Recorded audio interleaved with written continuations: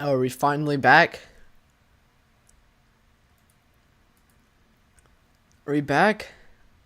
Is this stream? Oh, yes. Okay, we're Barack. We're so Barack. Yeah, so we still have multiple tornado warnings already ongoing. Let's just go down the line and see what it brings us. Let's just go down the line.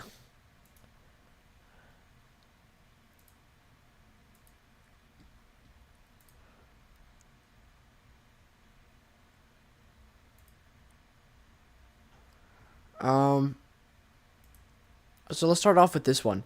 So we do have a tornado warning to the north here for northwestern Missouri. Towns included are Ravenwood. However, it is going to pass to the southeast of Ravenwood. Shouldn't really pose too much of a risk. But if you do live in the warning area, please take shelter immediately. This is definitely some pretty nasty looking rotation, even from how far away it is from the radar site. As far as correlation coefficient goes, it is way too messy and way too contaminated to really put a finger on if it is actually contamination or not. If it's actually on the ground or not, it is contamination. It's way too hard to really tell if it's a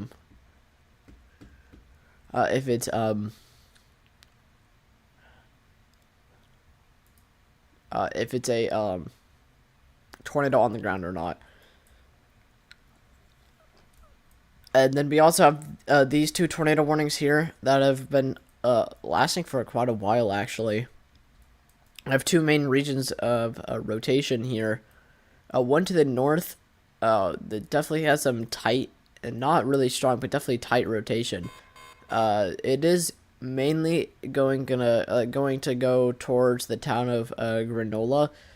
So if you live in Granola, Kansas, and southern Kansas, please take shelter immediately. Same with Cedarvale. We have another area of rotation here as well. It is very broad. It's not really tight, but it is definitely pretty strong. Can't really put a finger on if it's on the ground or not. It's just way too contaminated with our velocity. To give us more of an insight, I do think we should probably put on our quadruple panel.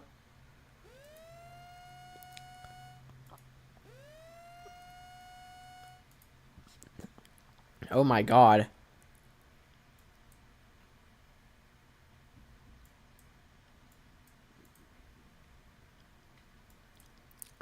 This one to the north actually just expired. But we just got multiple tornado warnings for some location.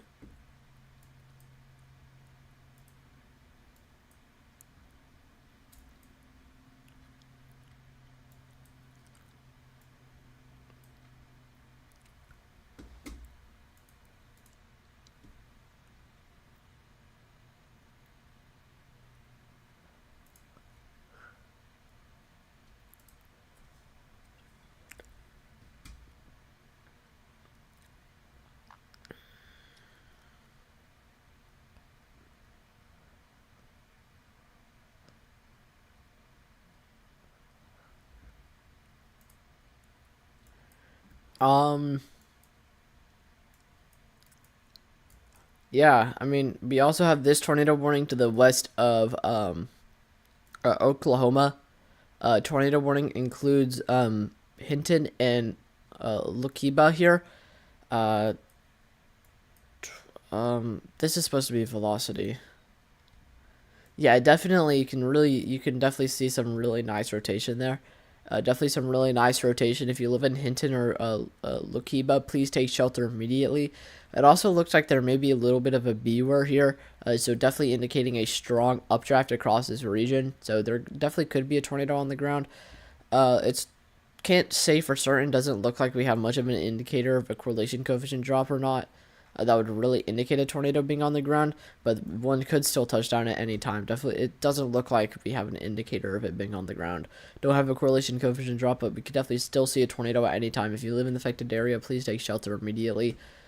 Again, that's for Hinton and Lukiba to the west of the Oklahoma City region. And then we'll continue to go down the line for this storm here, just to the south of Frederick, just to the south of the Red River. This is a really well-defined supercell. Rotation is a little bit harder to define, but you can definitely see your area of rotation here. No indicator of on if it's on the ground or not, but it does have an observed tag on it, so there may be at least maybe a small tornado on the ground that may not be able to be picked up by our correlation coefficient just yet. But it does have an observed signature on it, so someone has seen a tornado. This is a spotter confirmed tornado. Thankfully, it is tracking through mostly rural areas. We also have this one. This has been going on for a while here. This seems to be the strongest out of out of any of them here. This has some really strong rotation on it. Really strong rotation. A really tight rotation as well. It does look like we have a little bit of a B word there as well, indicating a strong updraft.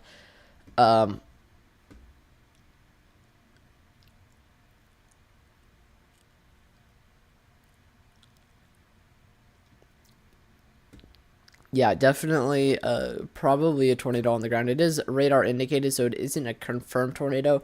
And we don't have a definitive correlation coefficient drop that would really indicate it being on the ground just yet. But still, a tornado could touch down at any time. Thankfully, this is in mainly rural areas as well.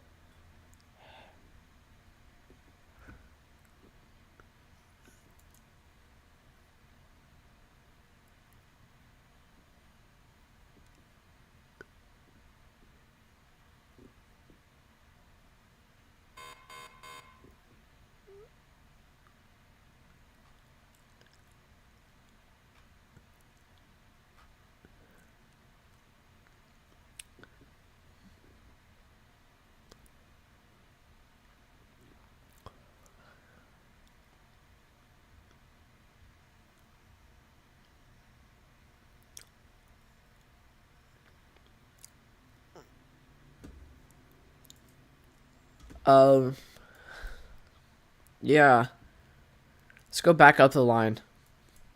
See what's going on for some of the other supercells, some of the other tornado warned storms. This one is the northernmost cell, it looks like. This has a couple areas of some strong rotation, very turbulent rotation here. It is extremely turbulent. We just got another tornado warning for somewhere. That also drops our tornado warning count down to 6. Severe thunderstorm warning count down to 3. As far as reflectivity goes, it is definitely clear. Definitely gonna see these more protruding areas that could develop a stronger inflow. But as far as velocity goes, we definitely have some really strong rotation here. Definitely some really strong rotation in some spots. But as far as correlation coefficient goes, it does look like we may have a tornado on the ground, indicated by a correlation coefficient drop there. It is still radar indicated. Up in the north, doesn't look like we have a confirmed tornado. Doesn't look like we have a correlation coefficient drop, but we could still see a tornado touchdown with that. Definitely have some really nice rotation on that storm. If you live in Granada, please take shelter immediately. We also have this one further down to the south. This is the most turbulent out of anything. Does look like we may have multiple little spin-ups along the RFD. Multiple little spin-ups here along the RFD, with the main rotation being here. And either one of those areas of rotation could definitely form a tornado, but it does look like we have a correlation coefficient drop potentially for the Cedar Vale area. Only issue that I'm seeing with this as far as it having a tornado warning is the fact that it doesn't look to be really rotating as much. It looks to be mainly just wind sliding past each other and kind of converging instead of really rotating, because we do have that sharp line on our reflectivity. We don't really have anything that would really suggest rotation. If anything, if we were to have a correlation coefficient drop, if we were to have a tornado, it would be right here, because we also have a rain-wrapped hook echo on the back end of that little RFD surge there. And then we also have this tornado warning here as well. This one's definitely harder to tell, but it's definitely pretty messy. Can't really say for certain as far as a correlation coefficient drop goes. May be able to see a little bit of a correlation coefficient drop here, but it does look like it may be a little bit of contamination.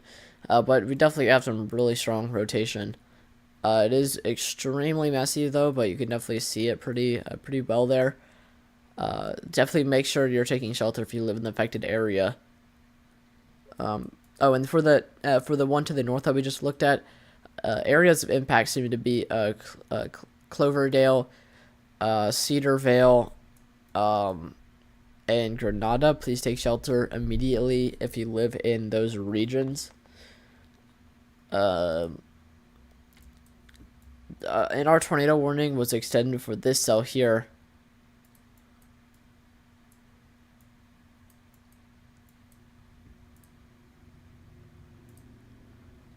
We also have this tornado warning continuing. This tornado warning definitely has a really decent rotation on it. It's pretty tight. It's definitely some pretty tight rotation. Very contaminated. Can't really say for sure if there's a correlation coefficient drop or not. And it is still radar indicated, so it isn't a confirmed tornado.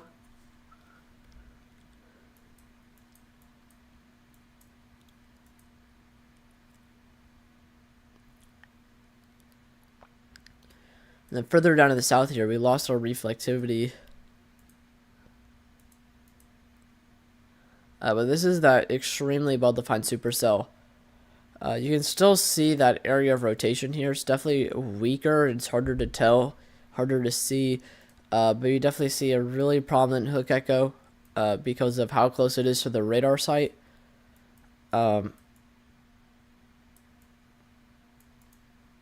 And it does look like it may have a little bit of a correlation coefficient drop there. It does seem pretty messy, but it does line up with our area of rotation. But there's no really prominent right-in-your-face correlation coefficient drop that would really indicate a tornado warning. Or not a tornado warning, but a tornado on the ground.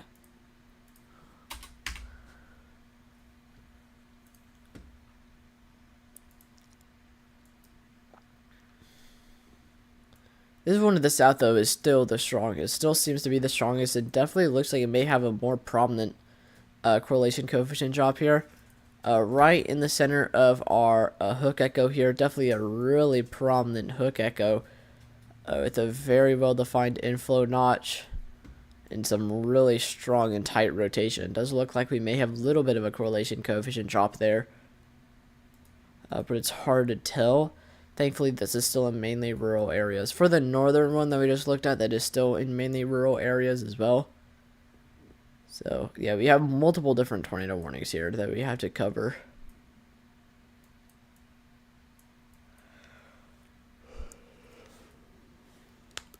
I just wish it wasn't all so messy.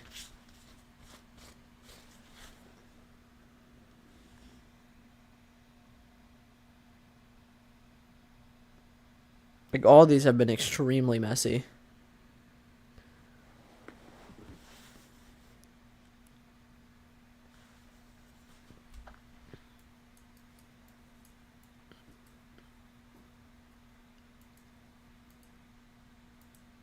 What's going on with this? This cluster of tornado warnings. Again, multiple tornado warnings in effect for this small location. Multiple separate areas of rotation that look concerning for the Silverdale area, Cedar Vale, Granada. Definitely make sure you're taking necessary precautions. Definitely make sure you're taking shelter if you live in the affected area. Because there definitely could be some tornadoes with some of the looks that I'm getting from some of these storms. Like this, there's definitely some really tight, really strong rotation there. Still, all of these storms are radar indicated. I don't think we have a confirmed tornado right now. Yeah, we don't have any confirmed tornadoes right now that are currently ongoing. All of these are radar indicated.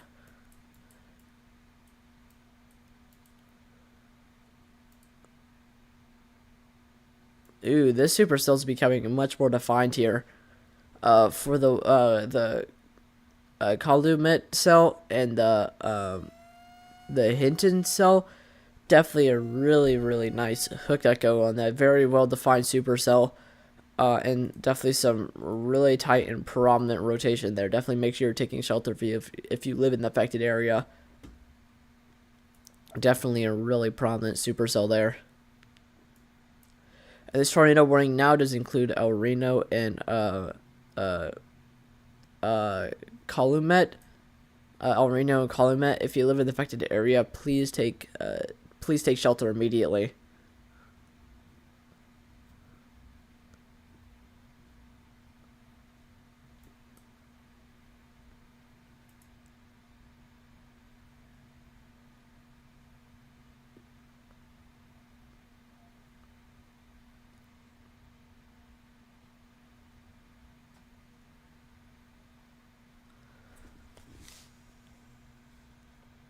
Yeah, with this more defined supercell down to the south, because it's closer to the radar site, it's going to be overall more defined. It doesn't look like it is going to be ingesting some colder air, and it's leading to some overall weaker rotation. It is ingesting some colder air from the precipitation of this storm here. But that definitely still has some really nice hook echo there. It's not as curved anymore. If we would like to see a bigger risk for tornadoes come out of this, we would want it to curve back around.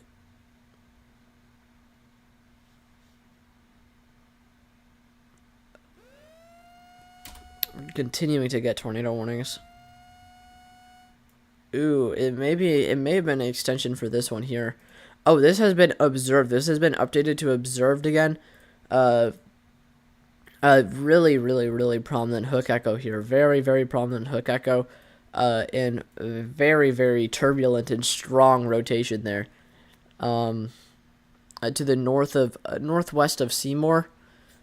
If you live in the affected area, definitely make sure you're taking shelter immediately, because this is not a good look. This is definitely a strong tornado on the ground, if there is one. This is a confirmed tornado now. This does have the spotter observed tag now. This is a confirmed tornado on the ground.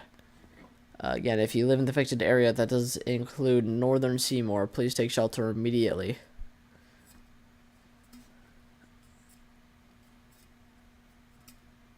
Does look like it may be ingesting its hook echo more, though.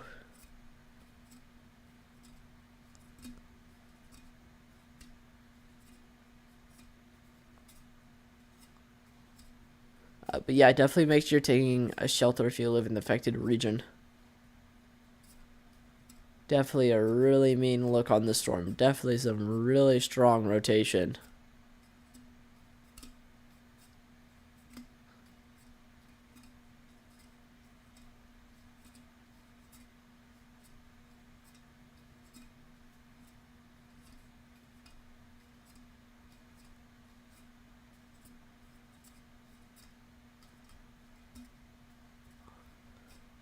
Man, I'm sleepy.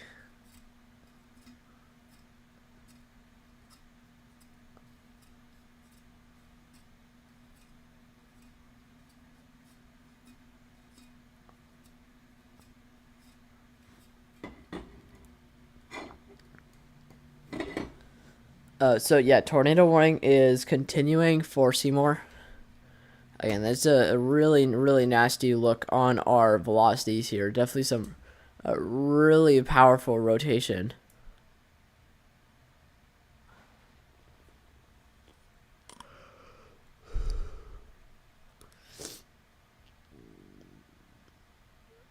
Yeah, definitely some really powerful rotation there. Very turbulent, very strong. Definitely could see a strong tornado with this, if not already. Because again, it does have the spotter observed tag, so there has been observed tornado. Has been an observed tornado.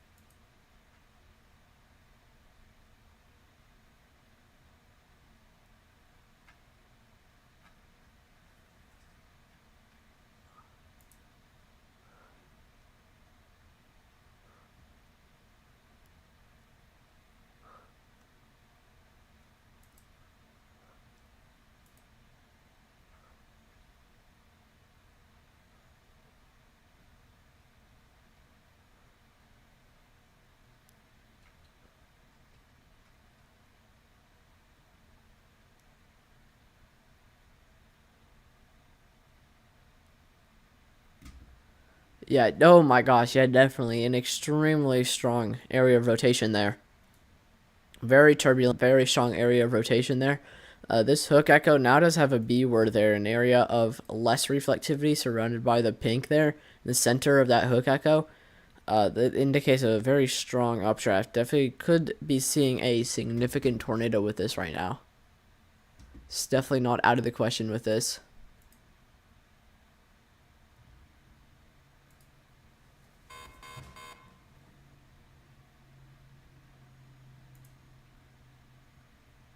Definitely a very mean look on the storm.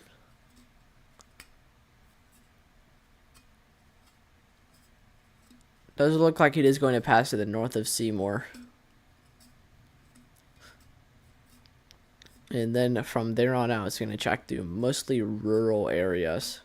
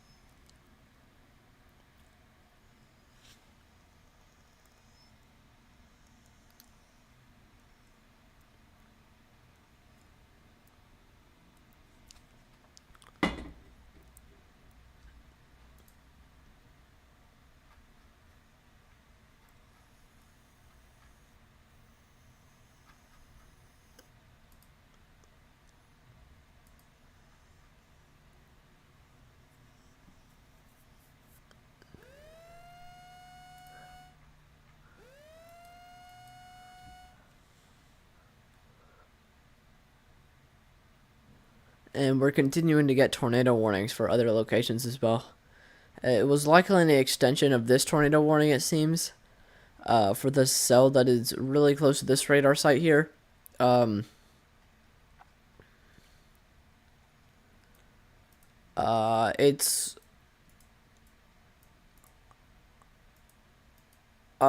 is very, it's kind of hard to tell. It's definitely some weaker, or not hard to tell, but it's definitely a little bit more on the lower end side of things here.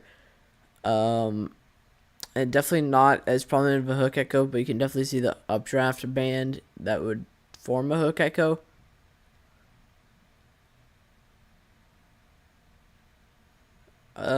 So yeah, they continue that tornado warning for that area of weaker rotation, but we could still definitely see potentially a tornado come out of that.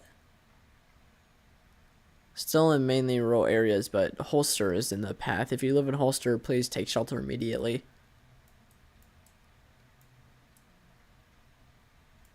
And tornado warning continues for to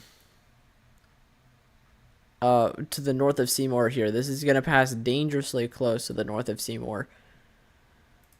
Definitely have a correlation coefficient drop there, even amongst its contamination. Definitely a really prominent hook echo with a B word.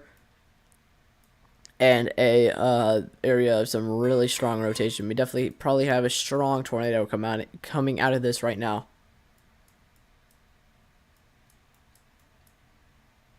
Also have a tornado warning up north again for northern Missouri again. This is an observed tornado as well, so it has been confirmed.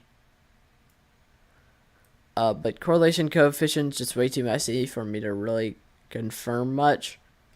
As far as correlation coefficient to a tornado being on the ground, but it has been observed. It is a spotter confirmed tornado.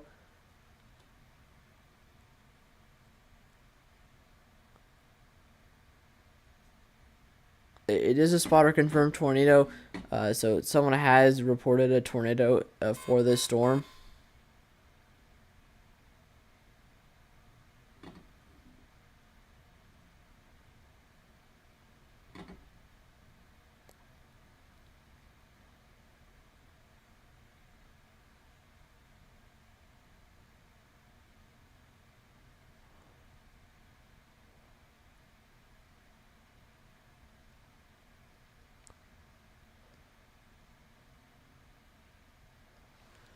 But yeah. Definitely some really decent rotation on here. Definitely some really strong rotation, especially with how far away it is from the radar site. Definitely have some really decent rotation on that. And tornado warning includes Martinsville, so definitely make sure you're taking a shelter if you live in Martinsville, because there has been a confirmed tornado with this storm, so there very well could be a tornado on the ground as of right now. Again, if you live in Martinsville in northern Missouri, please be taking shelter immediately.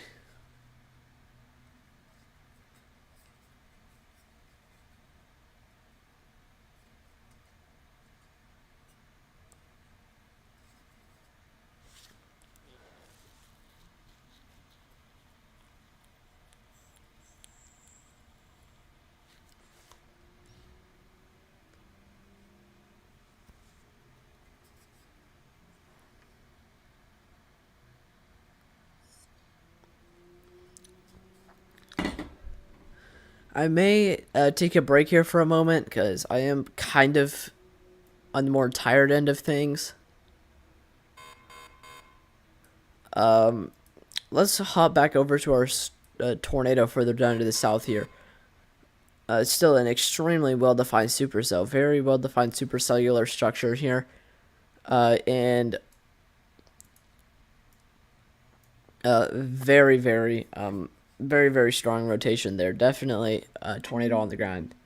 It's definitely it is moving through mainly rural areas, so we may hop off of it for a little bit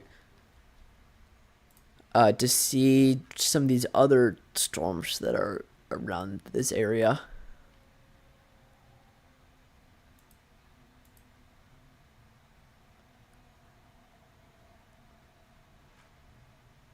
Like this one to the north with this supercell up here. It definitely look like it definitely looks like it is hooking around much more than it was previously. And definitely has some really nice supercellular structure to it. Definitely a really prominent hook echo forming. And some what seems to be some really nice rotation there. It's definitely a little bit more on the weaker side, and it is more broad, but it's definitely still tornado worthy, especially with how close it is to the radar site. So if you do live in Holster, Loveland, Oklahoma, just to the north of the Red River, please take shelter immediately.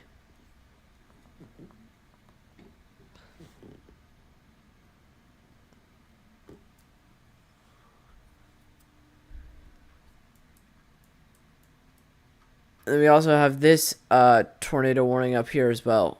I don't know what just happened. Oh, never mind.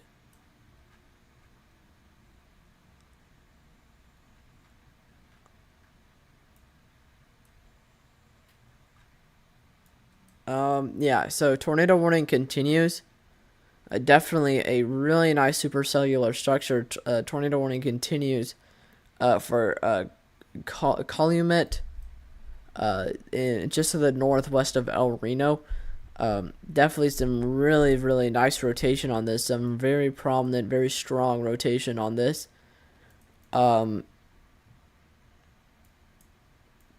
As far as the correlation coefficient drop, I can't really say for certain, but it definitely looks like we may have a little bit of a correlation coefficient drop. Either way, it still could see a tornado touchdown at any time if it hasn't already. So again, if you live in Calumet, please take shelter immediately. Put this at 9 tornado warnings.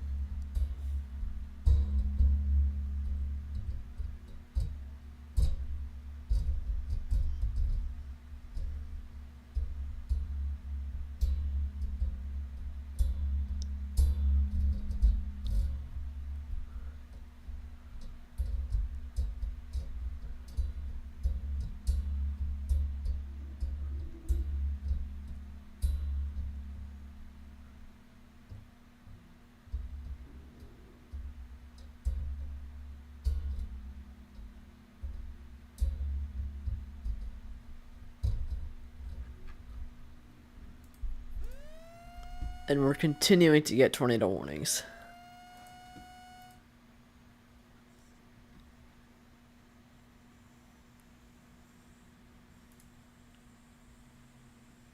We're continuing to get more and more tornado warnings. That brings our total count up to 10 now.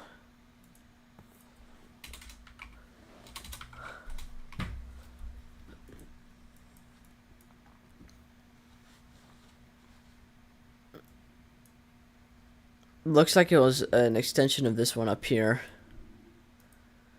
Still has an observed tag on it. Definitely some really powerful rotation as well. That does include the towns of Eagleville, Ridgeway, and Canesville. Please take shelter immediately if you live in the affected area. And with that being said, I'm going to take a little bit of a break because I am definitely on the more sleepy side of things. So you can tell I'm slipping up on my words significantly more than what I would usually do. So I'm gonna go lie down for like a minute or two.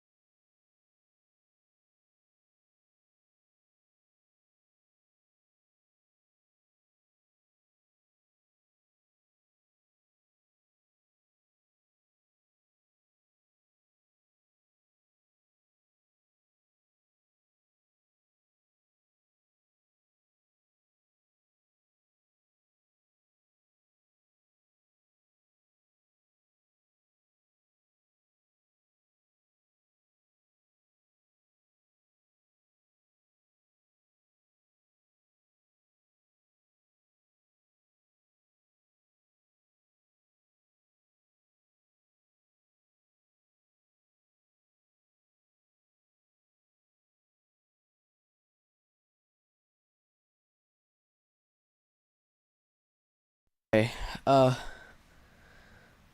it gets old super fast. I genuinely don't know what to do anymore. It gets old so fast whenever I'm repeating the same thing over and over and over. So, I mean, I don't know. I'm genuinely dreading going live because I don't have anything else to do other than repeat myself. I really wish I could have been storm chasing today, but nope. So I'm gonna have to pull out the big guns. I think I'm gonna have to get an energy drink, and if I want to any chance of staying awake for this.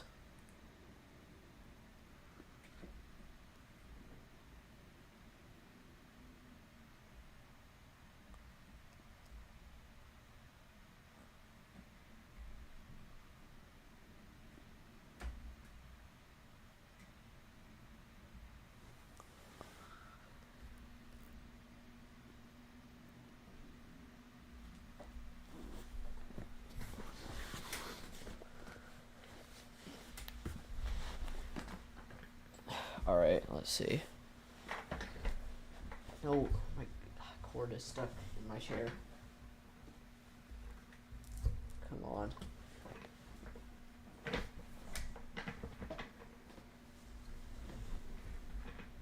Thank you.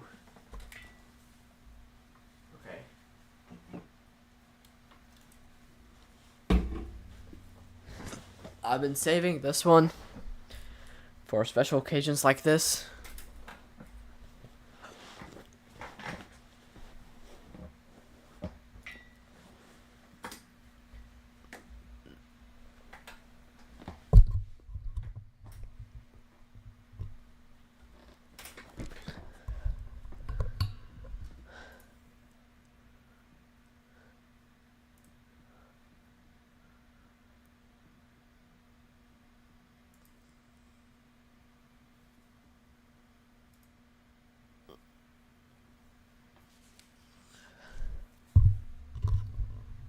So I guess we'll see. Well,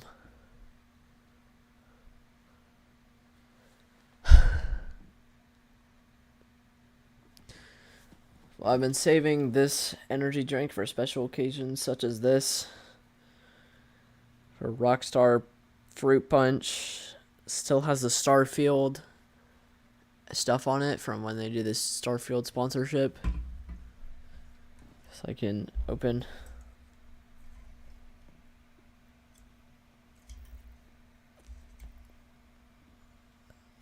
Never mind, I don't think I can. Never mind.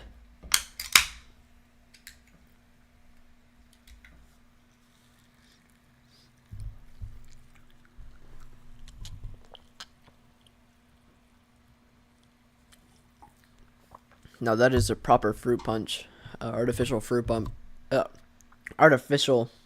punch flavor. I'm not even gonna attempt to look for the thing where it says natural juice or whatever, because it's obvious. It's obvious it's not. It's an energy drink. Okay, so let's just go down to the list. Let's look at these tornado warnings. We have this one tornado warning just to the west of Eaglesville. They have a fairly broad and fairly strong area of rotation here. Definitely have some really strong rotation there. Just to the west of Eaglesville. If you live in Eaglesville, Bithedale, in Canesville, please take shelter immediately. This is for northern Missouri here. And then there's also these down to the south here. This has an observed signature on it, actually. And I could definitely see why. There's definitely some really nice rotation. It's fairly broad, but it is definitely strong. Also have this down to the south here as well. That's fairly tight. I hate how every single area of rotation we've looked at this stream has had one of these stupid correlation coefficient contamination bands from the radar. But there's nothing that really stands out to me that really indicates a tornado on the ground right now. Same with the one further down to the south as well. I don't really see anything that would really stand out to me as indicating a tornado. Still could definitely see a tornado come out of these two areas of rotation. So if you live in Flat or Cave Springs, as well as Howard, Kansas, please take shelter immediately. We also have this area of rotation further down to the south. This is much more messy, but it is also organized in some areas. Definitely some areas that we will have to watch, like this area and these areas here, as well as this. Definitely have a couple of areas of rotation.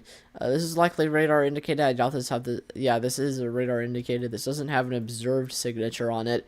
And there's nothing that really immediately stands out to me that would indicate a tornado being on the ground, especially from correlation coefficient. I do know that I think at least one of these storms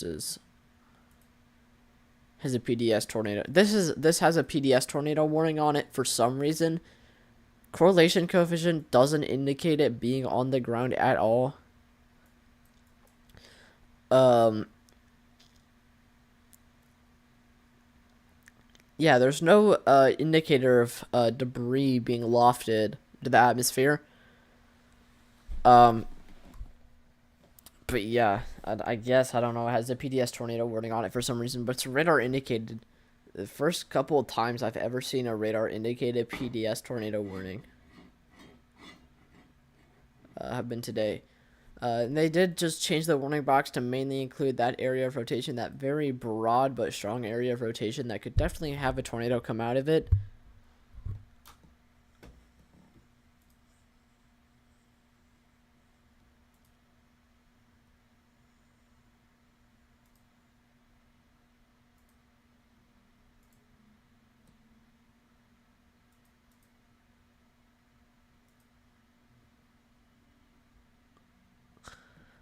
But yeah, we could definitely see a tornado come out of this. If you live in the affected area that does include cave springs, please get to shelter immediately. And then the tornado warning will probably be extended for Severy and Fall River.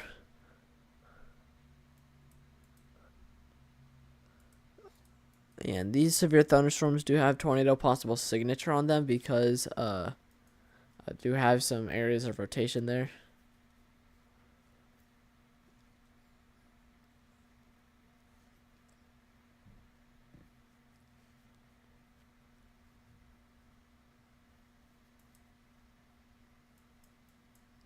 Other tornado warnings include this area down here. Do have some really nice rotation on that. This is definitely fairly tight. Wouldn't be surprised if you got a correlation coefficient drop to come out of this. That's for Kingfisher in Oklahoma. Just to the northwest of Oklahoma City there. We also have this tornado warning down to the south. This has been going on for quite a while. Area of rotation is about to exit the warning box, it seems. But it's also definitely much more on the weaker side of things. And I don't really see a correlation coefficient drop that would indicate a tornado being on the ground. Does this have an observed tag? No, it doesn't. So it's probably not on the ground. Correlation coefficient doesn't really indicate it being on the ground either. It's also not really that tight, so. And then we have this. This supercell looks like it is finally winding down a little bit more. I'm curious what our MRMS says.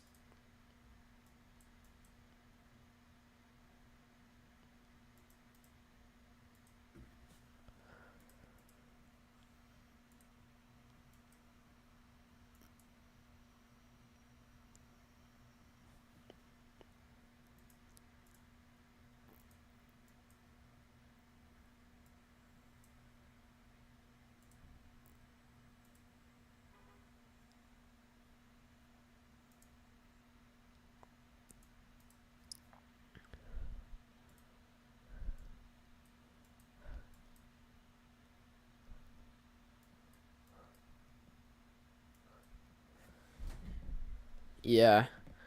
So we definitely have a couple areas here that are looking fairly concerning. I am curious about what models say. We should probably check models. We haven't checked models in a while. And I don't know what they're saying now. what we can do is we can go to our high resolution ensemble forecast here. And we can change our sector to the Central Plains. I'm mainly concerned about storm coverage and storm mode. So let's check our reflectivity members, so we can look at what each model is saying.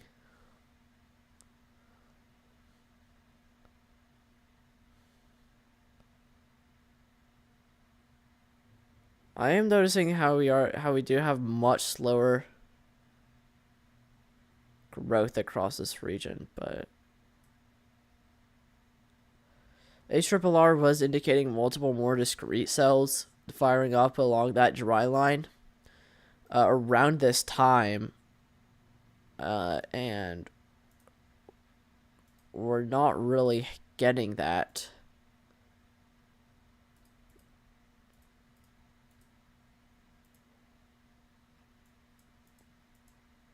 No, that's HRRR.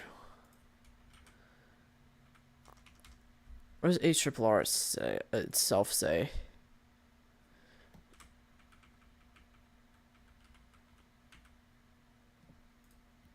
I am noticing how this is trending a little bit more.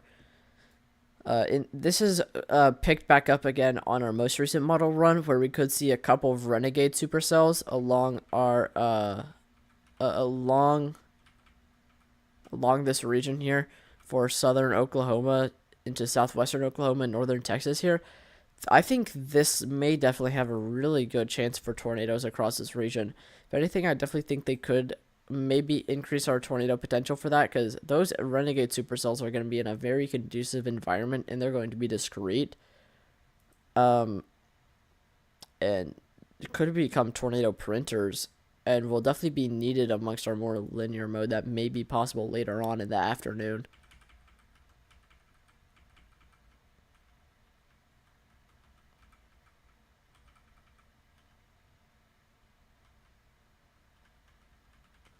Yeah, we were expected to see more upscale growth. We're just not really having it.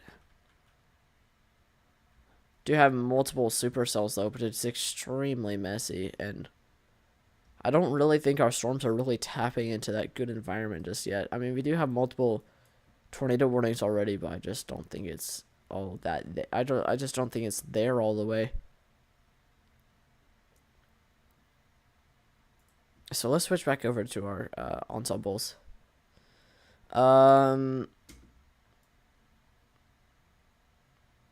Whatever this model is, the NSSL, is definitely trending towards potentially more of a more linear mode, potentially towards Oklahoma. It actually doesn't really have much discrete mode at all, so that's a little bit of an outlier though.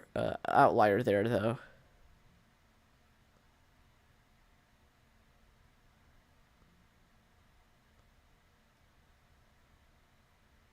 Same with this model too. We were supposed to have more discrete development earlier, actually. We're supposed to see more widespread development earlier on. We're just not having that. And then HRWFV3 definitely shows multiple long track supercells across this region that are fairly discrete. NAM Nest,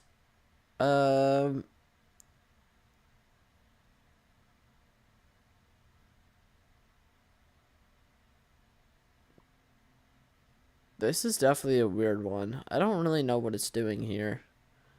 Looks like it wants to have a little bit more of a linear mode. And not really have much discrete mode at all. An HRRR. A 6 hour.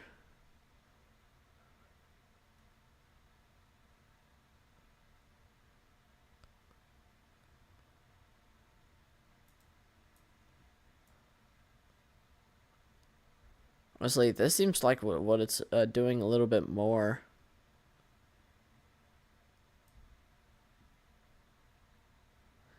With more some discrete mode kind of all over the place, but it's more messy further up to the north.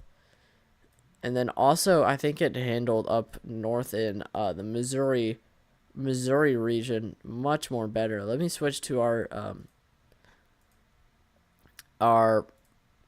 MRMS here. Yeah, I definitely think the 6-hour HRRR definitely handled that really well. Definitely handled that really well there.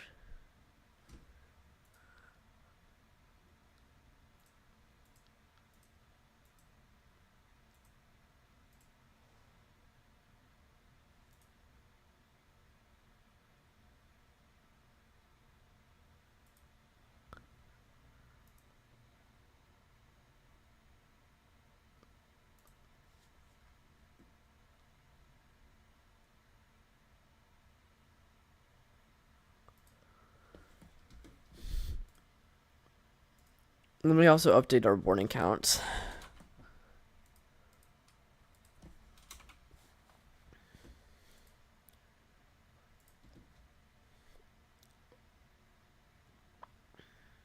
HRW NSL 12-hour.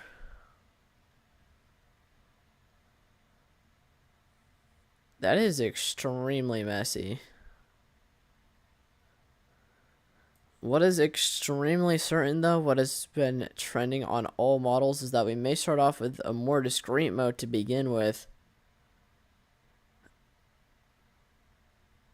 And then it's going to quickly organize into more messy and more of a linear type thing, it looks like.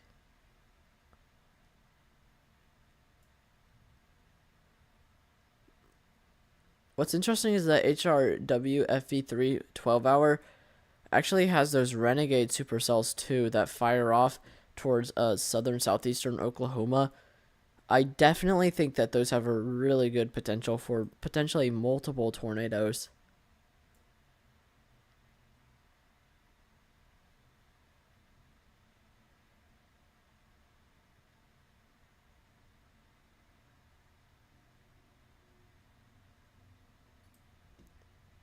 If they can actually fire, because I don't really see it trending too well between other models either.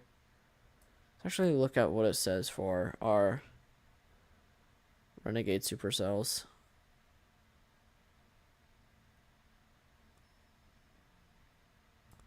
Now they're just not showing up. Where did they go?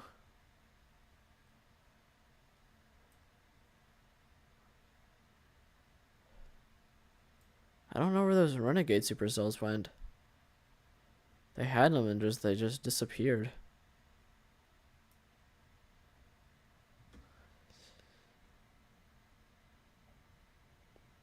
Yeah, there is so bad model agreement. The model agreement's absolutely horrid for today.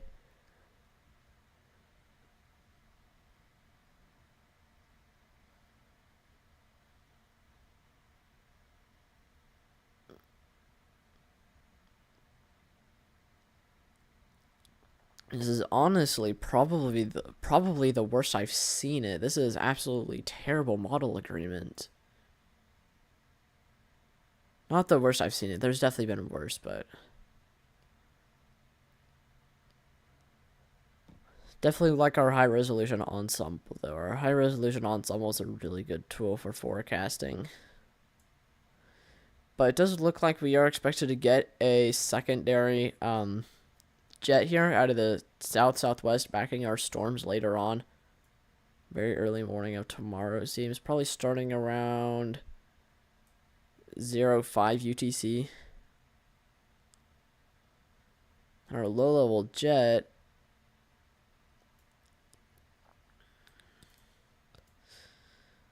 Okay, as of right now, our low-level jet is definitely looking like it's maybe on the more weaker side of things. That may be why our storms aren't really able to tap into that more conducive environment, because maybe the conducive environment just isn't there right now.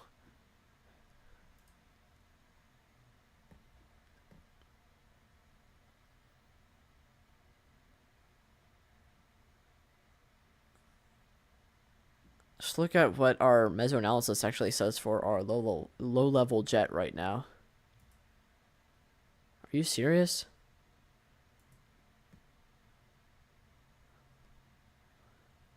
That's actually a fairly strong low-level jet, upwards of 45 knots feeding into this area. No wonder we have multiple tornado warnings, but also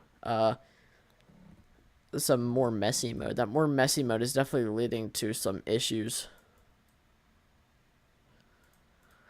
Let me switch back over to our one site radar. We're getting more messy rotation with this supercell. This tornado warning for Electra. Definitely make sure you're taking shelter if you live in Electra. Definitely a little bit more of a messy area of rotation there, but as far as the tornado warning itself, it is radar indicated.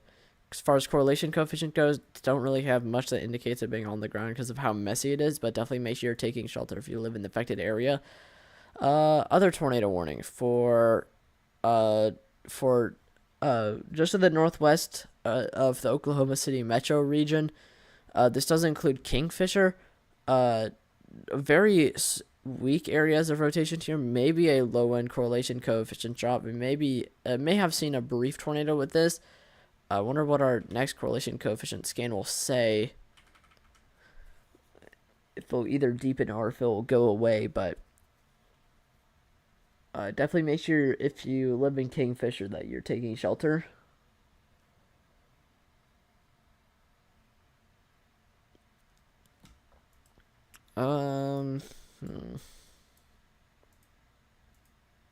This is still an observed tornado warning, though, which is interesting, even though correlation coefficient is having a hard time really picking up debris. But it is an observed tornado warning. I'm pretty sure it does have PDS on it. Dude, it doesn't have PDS anymore. But tornado warning for Coyville, Fall River Lake, Fall River State Park, Batesville, Cross Timber State Park, and Toronto Lake. If you live in those affected areas, please take shelter immediately. Apparently, this is a confirmed tornado on the ground right now. And then we also have another observed tornado warning further down to the south, mainly along what seems to be an RFD gust front, kind of, that may have just detached itself from the main circulation further up to the north. But we have multiple areas of rotation that's kind of spinning up along this RFD gust front here. And those could definitely support the potential for tornadoes. As far as correlation coefficient goes, nothing really stands out to me as far as a tornado being on the ground. Being on the ground right now. Definitely don't see anything indicating it would be on the ground at this time. But tornado, apparently it is a confirmed tornado, so if you do live in the affected area, please take shelter immediately. A confirmed tornado. Law enforcement confirmed tornado, apparently.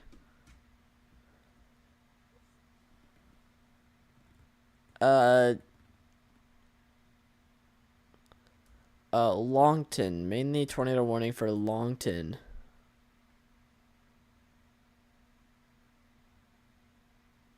So if you do live in Longton, please take shelter immediately.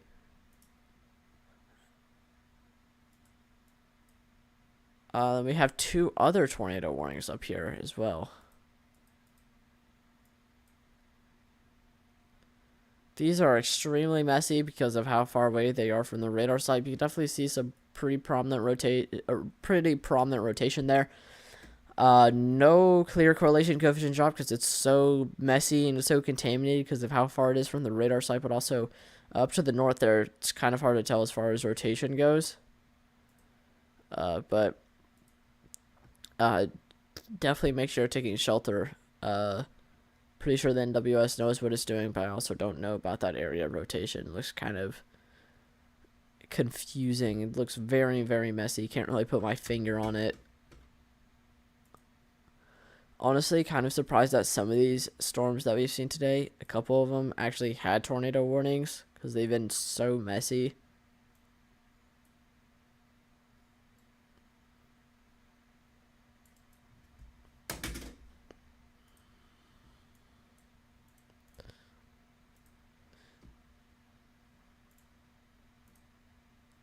But yeah,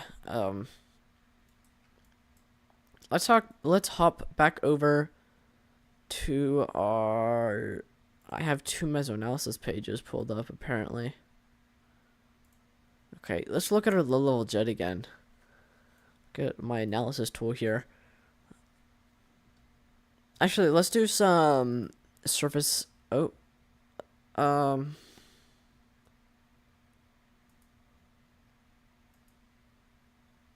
I don't know what's going on here, but let's see.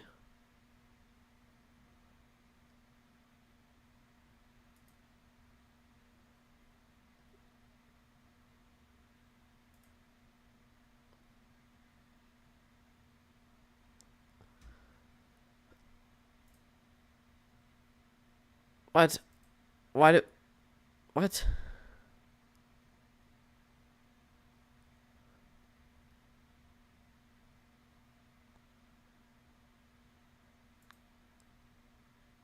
Oh, no, that's not what I want.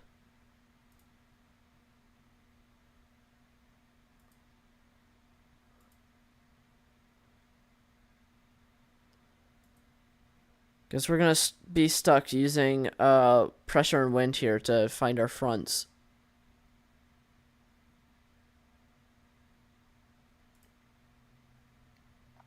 Alright, so let's track these parcels.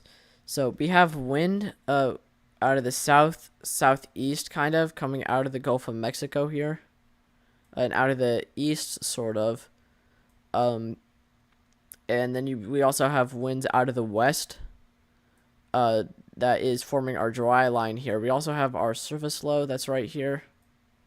Actually, I'll make that red. I'll make that... actually, I'll do it. Okay.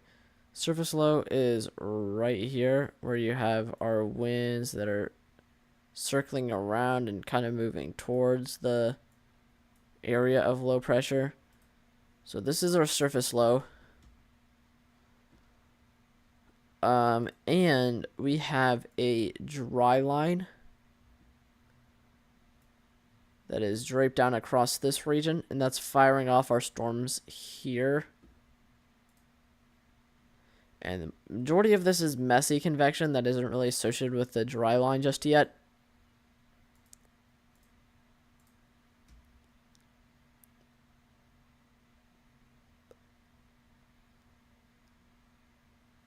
As far as a warm front, it's really hard. It's competition here.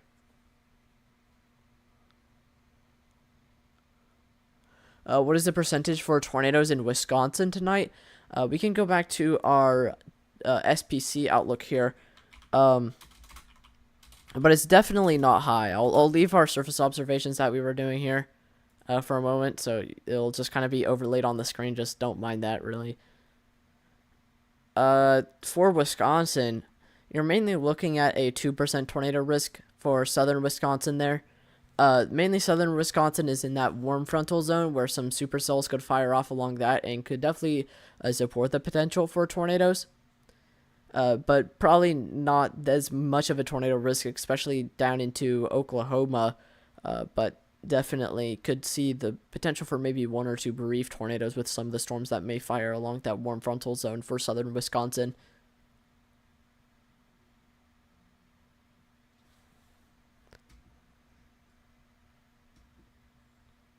Hopefully that went through.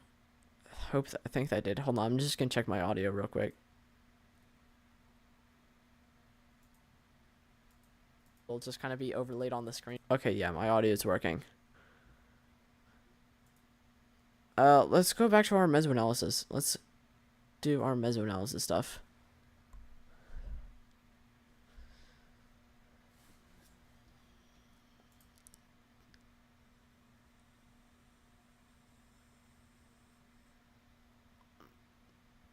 So let's track our parcels here. So you have them that are going to come out of the west here, kind of move that direction. It's a really close game. We had large hail in Wisconsin today, and it started raining today around 5. Yeah, it's likely the remnants of those previous storms that happened in back into Nebraska earlier. You do have a couple of storms that are firing along that warm frontal zone, it looks like.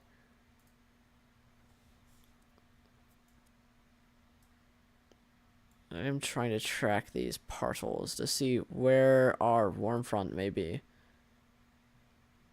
But we can also use our pressure tongue here. And our pressure tongue indicates that our warm front probably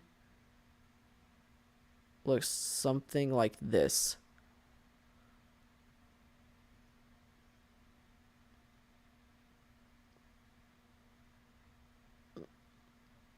It definitely looks like we may be getting a little bit of another, maybe another separate, weaker warm front down here as well. I am noticing how winds out of the south quickly shift off to the west here on the northern side. So we may have a little bit of another warm front here. But that's your surface analysis. And then I'm looking for a cold front. Oops, I didn't want to do that.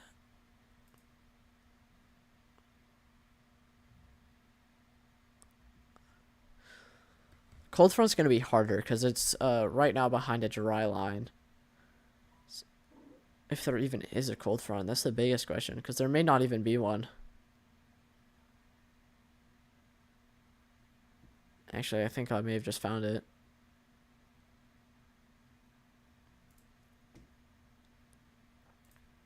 Looks like our cold front's probably somewhere around here.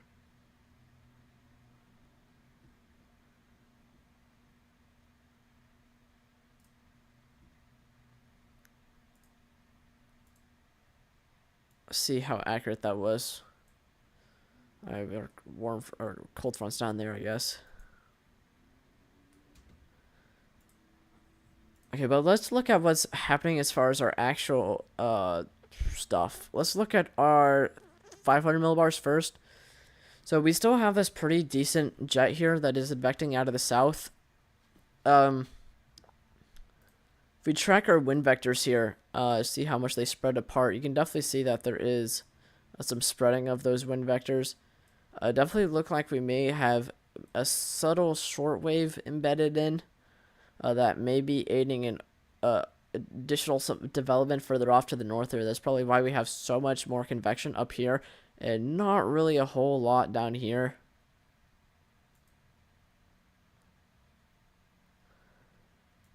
But if we do look at our, let's look at our surface analysis, or not our surface analysis, our surface-based CAPE.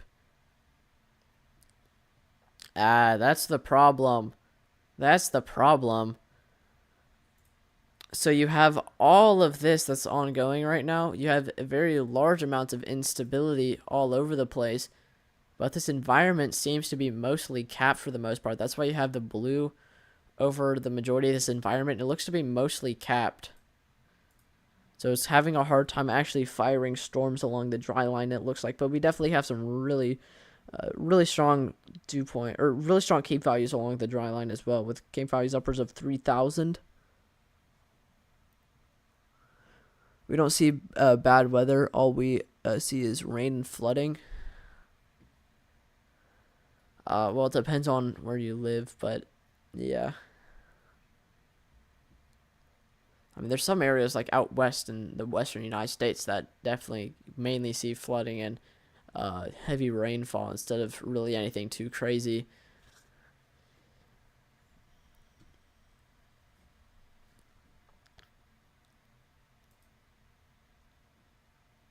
Also have a lot of mixing across this region. We may have to watch for over mixing. Let's actually take a peek at our satellite real quick.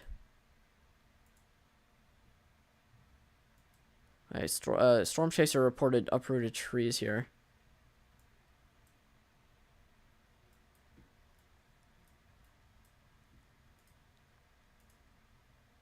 Kind of trying to assess the environment before I continue to talk about these storms.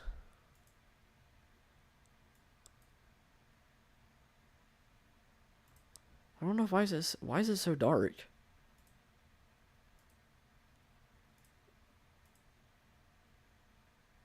looks so dark.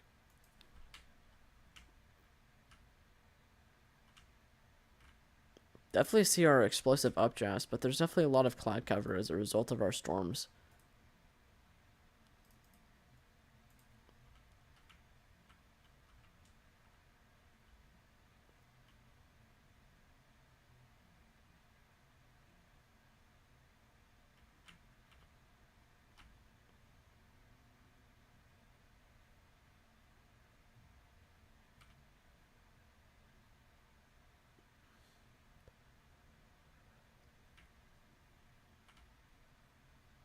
So this tracks back to 3 p.m. here.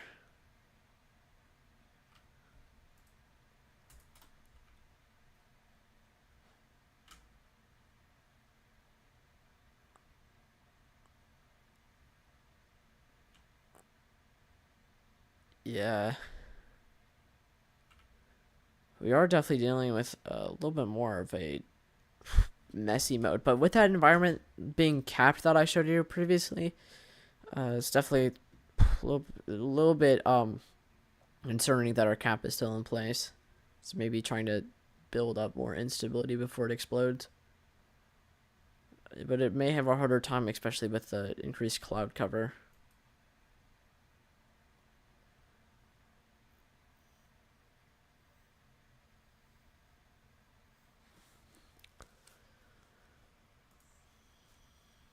But we are losing instability across this region. We've mainly lost instability.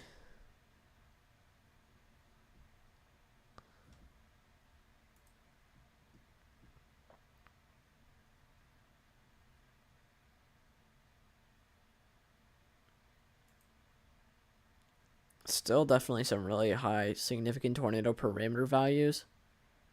As far as energy helicity index goes, still some really high energy helicity index values as well. Upwards of 10 over in Arkansas too, which is crazy.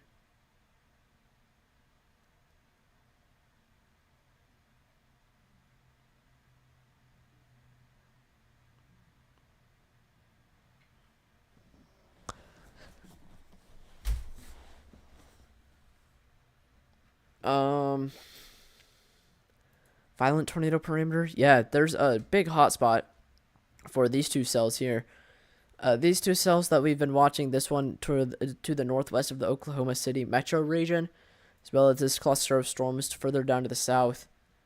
And then mixed layer convective inhibition is shaded in blue here. So all this area is still capped. Also have a violent tornado parameter of 6 here.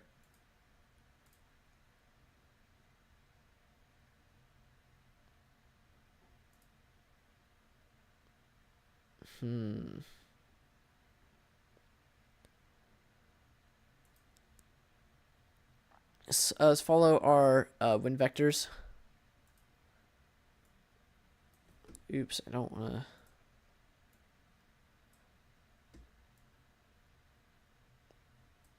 Yeah, there's definitely some, at least some subtle spreading of our wind vectors, starting mainly around. We can track it back.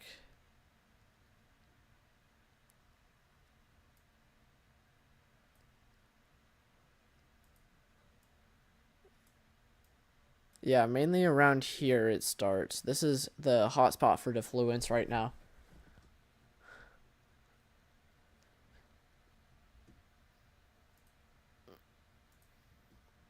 But overall, I think the environment is best conducive for some of these storms further down to the south. What does our cheat code look like?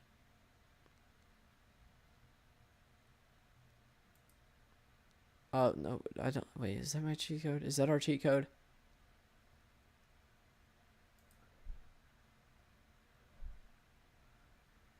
Where's the cheat code? Here's our cheat code. Yeah, big old hotspot for our cheat code down here with these cluster of storms. Definitely have some big hotspots of some strong 0 to 3 kilometer instability with some of these storms. As far as our surface vorticity goes, it's definitely rough for some of these up here because we don't have as much surface vorticity with these or this one, but we do have both with this. Definitely would like to see a little bit better 0 to 3 kilometer instability though. So let's switch over more so to our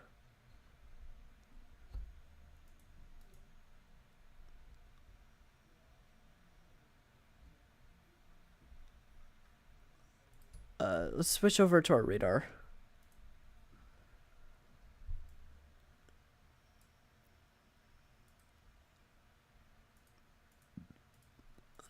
What is this? What is this box here? Oh, tornado probability issuance of 90%. Okay. Yeah, let's switch back to our radar here. Let's just go down the line. Actually, what I want to do, I kind of want to put our mesoanalysis in the corner of our screen. The main thing that I'm wanting to watch is probably, actually, what I can do is I can do that. I can put this here. Actually, yeah, okay, so what I can do is I can do this. And I don't want to actually put that in the corner. I can full screen this here. Also zoom this in more. I wouldn't have to do this if Radar Omega already had mesoanalysis overlays like it said it, or not like it said it would, but like it should for a high-tech radar thing like it claims it is. Definitely it does have some pretty good features, but it's definitely lacking in some areas. Like it could definitely use mesoanalysis overlays.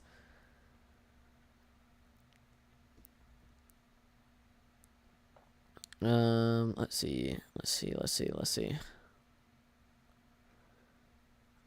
What can I do to get this on here? I'll create a new thing. Window capture.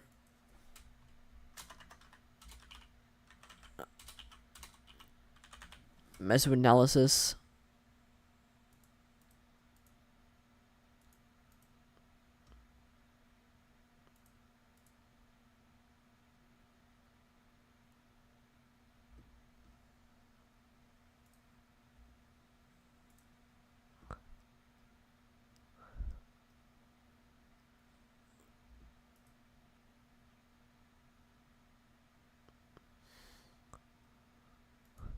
Okay.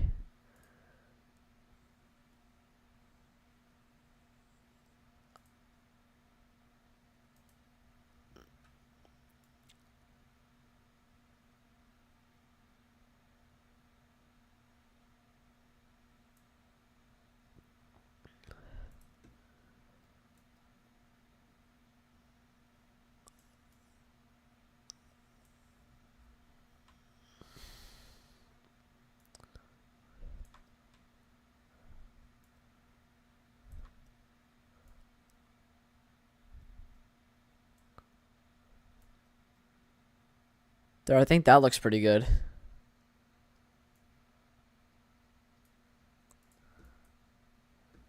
But what should I choose for mesoanalysis?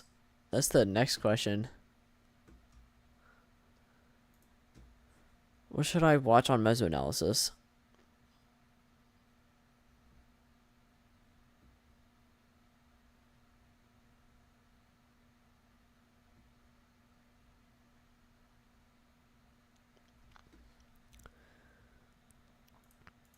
Can turn this into radar coverage, and I can turn off display 2 now.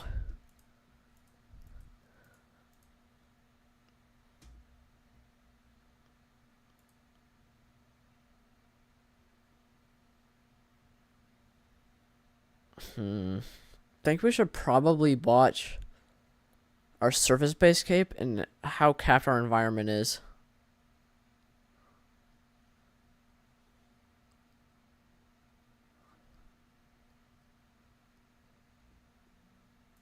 Okay, so that's what I'll put in the corner there. I'll put our mesoanalysis data for our surface-based instability as well as our capped environment. See how that, when it becomes uncapped or not. Oh, there's actually something I want to look at real quick.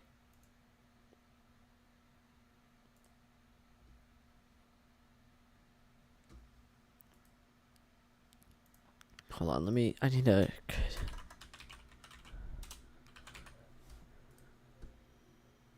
Oops. That was loud.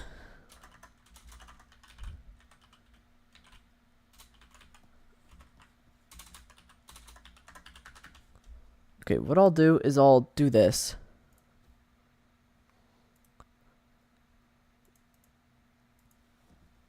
Control C.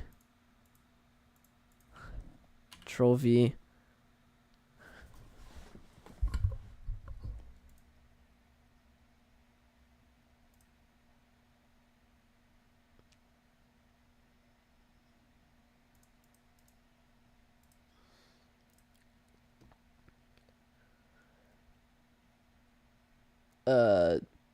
Radar coverage.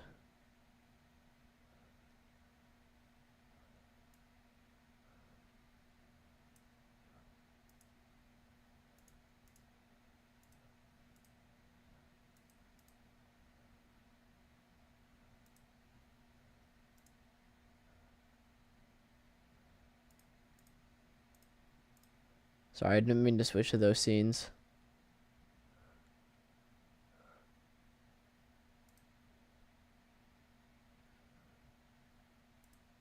So it turns it off on here as well. I'd have to make a whole new thing.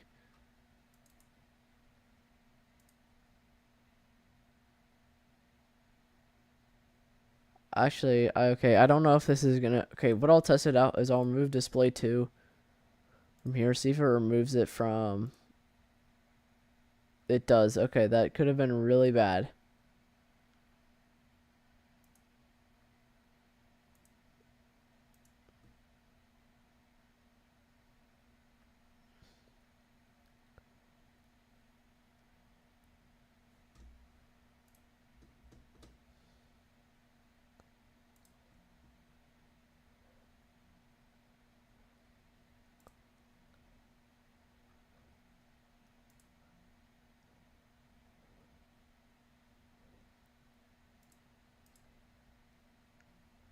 Oops.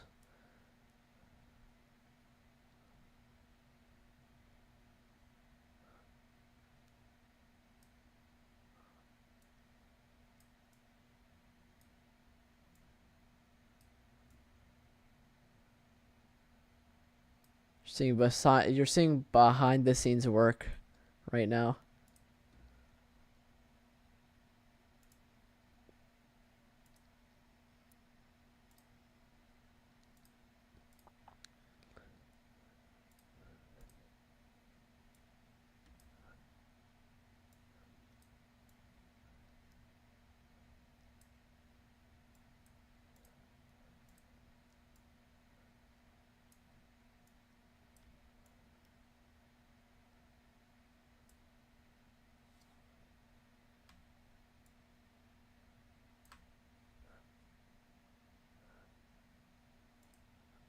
I just want to do it now because then I could have it for future things.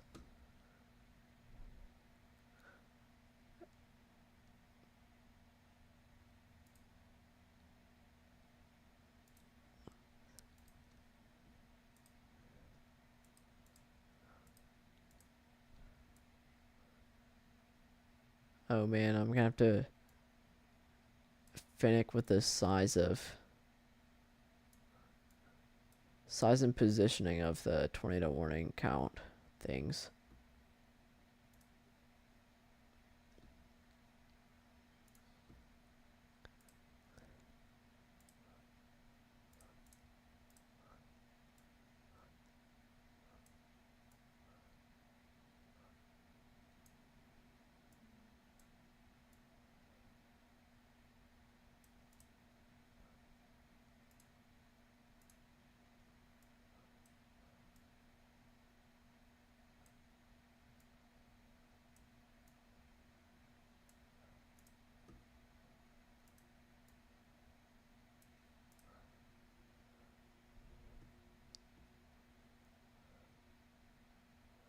All right. What do I add next? Okay, I add the meso analysis.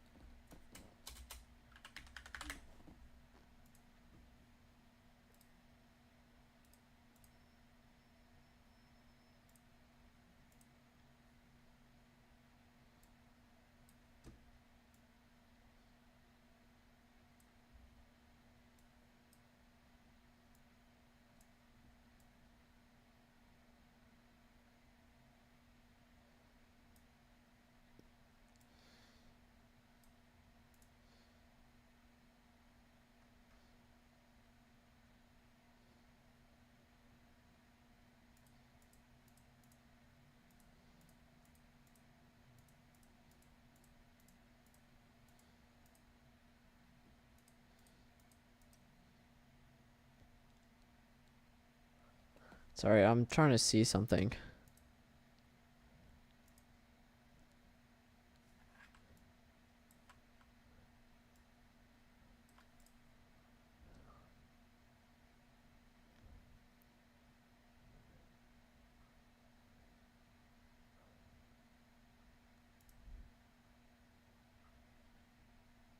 Okay, this looks good.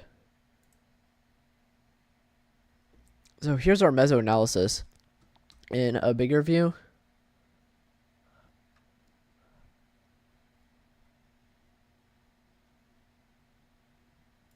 And I lost our meso analysis here.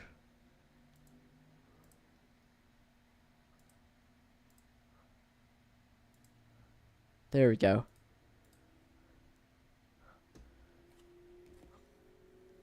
Okay, let's switch back over to radar though. Let's just go down the line and look at what we have as far as tornado warnings. So we have these two tornado warnings up here, for northern Missouri here. They are tracking through what seems to be mostly rural areas, but there are a couple towns that may be, close to the impact region here. I'll move it up so you guys can see past the meso analysis overlay. But as far as correlation coefficient goes, there's not a whole lot to suggest a tornado's on the ground. Plus, it's extremely messy, so I can't really say, or can't really see, can't really say or can't really see. Same with this area down here. You also have some pretty decent rotation on that. Two areas of rotation. If you live in these affected areas, for Lucerne, Newton, Harris, Spickard, and what town is that? Tyndall. Please definitely make sure you're taking a shelter immediately, because even if there isn't a tornado on the ground right now, one could still touch down at any time. It's honestly kind of too hard to tell really if there is one on the ground or not just yet, but definitely make sure you're taking the necessary precautions. So we have 10 tornado warnings and 16 severe thunderstorm warnings.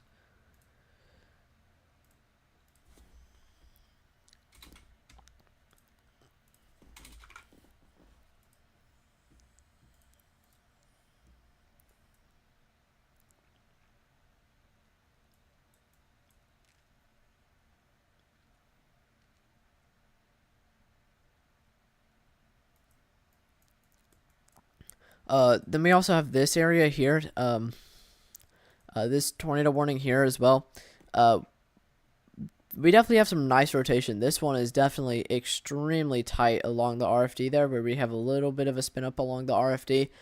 And it's still messy. Can't really put a finger on if it's on the ground or not, depending on our correlation coefficient. It's way too messy for that. And we also have a nice area of rotation to the north of the RFD here. And still too messy to really put a finger on if it's on the ground or not. Still just way too messy to really say for certain. And then further down to the south as well. We have Cedarvale, and Hillman's, and Foraker. Foraker is mainly out of the main area of concern. We have multiple very messy areas of rotation along a line here. One here that seems like it's rotating. One area of tight rotation here. One area of tight rotation here. One area of tight rotation here. Definitely 4 separate areas that are of concern right now, and it's in an extremely messy region for correlation coefficient. But as far as correlation coefficient goes, we don't really have too much to suggest a tornado on the ground for at least the southernmost area of rotation there. But we could definitely maybe see a tornado on the ground amongst this contamination here. These are both radar indicated, so we don't have a confirmed tornado, but we could still definitely see a tornado spin up out of these at any time. So if you do live in the affected areas, please make sure you're taking shelter. Further down to the south, we have that one supercell that's been tracking for a pretty long time. It was all the way down here to next to El Reno, but it's now north of the Oklahoma City region by a good couple of miles, by a good few miles, by around, oops, that's the wrong tool, by around 40 miles. That's definitely really, really far. It's definitely been going for a really long time. I definitely have some weaker end rotation compared to what it was earlier. It's definitely much more broad. But it's definitely still rotating. It's kind of hard to tell, but we definitely may have a correlation coefficient drop on that. So if you do live in the warning path that does include Marshall, please make sure you're taking shelter immediately, because that definitely does look like a somewhat dangerous situation there. Well, it is a dangerous situation. If you live in the affected area, even if there isn't a confirmed tornado right now, then one could still touch down at any time. And it's hard to say for certain with the messy correlation coefficient. And then further down to the south, around the Red River region, nothing apparent as far as a tornado on the ground, but definitely have some decent rotation going. To the south of the Red River here, towns of impact seem to be Burnett and Granfield, Burnett, Texas, and Granfield, Oklahoma. And further down to the south, we have another area of some pretty decent rotation. There's definitely a little bit more on the weaker end side of things, but it's definitely there. And it's very hard to tell because it's still messy in this region. But it doesn't look like there's an apparent correlation coefficient drop that would really indicate a tornado on the ground. But still, one could still touch down at any time with this storm. That's definitely a possibility. And PDS tornado watch is still in effect.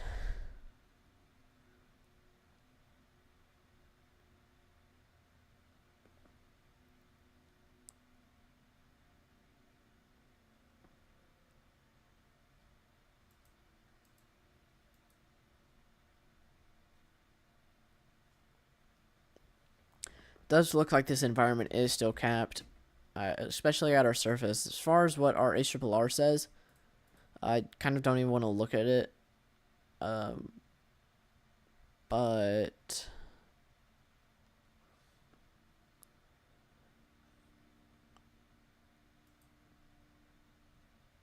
yeah, our HRRR does have some convective inhibition across this region.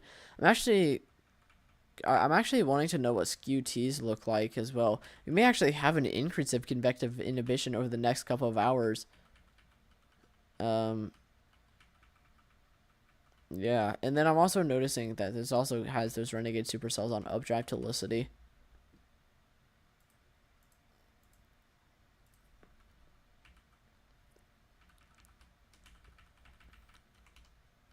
Definitely going to be watching those renegade supercells.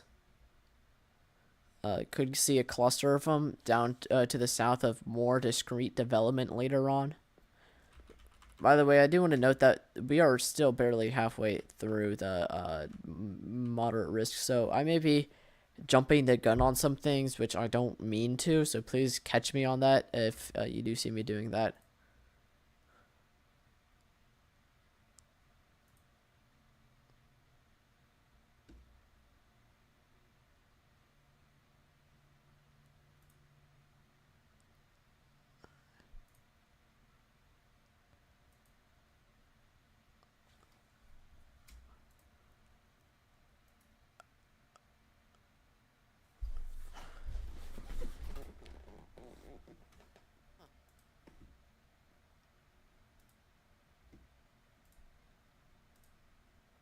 Wow, my subscriber count is skyrocketing.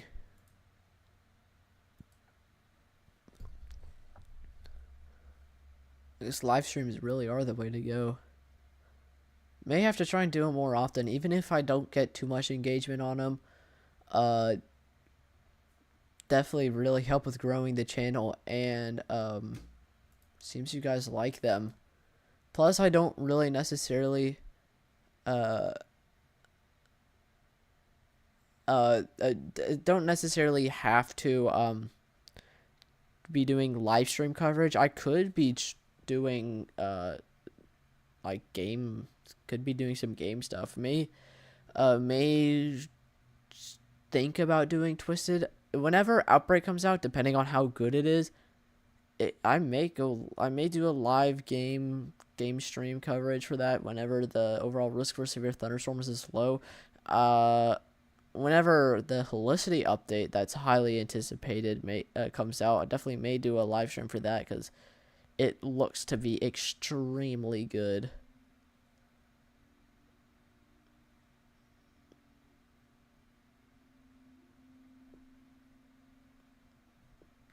So I'm excited for it, but it's been taking a while. They haven't updated that game in, like, I think now approaching more than 7 months. I don't know when the last time it updated was, but it's definitely been way too long. Way too long. And they're going to throw an insane amount of stuff into the new updates. Like, could you have put it into separate pieces, please? That would have definitely given you overall more engagement. We actually have 2 tornado warnings for some other areas. We have tornado warnings back into western Kansas here. Thankfully for mainly rural areas, but definitely have some nice rotation on some of these. Definitely have some really nice rotation on this cell. And up here, definitely have some really nice rotation as well. This is an environment with a lot of surface vorticity. We can actually switch over to our mesoanalysis scene so we can look at our mesoanalysis and how that indicates our tornado risk over there. Let's actually switch over to our surface vorticity, 0 to 3 kilometer cape. Yeah, that's right in an area of some pretty big hotspot, or cheat code there. With the combination of surface vorticity and 0 to 3 kilometer instability is definitely leaning more on the surface vorticity side of things than 0 to 3 kilometer instability, but still definitely at least a small area of cheat code there.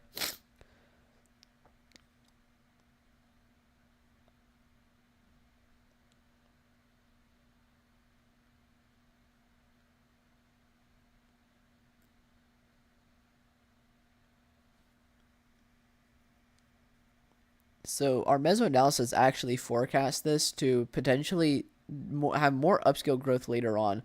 However,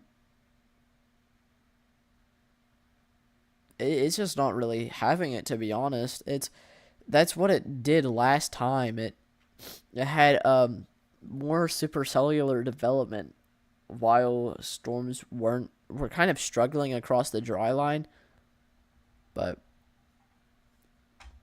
we'll have to watch because I do know that the majority of models were trending towards more widespread supercellular development. On a more meteorological standpoint, we definitely have shear vectors that are very supportive of a more discrete mode, with our dry line being here and it being somewhat perpendicular to somewhat parallel. I can pull out our analysis tool here. With our dry line being here and shear vectors being oriented like this, you have your storms that are going to develop, and then our okay, so kind of picture it like this. You have our storms that's going to develop. This is kind of a mock-up supercell. This is a hook echo here. Our precipitation is going to be vented off wherever those shear vectors are oriented towards. Plus, with the convective inhibition that we have, the slight convective inhibition, if it were to weaken just a little bit more, we could see more explosive development along that dry line and potentially a supercellular outbreak. But the geometry definitely supports a more supercellular mode. Let's actually look at that. Yeah, it's definitely gonna be more vented off. We can also look at our hodographs too, because our mesoanalysis does have our hodographs on here.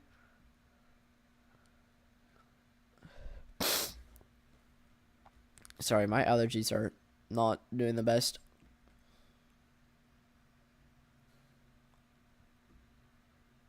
Where's our mesoanalysis? Or not meso... Okay, hodographs. Along the cold... or along the dry line, actually, we have less storm relativity, actually. And further west, where our low-level jet is more intense, definitely see a very large hump in the low levels of that hodograph, very supportive of the potential for tornadoes. Just need storms to actually move through this area. So our severe risk is still, the majority of our severe risk is still yet to come. However, looking at our shear vectors, though, how our storms are firing here, you can look, you have that hodograph just at the top there. Kind of looks something like that for people that can't really see it with low level curvature. So you have our storms that are kind of firing in a train like this, with a storm that's right here, and a storm that's right here, and a storm that's right here. But it's all venting its precipitation onto each other. All venting its precipitation all onto each other, because that's how the upper levels of our hodograph are oriented. They're all venting. It's all indicating our precipitation being vented onto each other. So because we have more prefrontal development in a line here, all that precipitation is being vented onto one another, and it's forming a little bit more of a semi-discrete mode. You can still make out the individual supercells here, even on the far away mesoanalysis. You can still make them out, but they are more combined. If we had cells that fired in a line like this instead of a line like this, we would definitely have like cells here, cells here, cells here, that are all venting their precipitation off to the northeast, and that would definitely be a little bit more of a discrete mode there. But because it's kind of in a line like that, it's favoring more of a linear to semi-discrete mode because of those more weirder dry line development there.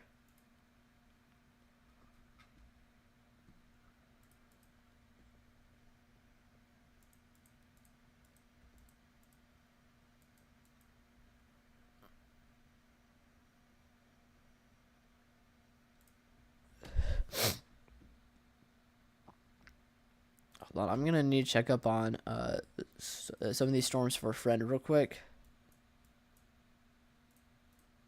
So they're concerned. I'm gonna keep it on mesoanalysis for now.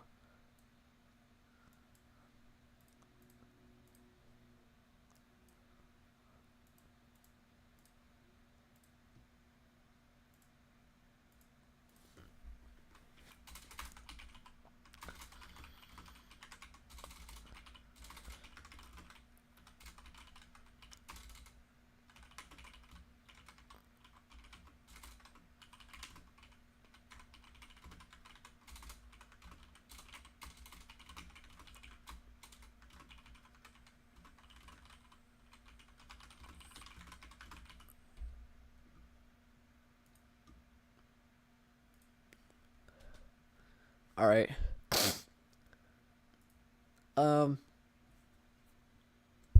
Ooh, I need to actually update our tornado warning count and our severe thunderstorm count for our mesoanalysis page.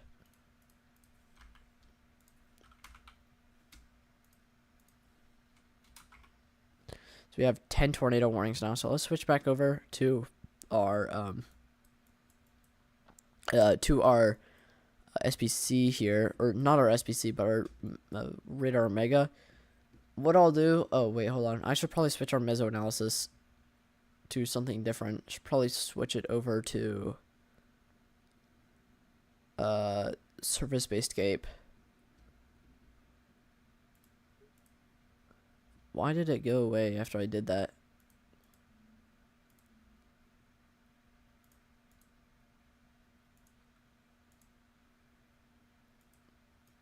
Okay, there. I think just kind of out of view.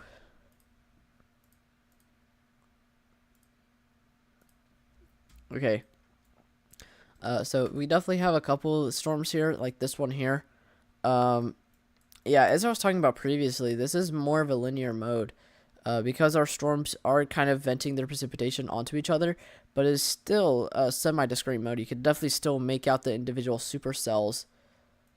This one to the south here definitely has a really nice hook echo on them. And somewhat same with the one that's kind of in the middle here. That definitely has hook echo trying to develop at least. And we just got 2 tornado warnings on top of each other for some reason. I don't know the purpose of that, but okay.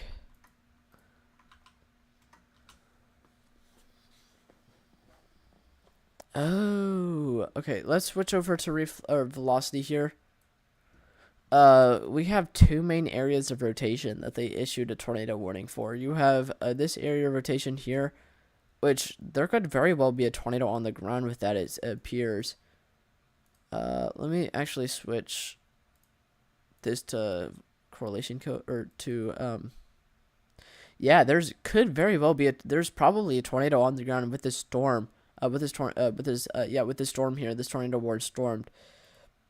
I wouldn't be surprised if this got the tornado or the radar confirmed, or the observed tag on it here in a moment. But definitely see that there's some really tight, nice rotation there, and a correlation coefficient drop that is actually pretty big associated with that region, with that hook echo.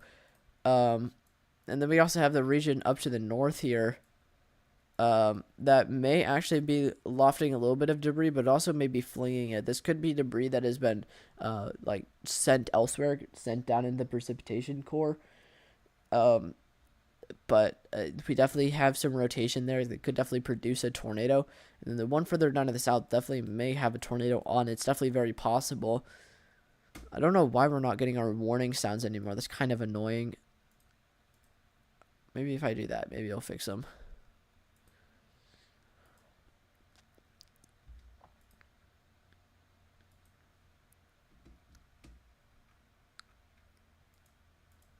Oops, I did not mean to do that.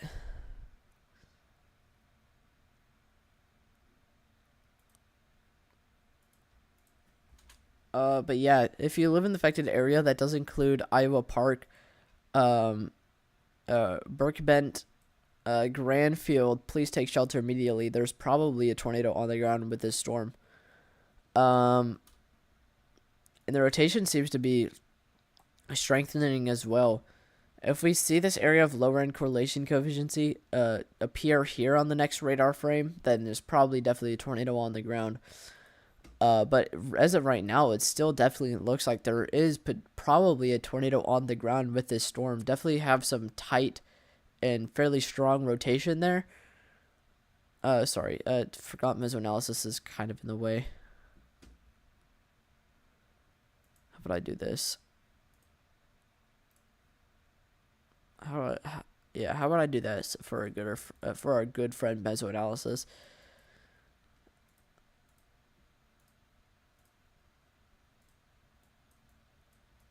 Yeah, there's probably a tornado on the ground with this storm. Definitely have some really tight rotation here. And potentially a correlation coefficient drop. Maybe just a little bit to the north and maybe a little bit ahead, but definitely looks like there may be a tornado on the ground at this time. So if you do live in the affected area, please take shelter immediately. There could very well be a tornado on the ground. Even if there isn't already, we could definitely see one touchdown at any moment. If you live in the affected region, again, that does include Burke, Burnett, Iowa Park, please take shelter immediately. To the north, that tornado warning was expired, probably because the rotation is a little bit more on the weaker side of things, and there's no indicator of a correlation coefficient drop or debris being lofted, so it may not be on the ground for that northern one there.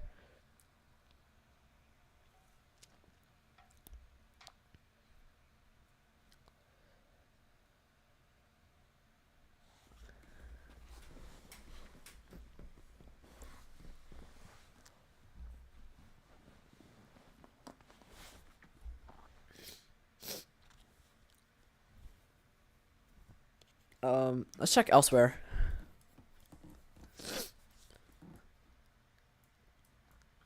Let's check this tornado warning here.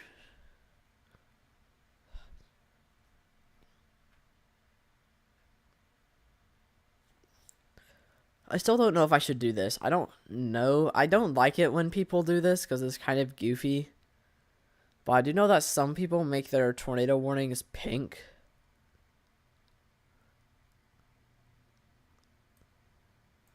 And then they make their severe thunderstorm warnings red.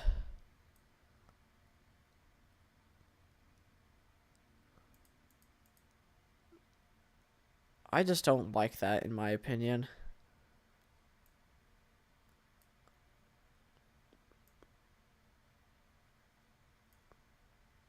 It just seems weird.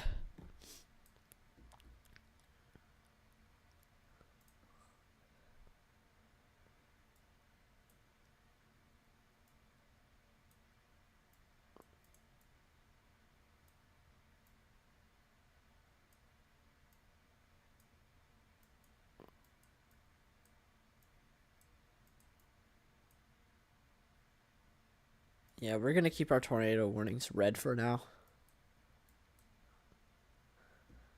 But tornado warning for Sedan, Oklahoma, or Kansas, Sedan, Kansas here. We do have 2 areas of rotation, one to the south here, one to the south and one to the north.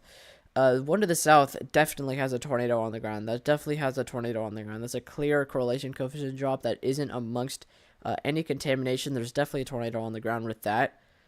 So if you do live in the affected area, please take shelter immediately. However, this is tracking through mostly rural areas. As far as the one to the north, it's significantly more messy and maybe just more confluence than it is really rotation. But we may be able to see a spin up come out of that. So tornado warning for Sedan, Kansas. Actually, where does it say for our tornado warning? Oh, this is a PDS tornado warning, actually. So apparently a confirmed large and extremely dangerous tornado was located Elgin, or 8 miles east of Cedar Vale, moving northeast at 25 miles per hour. Apparently this is a particularly dangerous situation, but this is radar indicated. So definitely make sure you're taking shelter if you live in the affected area. We may have a tornado on the ground. I don't know how it was confirmed, especially with how much how messy it is as far as correlation coefficients there. Just cannot tell whether or not it's a tornado on the ground or not. I'm surprised they gave that the PDS signature. Let's see.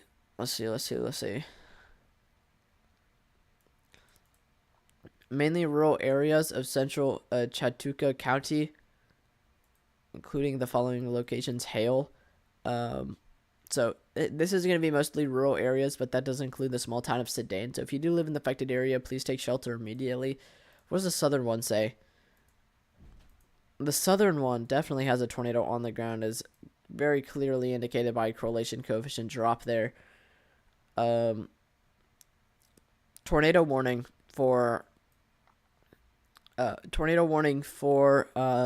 Osage County in northeastern Oklahoma. A severe thunderstorm capable of producing a tornado is located 6 miles southwest of Elgin, moving northeast at 35 miles per hour with quarter-sized hail. This isn't a PDS tornado warning, but this is probably definitely on the ground. Locations in or near the path include Big Heart, Hulawash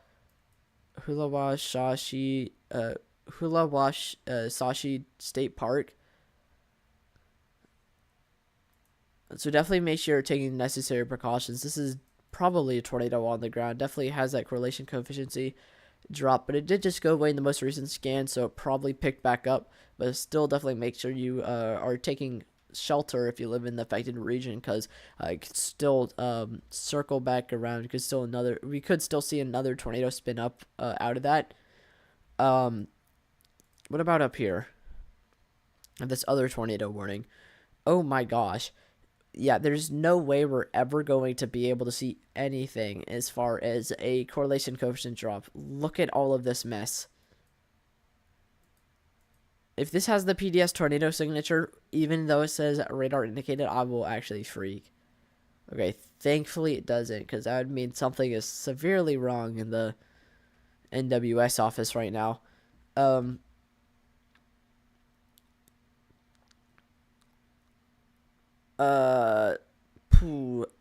Severe thunderstorm capable of producing a tornado is located 6 miles east of Buffalo or 8 miles northwest of Chanute, moving northeast at 30 miles per hour with quarter-sized hail. Mainly rural areas of northeastern Wilson and southeastern Woodson counties. And it's probably going to be rain-wrapped. So definitely make sure you're taking necessary precautions. Definitely make sure you're taking shelter if you live in this affected region. Don't wait to try and see the tornado or hear it. Just take shelter immediately, because this is going to be rain-wrapped. This is definitely going to be pretty rain-wrapped. Really heavy rainfall and potentially even some small hail associated with this as well. Maybe even some medium hail. The tornado warning indicates hail upwards of 1 inch.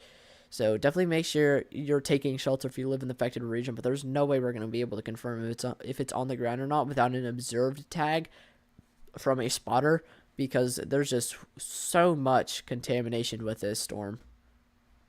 Just way too much.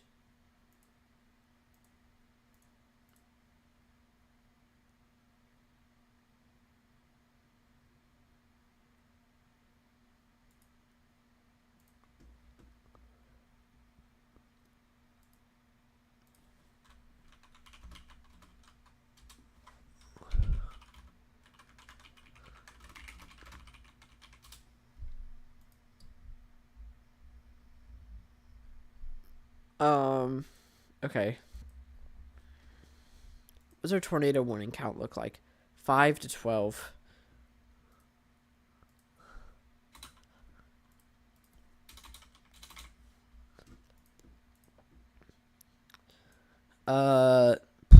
Yeah. Definitely a more scary situation with that tornado, especially with it being more rain wrapped and being unable to confirm if it's on the ground or not. We still have a tornado warning for eastern Kansas, though. Or, sorry, western Kansas.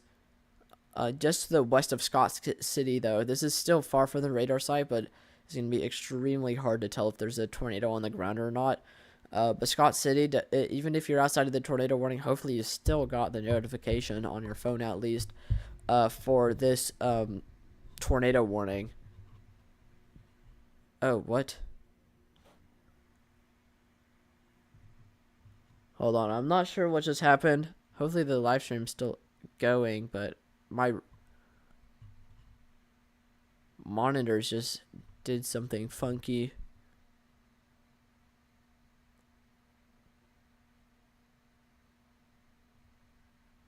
Oh, they are not having a fun time.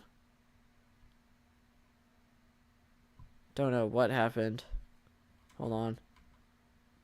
Give me a couple minutes. Let me check. Let me make sure my computer's doing okay.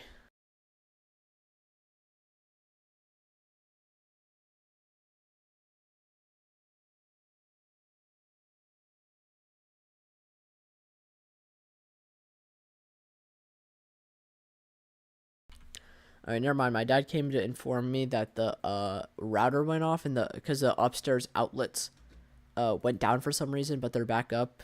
So my monitors stopped working for a moment there, but they're back up and running. But we should be fine. I don't think there's any problems right now with my computer. I don't see anything wrong with it, but that was weird, but it's fine for now. Hopefully, if you live in Scott City, hopefully you got the tornado warning notification, at least on your phone. But this is definitely some pretty decent rotation on the storm. Fairly decent, but this is also very far from a radar site, and we're gonna have no chance at confirming if it's on the ground or not from radar, because this is super contaminated. And as far as what the tornado warning itself says, it says a severe thunderstorm capable of producing a tornado was located near Modoc, moving east at 15 miles per hour. Tornado with quarter-sized hail. Radar indicated rotation. This danger storm will be near Modoc around at 5:55 p.m. That's the local time for this region. So this hasn't been confirmed, but we could definitely still see a tornado come out of this, and we're gonna have no way of confirming if it's on the ground or not from just our correlation coefficient, because this is just way too crazy. I'm also kind of questioning if this is truly rotation or not. We could definitely maybe have a little bit of inflow there, but this is may not even be rotation, because I am noticing how we have this line of gray that indicates that relative to the radar site, wind is or air is not moving at all relative to the radar site. It thinks the radar site thinks it's at 0 miles per hour. That goes right through our quote unquote area of rotation. So that split there is splitting it up into green and red. So we could just have a strong updraft here and strong confluence. Not necessarily rotation, but I still wouldn't jump the gun on this just yet. If you do live in this affected region, definitely make sure you are taking shelter, taking the necessary precautions for that storm.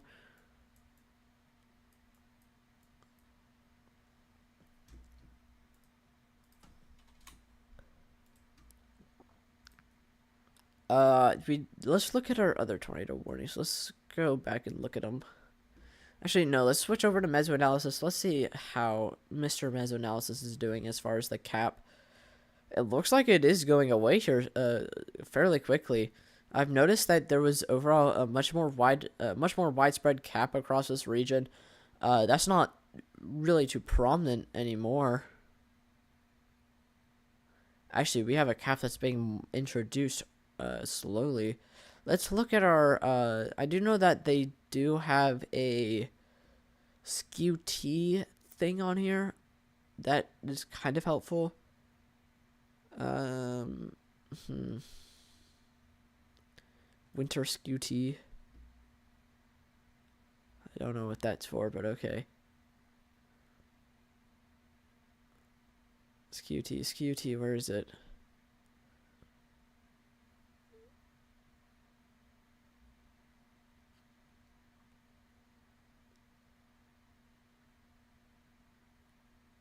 So skew T's were definitely really helpful figuring what's going on in the environment. Here we go. Here's our skew T's. Okay. Yeah, you can really see on a lot of our skew T's that we have some really large amounts of instability here on the majority of our skew T's. The majority of them do look like they do have an elevated mixed layer in place, though. Especially further down to the south, they are capped. And yeah, it does look like there is a cap on a lot of these locations. Let's actually take it back to like 2 hours. It definitely looks like that cap has been mostly steady in place.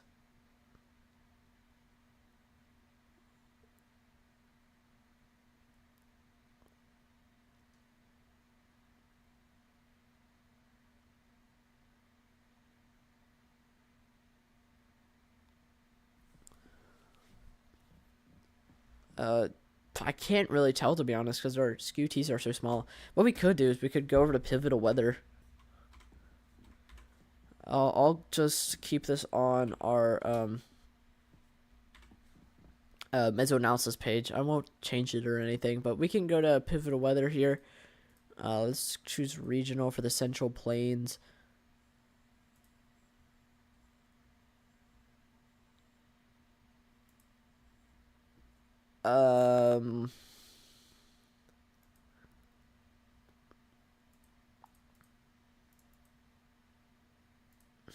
Okay.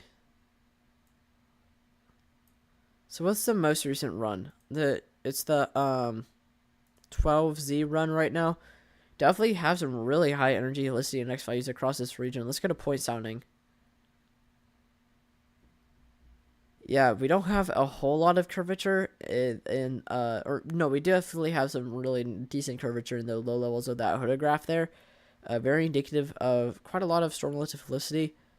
You can be very supportive of our tornado risk across this region.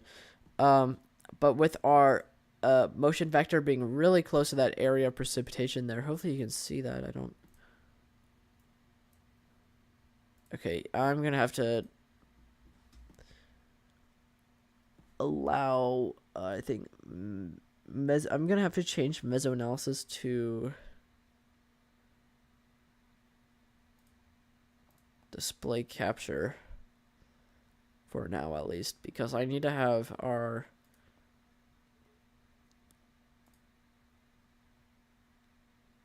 don't want that.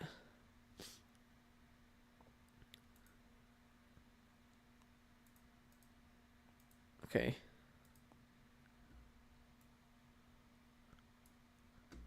Okay. But I want to have Epic pen up so I can like detail what I'm showing you guys. But with our motion vector being so close to the upper levels of the photograph here, our tornado would likely be very rain wrapped. Just because there's not a whole lot of shear to really vent that precipitation off from the main updraft.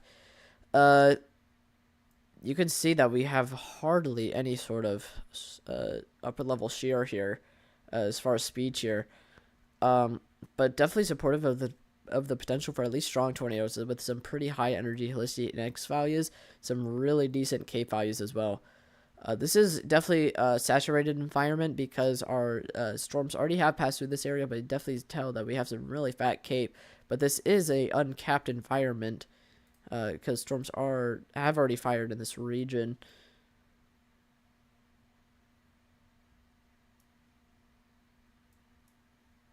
Definitely looks like our environment will probably pick up later on. Let's get a box sounding, see what it wants to show.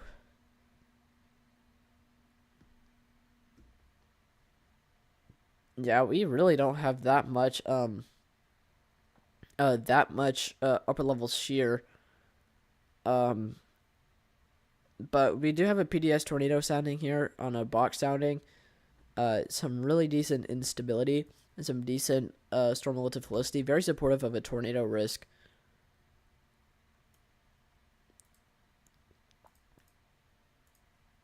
And then here, yeah, still some really nice storm relative velocity and Cape values upwards of 2,000 joules per kilogram.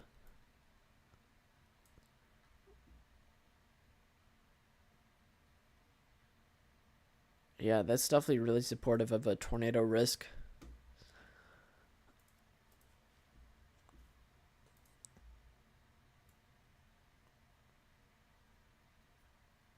So as of right now, our tornado risk is definitely a little bit more on the lower end side of things, but still definitely pretty up there, pretty high up there, in a pretty decent environment for at least strong tornadoes.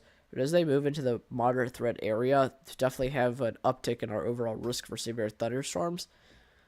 That's probably going to be a result of our low-level jet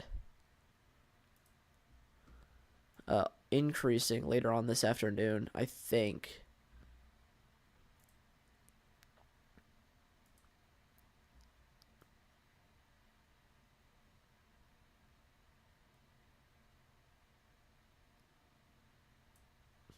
Oh, we will definitely have less instability later on, though. Storm relative velocity, though, yeah, storm relative velocity is expected to increase, and that will lead to an increased tornado risk over the next couple of hours.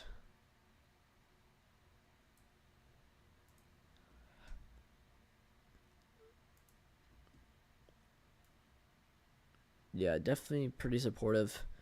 I wonder what our composite reflectivity says, because that's kind of been all over the place as far as our storm mode. This looks like it may be all we get. Doesn't look like we'll really have too much additional development along our dry line. Unfortunately, unfortunately for my storm chaser brain, we may not get more additional development for the overall populations. That's a good thing. We won't have as big of a tornado risk if we don't have additional discrete development along the dry line further off to the north, because we have that cap coming back into place, it seems.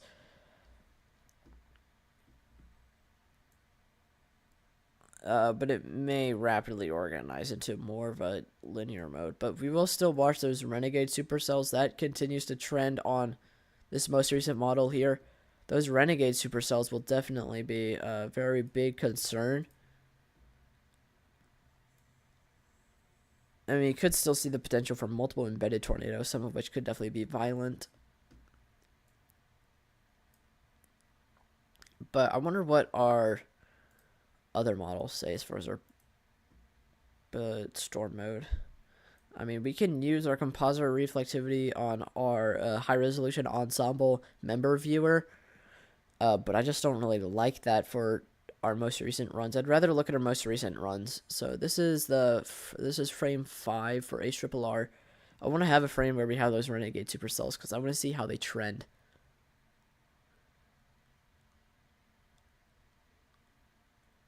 Model, okay, compare model loop. GFS, GFS is obviously going to have much more lower resolution. It's kind of weird. HRW, ARWF has only a linear. HRW FV3 has, I think it has those more discrete cells develop a little bit earlier. Let's actually look at our updraft helicity as well, so we can see where it may be trying to simulate a tornado.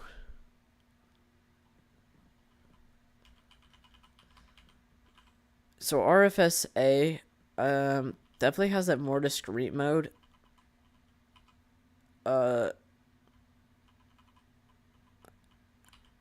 Yeah, it does seem like it's mostly unanimously agreed on that we may have a little bit more of a linear mode here soon.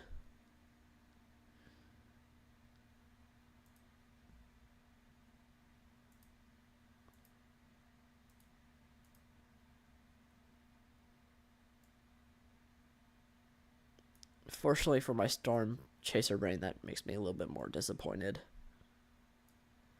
For you guys, that's definitely a much better thing. Definitely want to see a less discrete mode.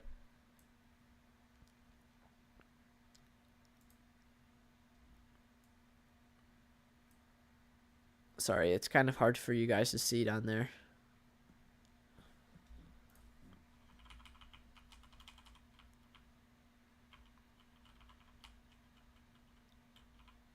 Definitely have a more discrete mode there.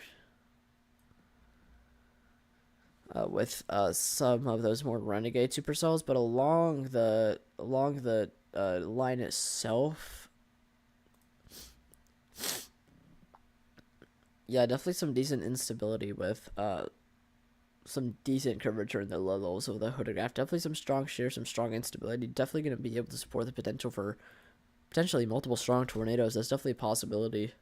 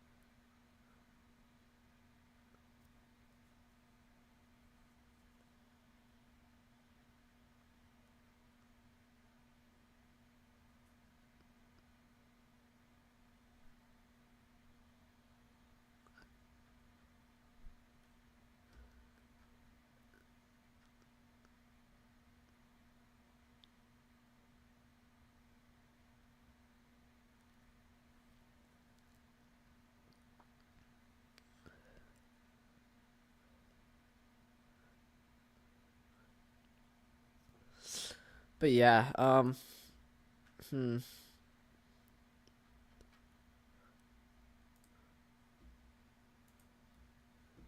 definitely. I guess we'll watch it for here on out. Let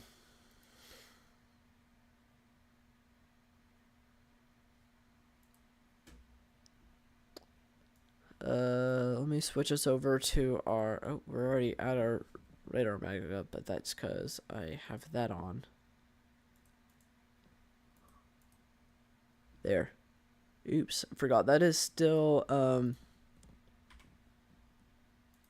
that. Okay, let's switch this over to our surface-based.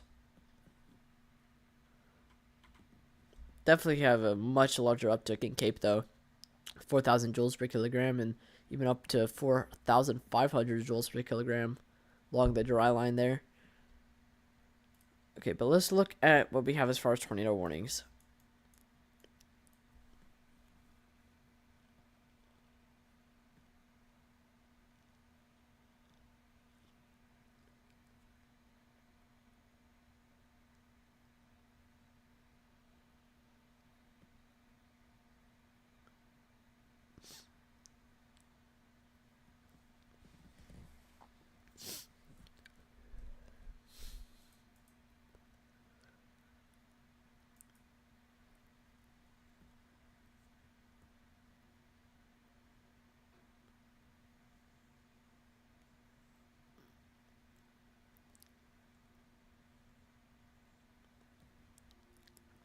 Okay. What's our tornado warning count? 7.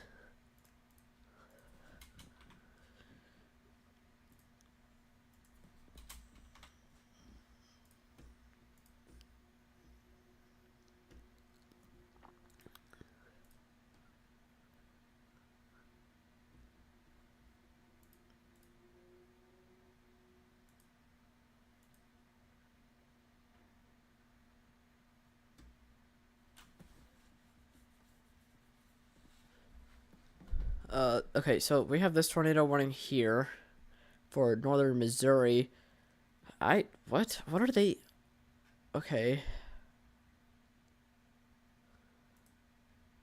So we're gonna have to finick around with radar sites, I guess. Yeah, I don't even know what they're doing to issue a tornado warning for this. This is so weird. Apparently a tornado warning for, Linnaeus,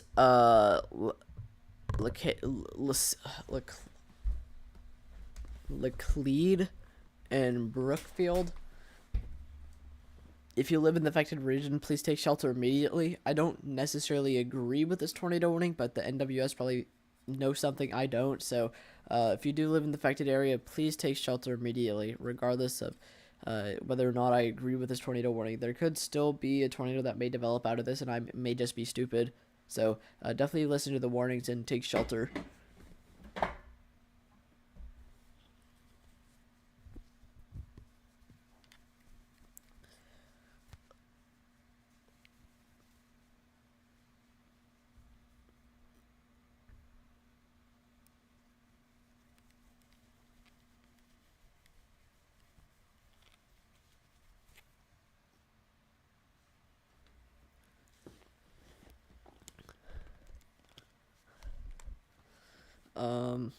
Yeah.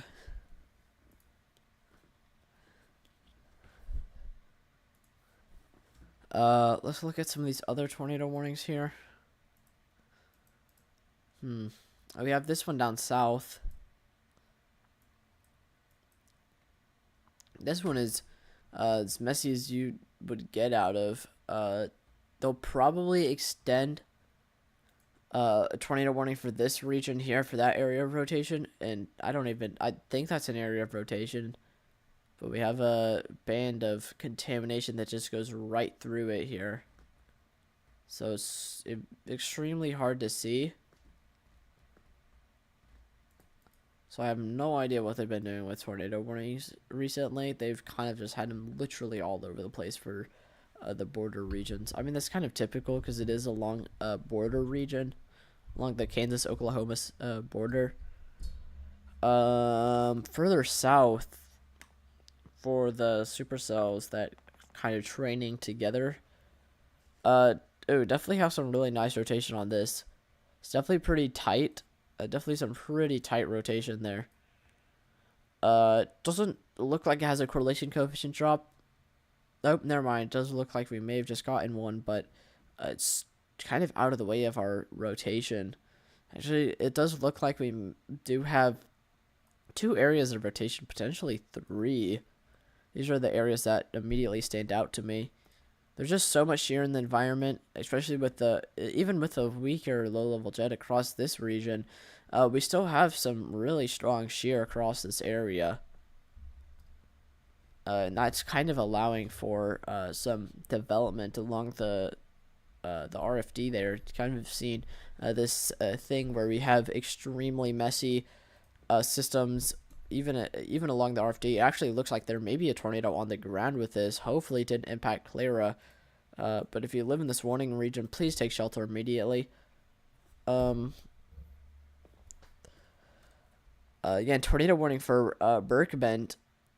If you live in the affected region, please take shelter immediately. There could definitely be a tornado on the ground. It definitely looks like we may have a correlation coefficient drop there.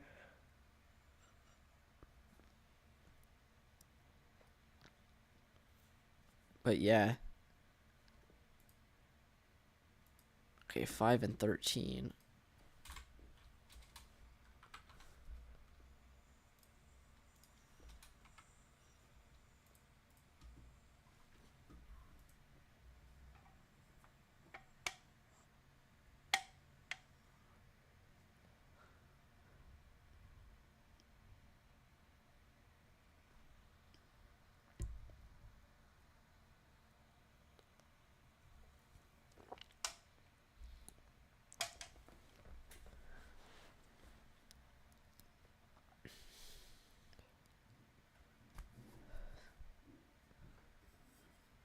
But yeah, tornado warning continues for Birkbend. Oh, there was the other tornado warning that I forgot about for western Kansas.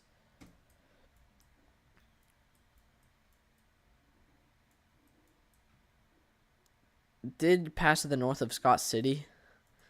I still don't know about this, but this is definitely a little bit more prominent, a little bit more indicative compared to what it was previously. Could definitely see potentially some tornadic development come out of that. We could definitely see maybe a tornado develop out of that. So if you do live in the affected region, this is mainly rural areas, so please take shelter immediately. What does this say as far as its warning? National Weather Service, Dark City.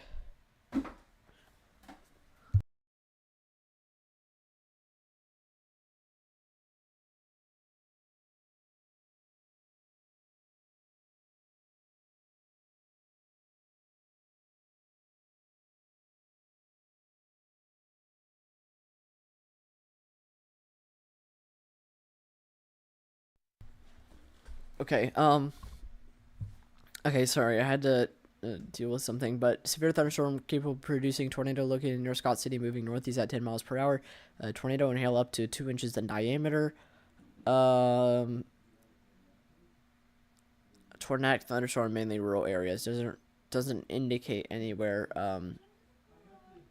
Doesn't indicate any towns that are immediately in danger. This is mainly rural areas of western Kansas. So, as long as you live in the affected region, please take shelter immediately. How large are that tornadoes? These it's no really telling. I haven't really seen anything on Twitter as far as tornado size.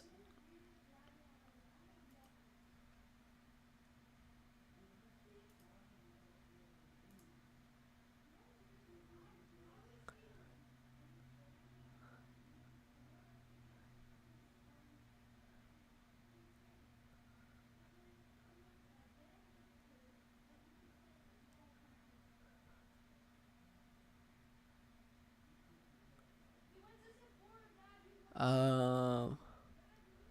Okay, I'm looking at Twitter because it does put a lot of stuff into perspective.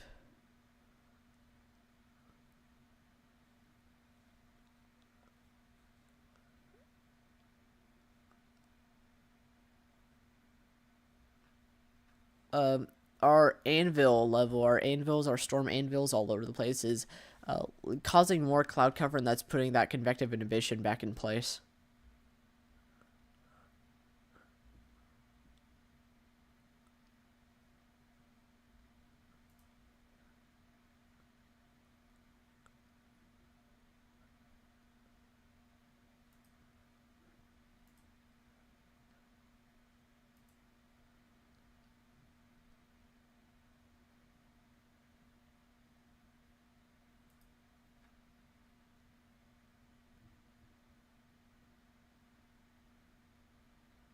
Man, there's so much chaser convergence.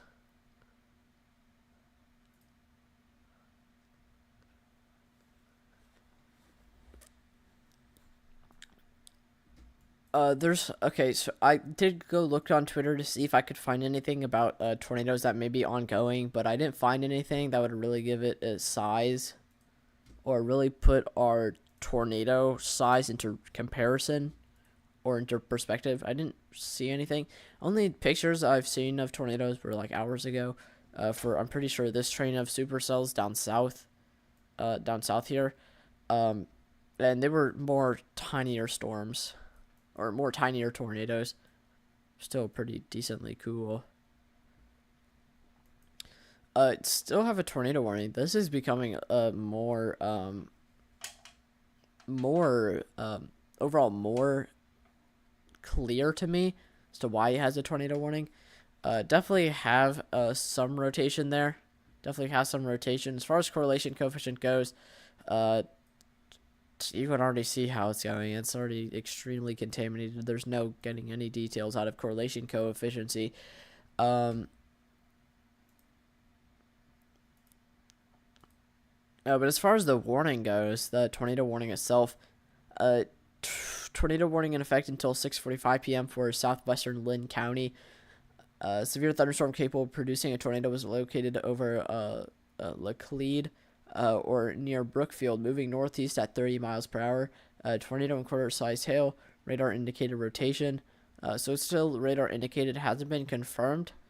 But could definitely see the tornado come out of this. So if you do live in the affected region, that does include Laclede, Brookfield, please take Linus, please take shelter immediately. This is for northern Missouri. And we also have these other tornado warnings down south here.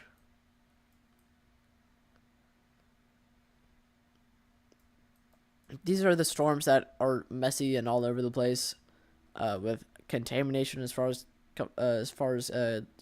correlation coefficient. But these are the ones that have multiple areas of rotation along a gust front. And either one of these could still produce the potential for a tornado.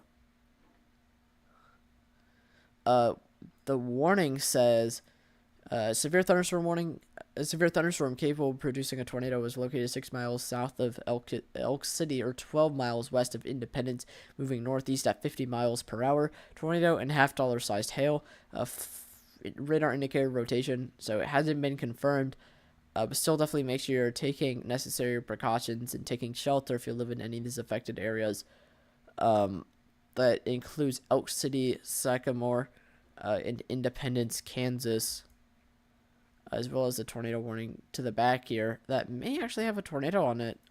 There may be a little bit of correlation coefficient drop there associated with some rotations. Pretty tight. Could definitely see a tornado come out of that. So there could very well be a tornado on the ground. So if you live in Monet or Peru, please take shelter immediately. What does this say? This is still radar indicated, but I'm curious about what the warning text says. The warning text says, a severe thunderstorm capable of producing a tornado was located over Chattooga or near Sedan, moving northeast at 35 miles per hour. A tornado and $half sized hail. Other locations impacted, or this danger storm will be near Peru around 6:20 p.m. Other locations impacted by this tornadic thunderstorm include hail in Neotaz. Yeah, if you live in the affected region, definitely make sure you take shelter immediately, because it definitely looks like we may have a little bit of correlation coefficient drop. So there may be at least a small tornado on the ground by a minimum at least, associated with some pretty decent rotation there. This is a 1 frame ahead, so that's why it's kind of off center from the actual area of rotation, but it was on center previously. I guess it's skipping radar frames, but I guess that's okay.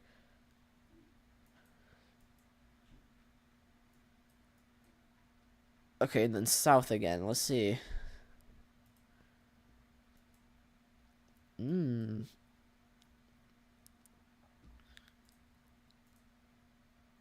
Yeah, this is definitely a fairly prominent hook here. It's a very juicy RFD, very fat with rain, but it's um, definitely gonna hide any tornado. If you're hoping on seeing a tornado, definitely gonna be very hard to see it. But that's also a danger for people that are going to be in the path. For Thrift and Birkenhead, if you live in the affected area, please take shelter immediately. Don't wait to try and see or hear the tornado, as this will be wrapped with rain. As far as rotation goes, definitely have some really decent rotation. As far as correlation coefficient goes, may have a little bit of a correlation coefficient drop, but it is off center from our area of rotation. But either way, we could still see the potential of a tornado coming out of this. What does the warning text say? Let's see. It is radar indicated, and even in the newest radar scan, still some really decent rotation there. It's a really strong inflow. You definitely see some. You definitely see some really strong inflow here. Definitely a really strong stretch of inflow feeding the storm. Flying debris, or not, I didn't want to start reading that. A severe thunderstorm capable of producing a tornado was located near Burnett, moving northeast at 25 miles per hour. Tornado $half sized hail, radar indicated rotation. So it's not confirmed. If we were to see a tornado come out of this, we will likely immediately have it be observed.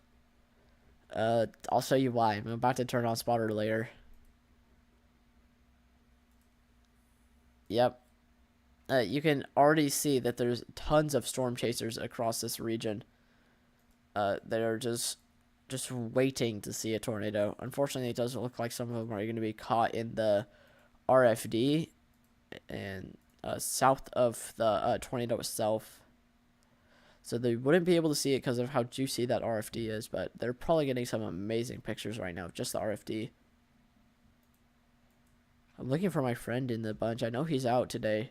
Don't know how far south he is. Jarek Smith, Extreme Storm Hunter.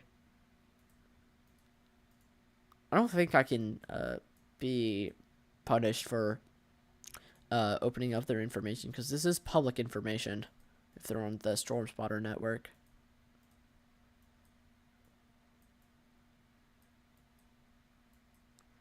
But I didn't mean to do that, so I'm gonna turn off Spotter network layer, because it's just all over the place. It just takes up so much of the screen.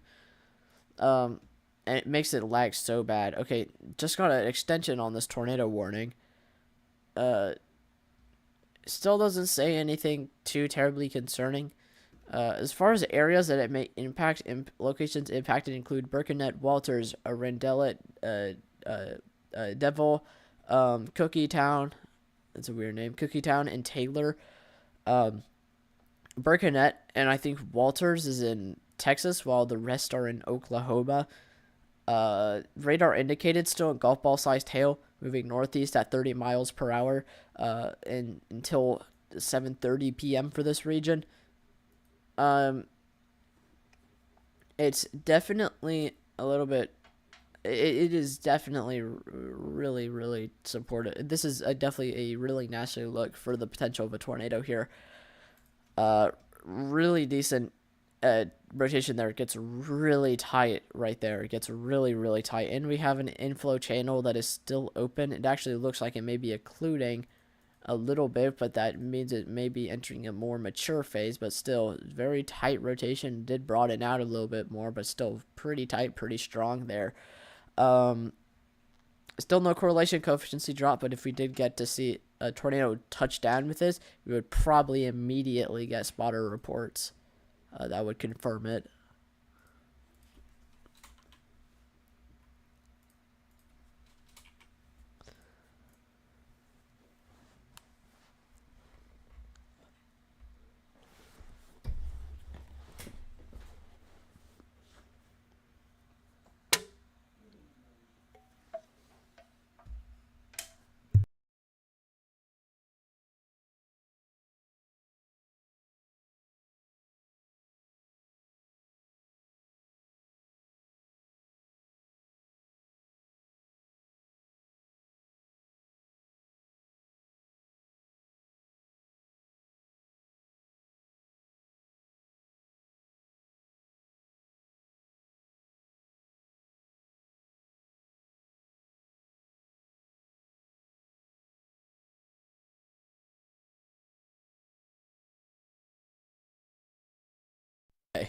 Yeah, definitely a really concerning look here as far as radar goes. What happened to our mesoanalysis? Oh, never mind. I was just updating.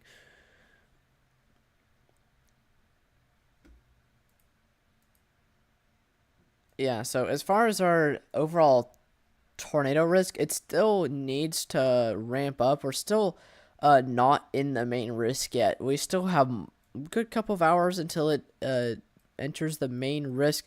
We're probably going to see upscale growth into probably a linear system here, but due to the fact that we have so much convection across this region and so much cloud cover, well, not so much convection, but so much cloud cover as a result of storms across this region. Even when our cloud cover was underperforming earlier this morning, that increased cloud cover due to storm anvils is so detrimental to our risk for tornadoes across this region. In fact, I kind of want to ask my good old friend who's down there right now. Actually, I don't know where my phone is. Let me see if I can pull their snap map. Okay.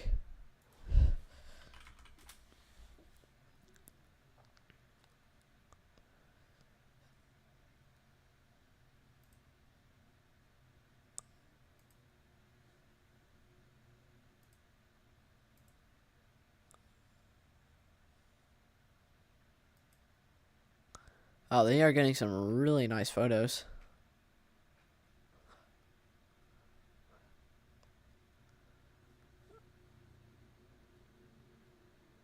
I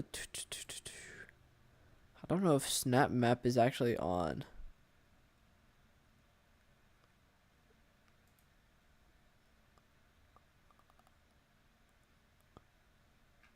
Desktop.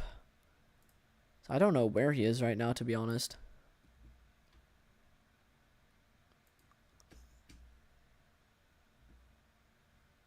Okay, let's switch back over to our reflectivity or our radar here. Let's continue staying on this storm. It looks like we may even have a little bit of a satellite tornado potentially rotating around here. They do have an area of some small but tight rotation, and potentially an off-center correlation coefficient drop there. I could definitely see maybe a satellite tornado rotating around this, but definitely have some really strong, not as tight anymore, but definitely some really strong rotation here. I could definitely see a tornado come out of this. It's definitely very possible. Still nothing that would indicate a tornado being on the ground, but we could definitely see a tornado come out of this at any time. Definitely has a really nice look to it. Again, if you live in the warning polygon, including Randall, Walters, not Birkenhead, Burnett anymore, because that is getting past to the northwest. But if you do live in the affected area, please make sure you're staying weather alert, taking necessary precautions. If you live in the warning polygon, please be taking shelter immediately. This definitely has a really nasty look to it. Still no indicator of it being on the ground just yet, probably because it's a little bit too broad, but if it were to tighten up, which it looks like it may be doing, we could definitely see it touch down.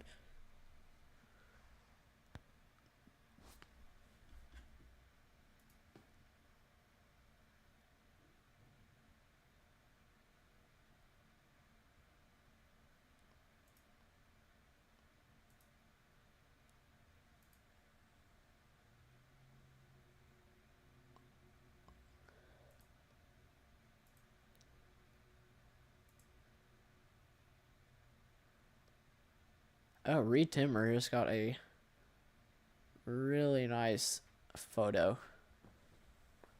To be honest, I really wish I was chasing today.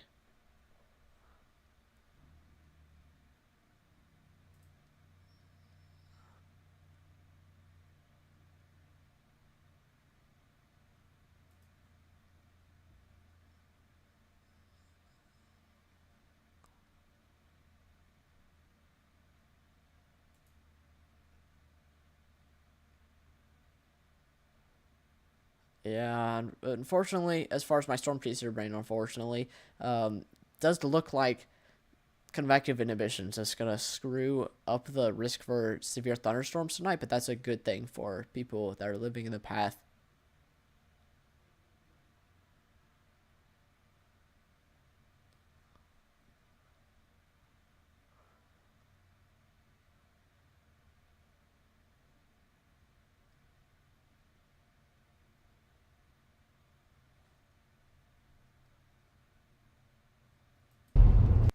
Oops, sorry about that. I clicked a video on Twitter. I'm trying to look for pictures of tornadoes that people have, see what it's looking like.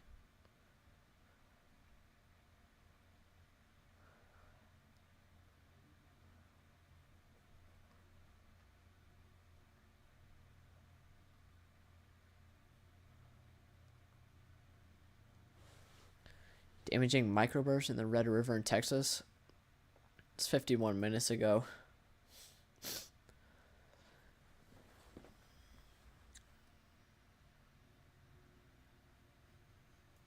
But by the look of it, definitely is tightening up significantly more than what it was previously.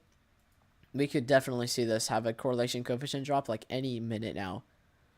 If it continues on the path it is, we could coefficient drop, and potentially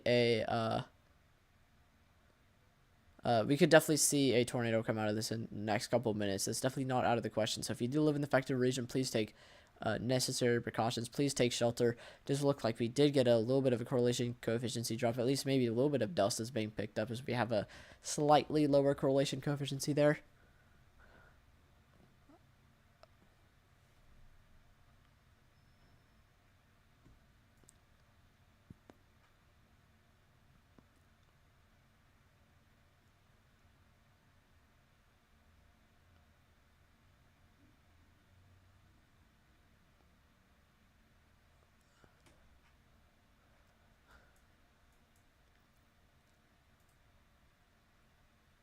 Hold on, I'm checking reflectivity. Uh-oh. It does look like we're getting storm development already beginning across the Dallas-Fort Worth region. This is going to be the start of our more discrete cells, it looks like. These more discrete cells could definitely harbor potentially a greater risk for tornadoes, especially later on this afternoon. And maybe the push we needed for this risk to verify, which is not good for you, but definitely exciting for me as a storm chaser. But you can also use our terminal radars that are across this region. And a lot of them actually have hooks. A lot of them have hooking features already, especially this one definitely has a hooking feature. So these are organizing relatively quickly.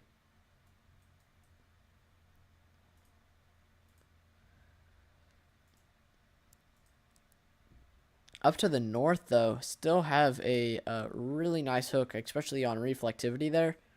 As far as correlation coefficient goes, still no correlation coefficient drop, but still a really nice area of rotation there. Very tight, very strong with, I think, outbound pixels upwards of 70 miles per hour. 70 mile per hour outbound pixels. Definitely see this turn into a tornado in the next couple of minutes. And now is actually a perfect time to look at our color tables for velocity. See their ranking. I'm not going to rank them. I'll do that later, but here's default. Here's the default radar omega one that they give us.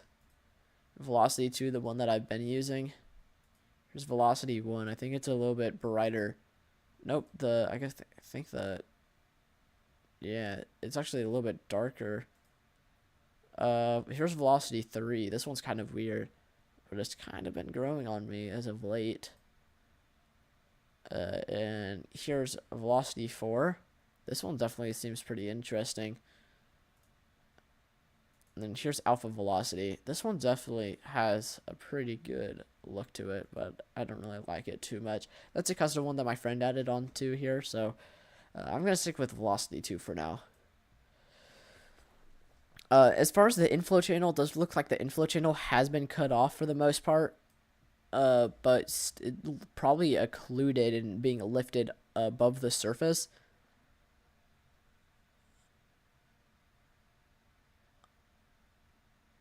But still some really tight rotation there. Really tight rotation. Definitely see a tornado touchdown with this any minute now, potentially.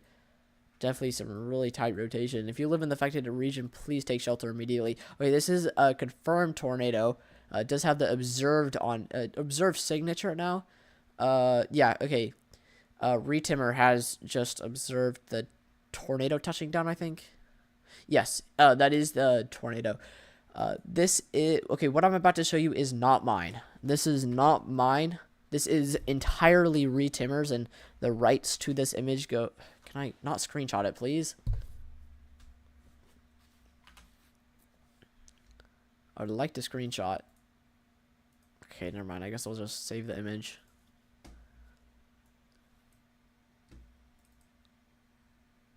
Okay, this is not my image, by the way. Oh wait, never mind. You can't see it.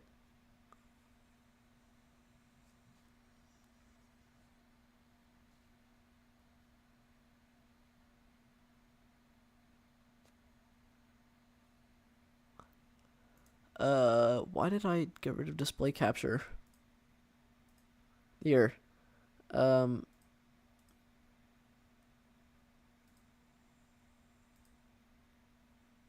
that's my other monitor.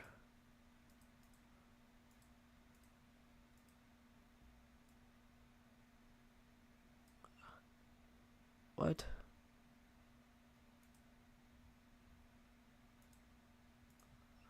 There we go. And I'll move that back.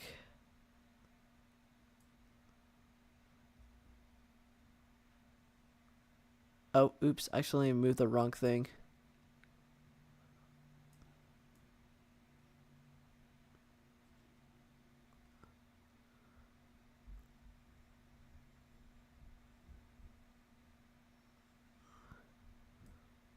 Okay. This is not my image, by the way. This is entirely Retimmer's. This is not my image. You can see that there's a funnel cloud here. Very, very clear funnel cloud. And this is with this storm here. So this has the observed signature, and it actually does look like we may be getting a lower end correlation coefficient there incoming. This is definitely a more mature supercell, as the inflow jet has been cut off. But you can definitely see some really tight rotation, very nice rotation as well.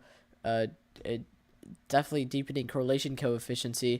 Definitely see a tornado come out of this potentially at any minute. Again, this is from Retimmer. This is not mine. Hopefully it touches down past Devil.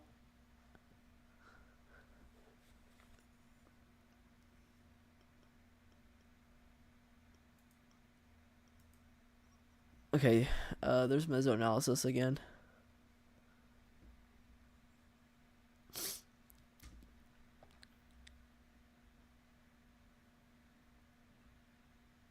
Yeah, here's a Devil here. Here's that tornado. So this has been confirmed to be on the ground. It definitely looks like it could very well be on the ground. As far as velocity goes, it's definitely a really, really tight rotation there. Very nice, very tight rotation. The inflow jet being cut off here as well. So it's definitely a mature supercell.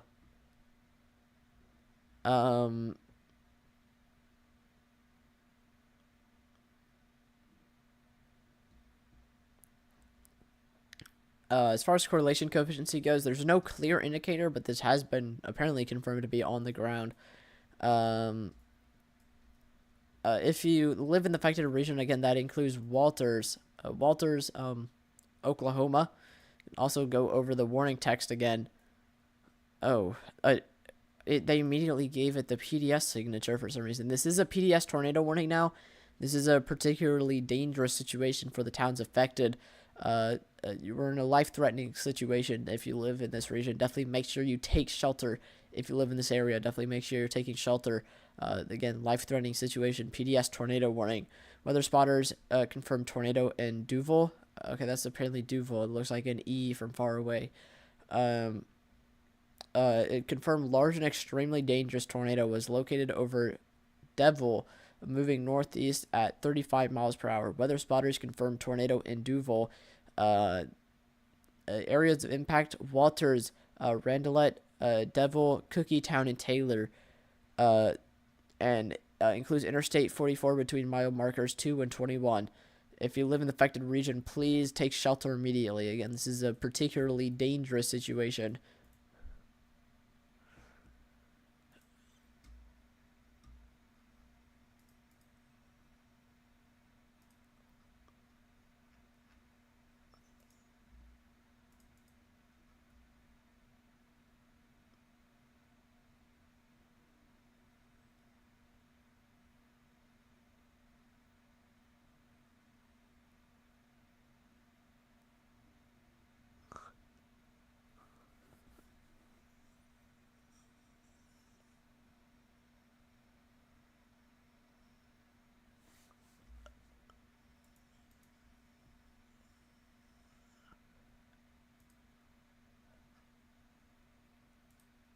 Um, Hold on, let me. Okay. Yeah. Let's hop back over. Let's check on some of our other tornado warnings. Actually, this is the only tornado warning. Finally, this is the only tornado warning. So I can finally catch a little bit more of a break, but still, again, a dangerous situation.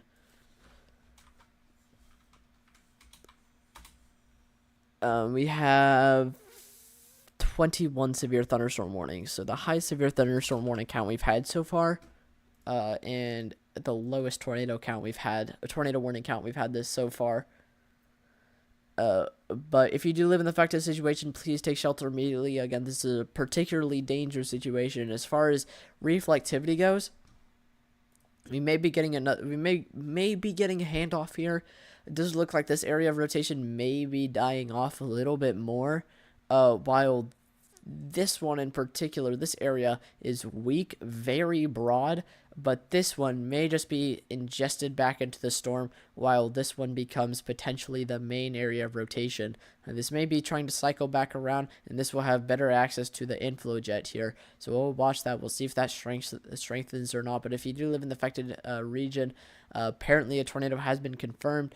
It does look like we do have at least a little bit of a correlation coefficient drop there. Again, this is a confirmed tornado on the ground. And here's the warning. Here's the warning text again. Tornado warning remains in effect until 7:30 p.m. for CDT for Central Cotton, Eastern Tillman, and North Central Wichita counties. At 6:55 p.m. CDT, a confirmed large and extremely dangerous tornado was located over Devil, moving northeast at 35 miles per hour. This is a particularly dangerous situation. Take cover now. Again, damaging tornado will be life-threatening to those in the warning path. Locations impacted include Walters, Randalet, Devil, Cookie Town, and Taylor. I'm still kind of on the fence about this being a PDS tornado warning. I kind of want to check Retimmer's stream though, because I do know that Retimmer is there right now. I am going to turn off my audio, so just in case I get struck down by Retimmer himself for playing his audio from his stream on my channel. Please go and check out Retimmer, though. If you've probably already heard of him, but he is a legend. I need to check his stream for information on this tornado.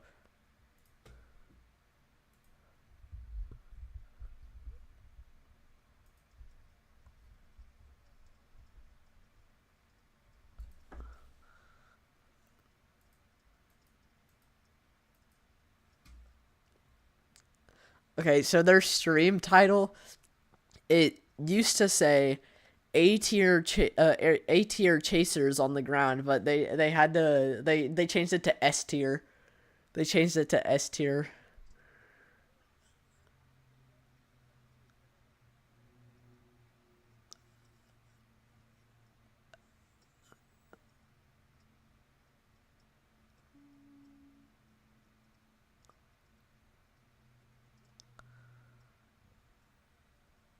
Okay, he did mention a satellite tornado.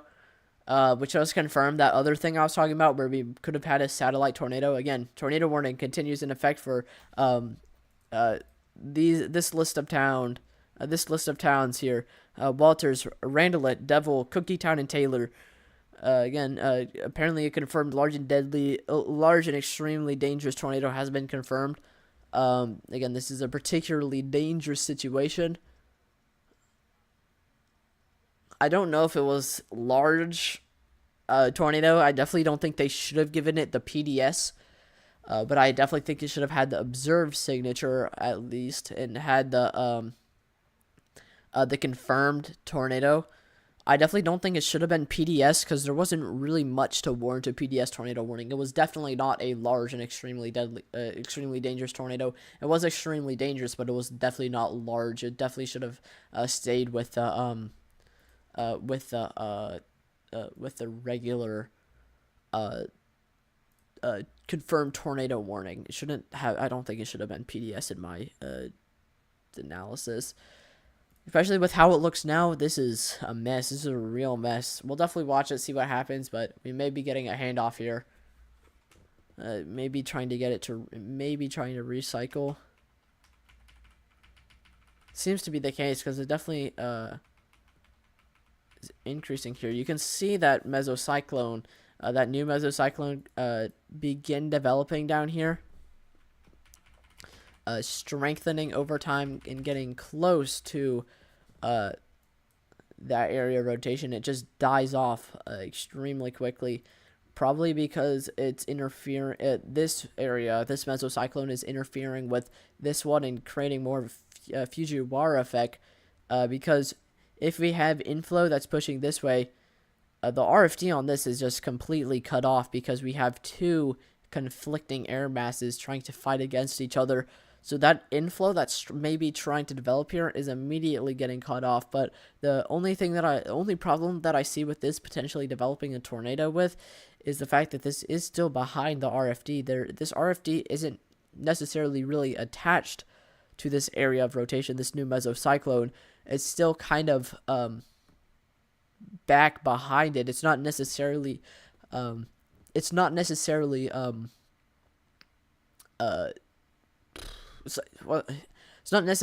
affected by the RFD. If we were to see it, we would probably have it not have all of this up here, and see it merge much more cleaner into the area of darker green. But we'll see what happens from here, because right now it does look like the RFD probably did surge maybe a little bit, plus with potentially developing inflow on this mesocyclone, and this being the RFD on this mesocyclone, that is going to conflict each other and cut each other off and just overall be detrimental. So unless this mesocyclone goes away, we may not see too much development with this second mesocyclone to the south. But either or it could happen. This one to the north could strengthen. This one could weaken, or the RFD could just attach to this one, and strengthen this one. But it's definitely much more weaker on this newest newest velocity scan here. And the RFD is still feeding into this other area of rotation. The inflow jet is still far off from our actual rotation, though. So that mesocyclone probably definitely did interfere with this area of rotation, or at least try to develop. However, there's just not really too much room. Plus, it's kind of being just destroyed by the RFD right now.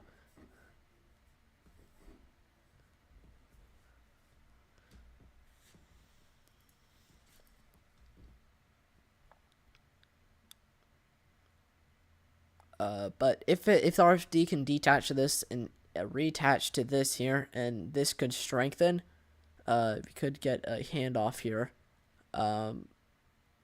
But this area of rotation definitely did strengthen again, but it is definitely being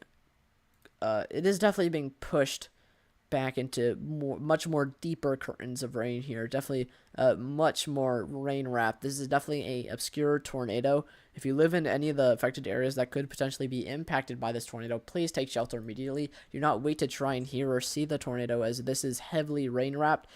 Just just go to shelter immediately. Even with a tornado that would be able to be seen, you just need to go to shelter immediately. There's no point in even trying to see it. This is a life-threatening situation. Again, a tornado could be possible for a couple of towns in this region. We can pull up the warning text again to look at the towns affected. Again, towns affected. Actually, it doesn't have the. No, it does. Walters, Randalet, and Cookie Town. If you live in those couple of towns, please take shelter immediately. Again, severe thunderstorm capable of producing a tornado has been located near Cookie Town, moving northeast at 30 miles per hour. Tornado in ping pong ball-sized hail. Radar indicated rotation.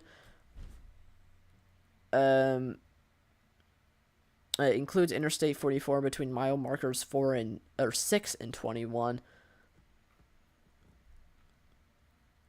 So definitely take shelter. This doesn't have the PDS signature anymore, which is definitely a good thing. I don't know what they were doing with it having a PDS tornado signature on it, because it was definitely not a large and extremely dangerous tornado. It was dangerous, but it was definitely not large. It was a barely a funnel cloud that was on the ground. And it was brief. So it really had no business being a PDS tornado.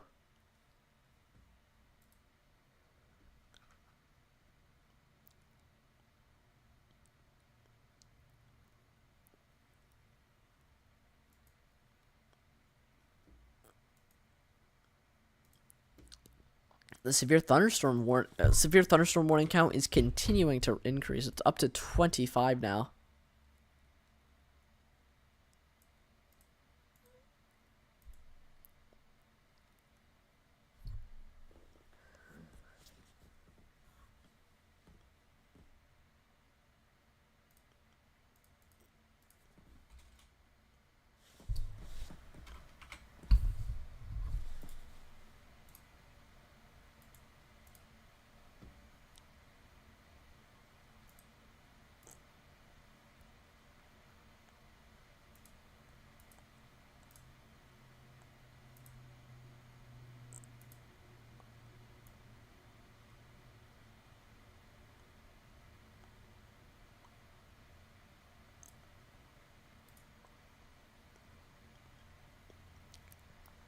Okay, where's our properties? I'm needing to fix something with our text.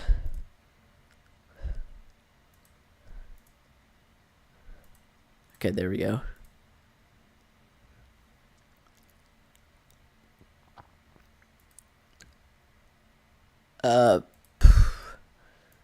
We'll continue to see how this progresses. Overall rotation is not really too concerning, but tornado warning continues for Walters.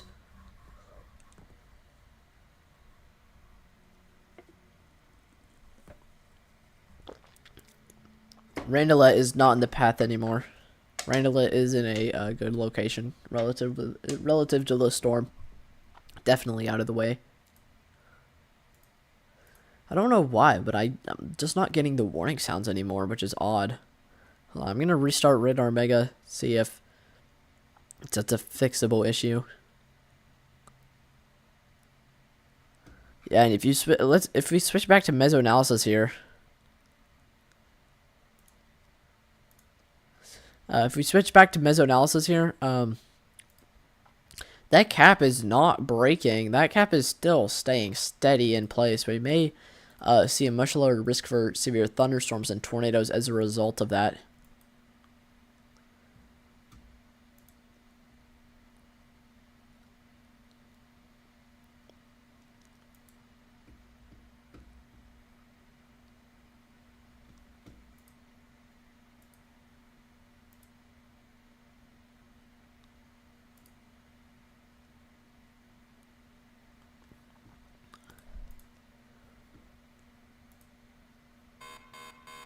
There we go, I fixed it. Now we're getting our warning sounds. I just needed to restart Radar Omega.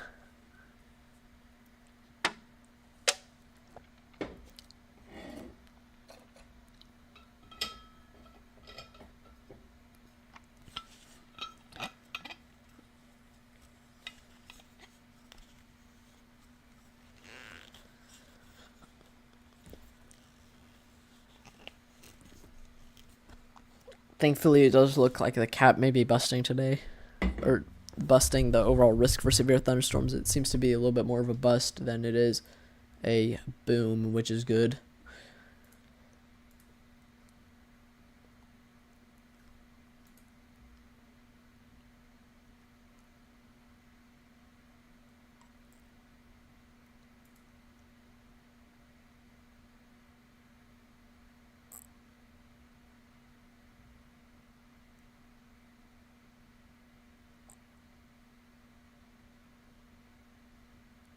Hold on.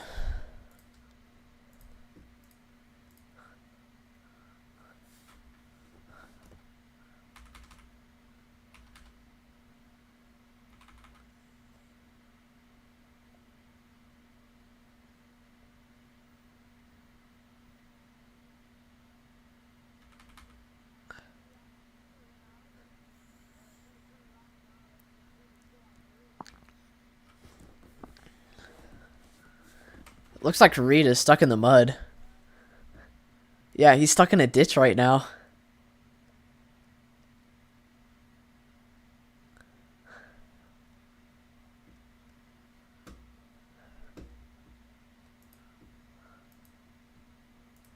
Yeah, Reed Timmer's stuck in the mud right now. I wish I could pause the live stream, but it's lagging on me.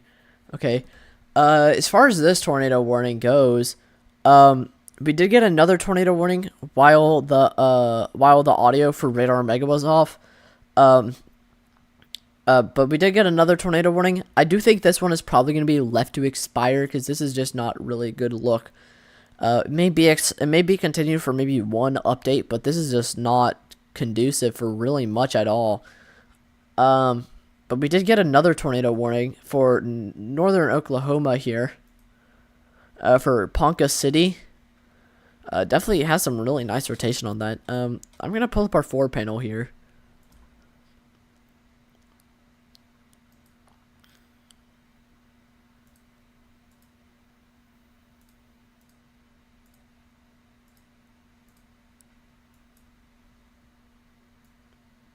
Don't worry, you don't have to really worry about spectrum width too much. All it does is it's kind of a rotation indicator, kind of. It just shows where wind is the most turbulent. So you have higher spectrum width values in areas of rotation, but also along like the leading edges of storms, and you can find frontal boundaries with it. But it's just like a weirder velocity.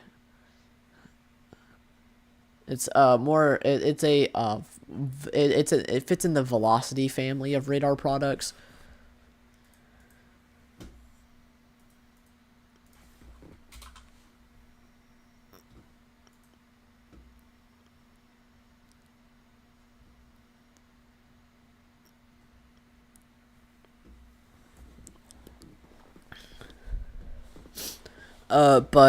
Yeah. As far as the looking for the supercell, this is discrete. Definitely has a really, really nice hook echo on it. Really, really nice hook echo on this storm here. And some really decent rotation as well. I can see why they gave it the tornado warning. Doesn't look like it has a correlation coefficient drop, so it's probably not on the ground. However, if you do live in the affected region, please take shelter immediately because a tornado could drop down at any time with this. Actually, potentially, it is definitely right underneath an area of spectrum width, that definitely indicating where our rotation is. Right underneath an area of rotation, but it's also a little bit harder to see because it's also in an area of less reflectivity. I don't think it indicates it's on the ground just yet, but still, we could still see a tornado touchdown at any time with this. This will read the warning box, see what it says. The warning text. Okay. Tornado warning for southeastern K County in northern Oklahoma and northeastern Noble County in northern Oklahoma until 7:45 p.m. CDT. At 7:17 p.m. CDT, a severe thunderstorm capable of producing a tornado was located 5 miles northwest of Red Rock, moving northeast at 40 miles per hour. Tornado and golf ball sized hail. Radar indicated rotation. Flying debris will be dangerous to those caught without shelter. Locations impacted include Ponca City, Marlin, southeastern Call Lake, and Ceres. If you live in the affected region, please take shelter immediately. This is a dangerous situation. This hasn't been confirmed, but we could still see a tornado touchdown at any time with the storm. Definitely a concerning situation here. If you live in the affected region, please take shelter immediately.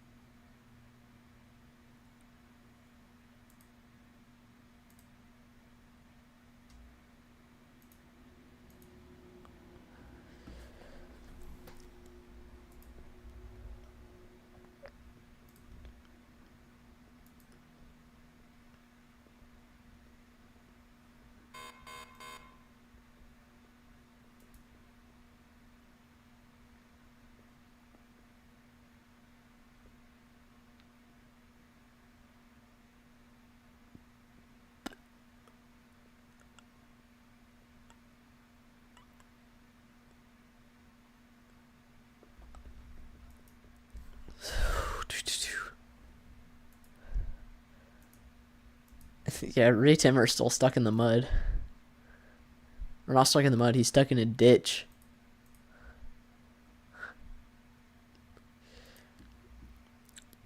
But yeah, if you do live in this affected region, please take shelter immediately. Definitely have area of rotation that is definitely tightening up, but I can't say for certain if there's a tornado on the ground. But again, locations of impact include Ponca City, Marland, and a couple of other smaller towns. There's a small town called Ceres in the path of this. I don't know where it is. But Marlin, Ponca City, please take shelter immediately. This is a dangerous situation. A tornado could come out of this at any time, if not already. What else is there?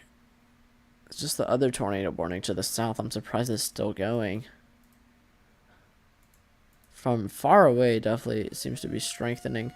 They continue the tornado warning. Probably because it does have some rotation that is continuing. It is very weak, though. Definitely is a much more weaker rotation. But it could definitely still strengthen up and could still harbor the potential for tornadoes with that as well. So if you live in the affected region, please take shelter immediately. What does this warning say? Severe thunderstorm. Right, severe thunderstorm capable of producing a tornado was located over Walters, moving northeast at 55 miles per hour. Tornado warning for southeastern Comanche County in southwestern Oklahoma, northwestern Cotton County in southwestern Oklahoma, western Stephens County in southern Oklahoma until 8 p.m. A CDT, tornado and ping pong ball sized hail.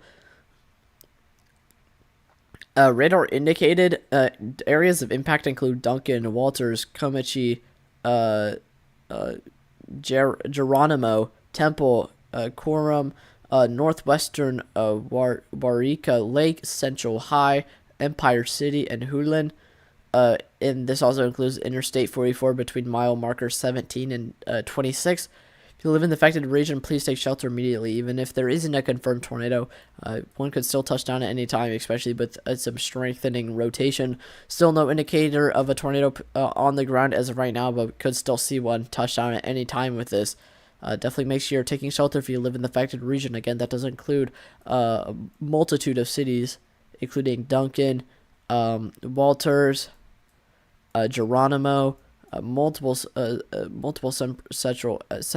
areas, Central High, Empire City, multiple separate areas that could potentially be impacted. So definitely make sure you're taking a shelter if you live in those affected regions.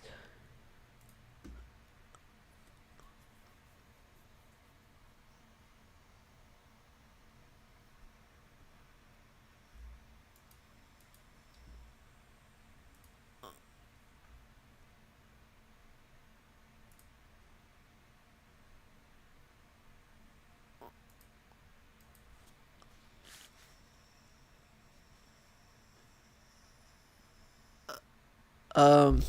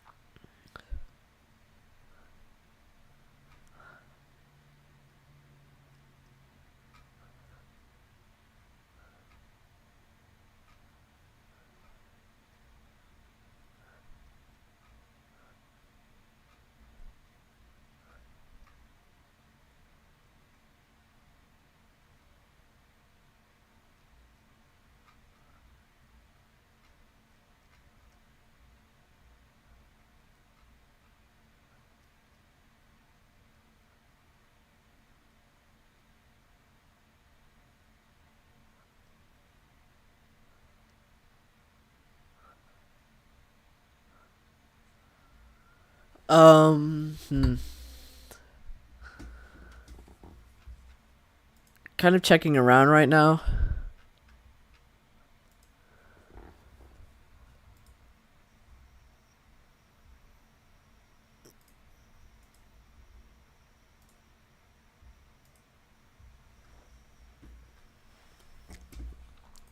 Let's look at this tornado warning. Let me update our tornado warning count. Pretty sure that puts us at 3. Yeah, it does. It puts us at 3. And 22 severe thunderstorm warnings. So, tornado warning continues for southeastern Kay County in northern Oklahoma, northeastern Noble County in northern Oklahoma. Severe thunderstorm capable of producing a tornado was located 5 miles northwest of Red Rock. They just updated it. Hold on, let me check. Let me check the new thing. Okay, tornado warning remains in effect for until 7:45 p.m. CDT for southeastern K into northern central Noble counties. At 7:29 p.m. CDT, a severe thunderstorm capable of producing a tornado was located near Marlin, moving northeast at 45 miles per hour. Tornado and golf ball size hail. Radar indicator rotation. So this isn't confirmed, but locations of impact include Ponca City, Marlin, and southwestern Kaw Lake. Definitely make sure you're taking shelter if you live in the affected region. Actually, it does look like we may be getting a little bit of correlation coefficient drop here amongst our rotation. It is lagging behind a little bit, but that's because correlation coefficient usually takes a little bit more time for it to update. But we could have a tornado on the ground by the looks of that correlation coefficient. You could very well have a tornado potentially on the ground again. If you live in the previously mentioned cities, please get to shelter immediately. This is a dangerous situation. Tornado could potentially be on the ground right now.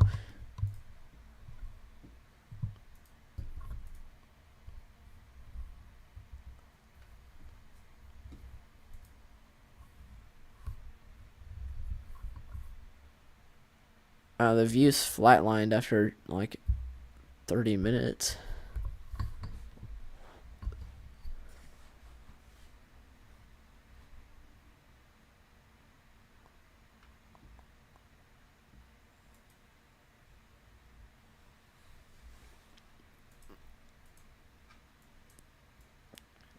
Alright, let's check up on the development that is currently trying to work its way into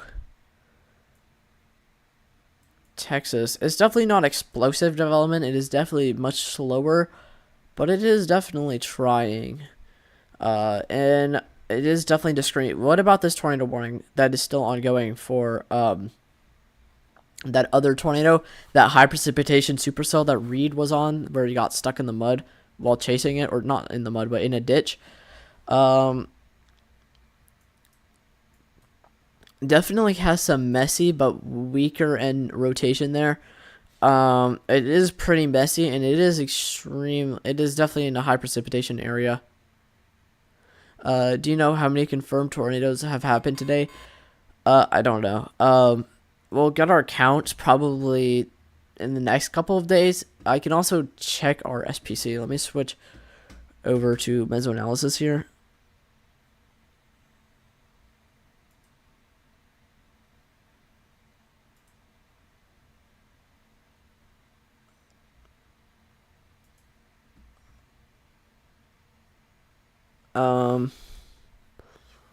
The high range ensemble. Or high resolution ensemble. Okay.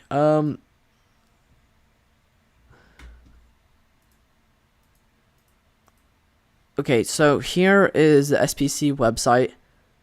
Here's our storm reports. We currently have... no, that's for yesterday. Yesterday we have upwards of 106 tornado reports already. Filtered, it's 83, but still, that's an insane amount of tornado reports. That is definitely a historic outbreak.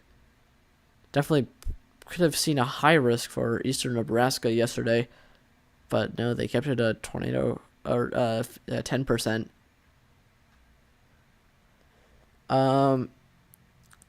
For today, we only have 19 tornado reports. I'm pretty sure the majority of the risk is still yet to come. Today we only have 19, but filtered we have 17 tornado reports. Actually had a confirmed tornado. We actually did have a confirmed tornado on one of the storms in western Oklahoma with one of those tornado warnings.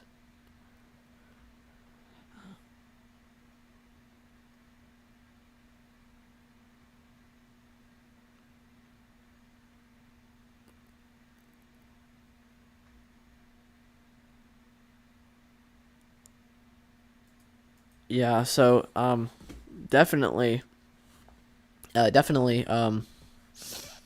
not up to par with what the SPC did forecast. We are definitely underperforming as far as the overall tornado risk. Sorry about the tornado warning count. That is not accurate for my mesoanalysis page. Let me update that 3 to 22.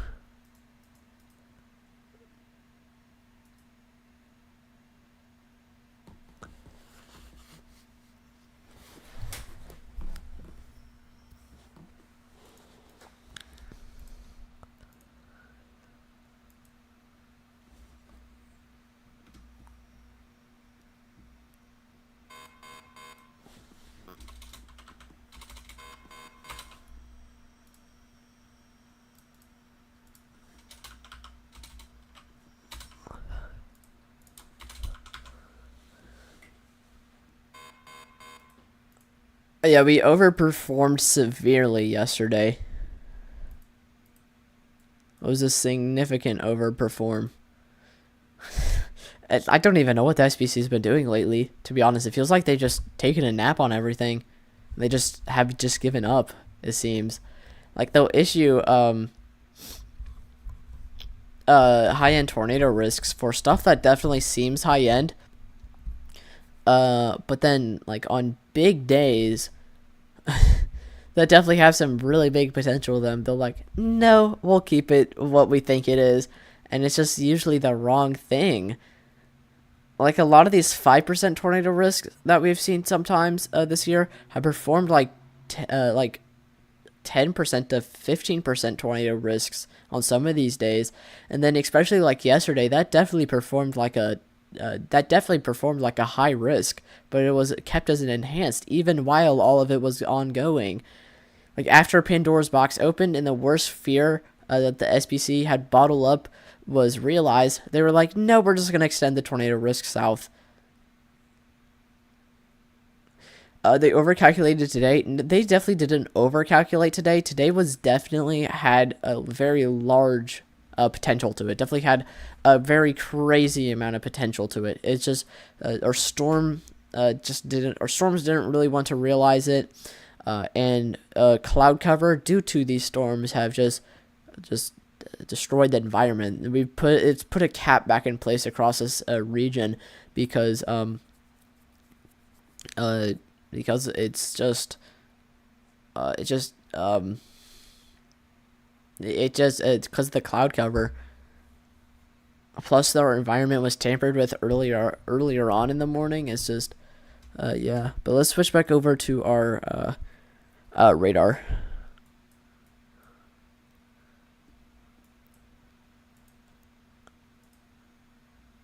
So we have a couple more tornado warnings now. That brings our count up to 5. And the highest tornado count we've seen so far is 25 so far. Severe thunderstorm warning count is definitely pretty high for today. We do have a tornado warning for portions of eastern Kansas here. Definitely have some broader rotation that isn't really tight. I'm actually kind of surprised they issued a tornado warning for this. I would definitely want it to be tighter and kind of have a little bit more of a hook echo to really indicate a tornado. Oh yeah, what are they doing? This has no reason to be a tornado warning. Absolutely no reason for it to be a tornado warning. This is completely just confluence. This is just convergence. This is nowhere close to rotation. This is just convergence. This is not rotation.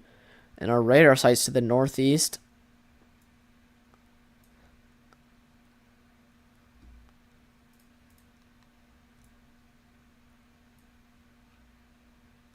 Yeah, that has no business being a tornado warning. I don't know what they're doing with that.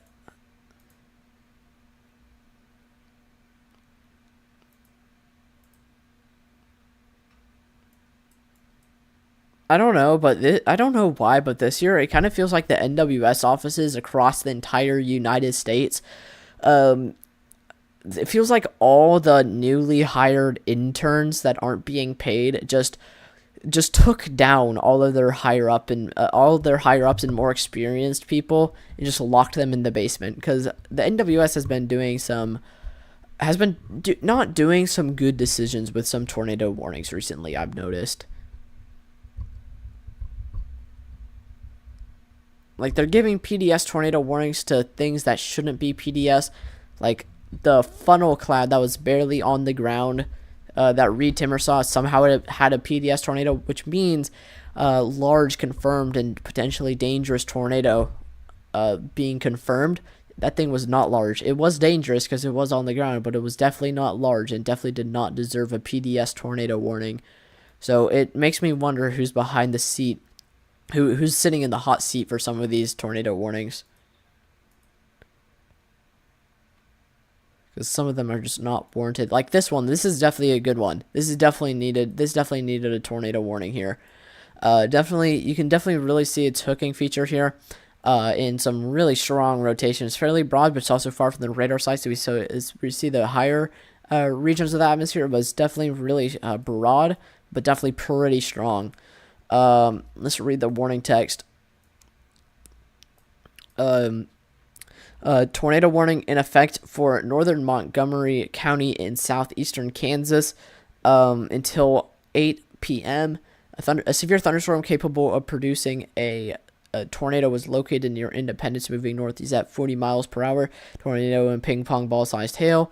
Radar indicated. Areas of impact are not listed, it seems. Never mind, it does have an impact region. This tornadic thunderstorm will remain over mainly rural areas of northern Montgomery County, including the following locations: Sycamore, Elk City Lake, and Elk City State Park. If you do live in those affected regions, please take shelter immediately, as this is a dangerous situation. Even if a tornado isn't on the ground, it could definitely be on the ground at any time. Okay, I'm gonna check Twitter because I want to know if people are catching on to the fact that the SPC or the NWS issued a tornado warning for just Confluence.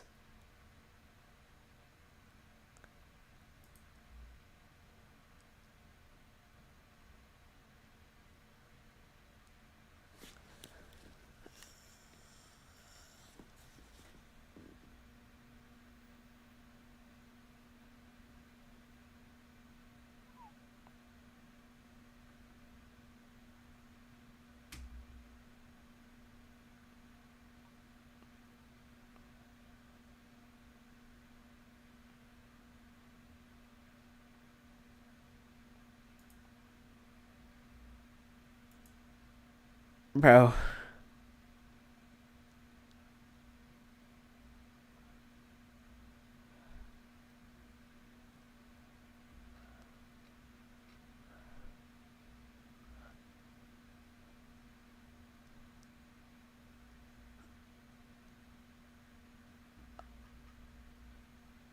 Don't know what's going on with that, but okay. Someone made an unofficial forecast for a 45% tornado risk is extremely unwarranted.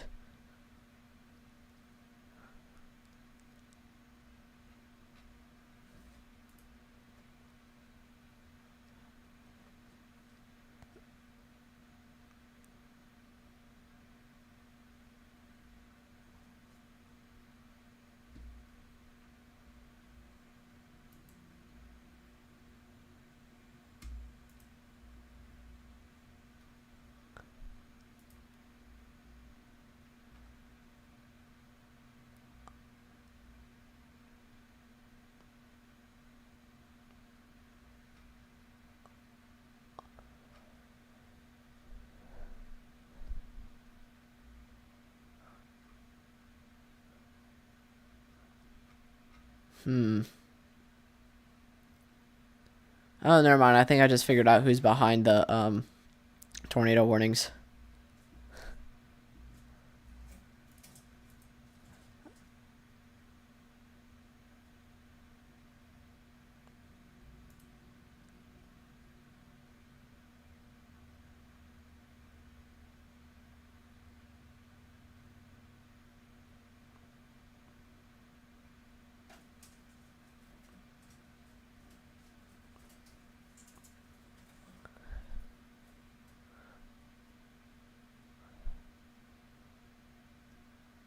Holy cow.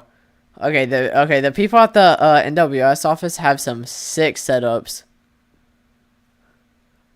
Like almost all of them have four monitors and not above each other, but like all in a line. So you just have like almost a 180-degree view of just screens.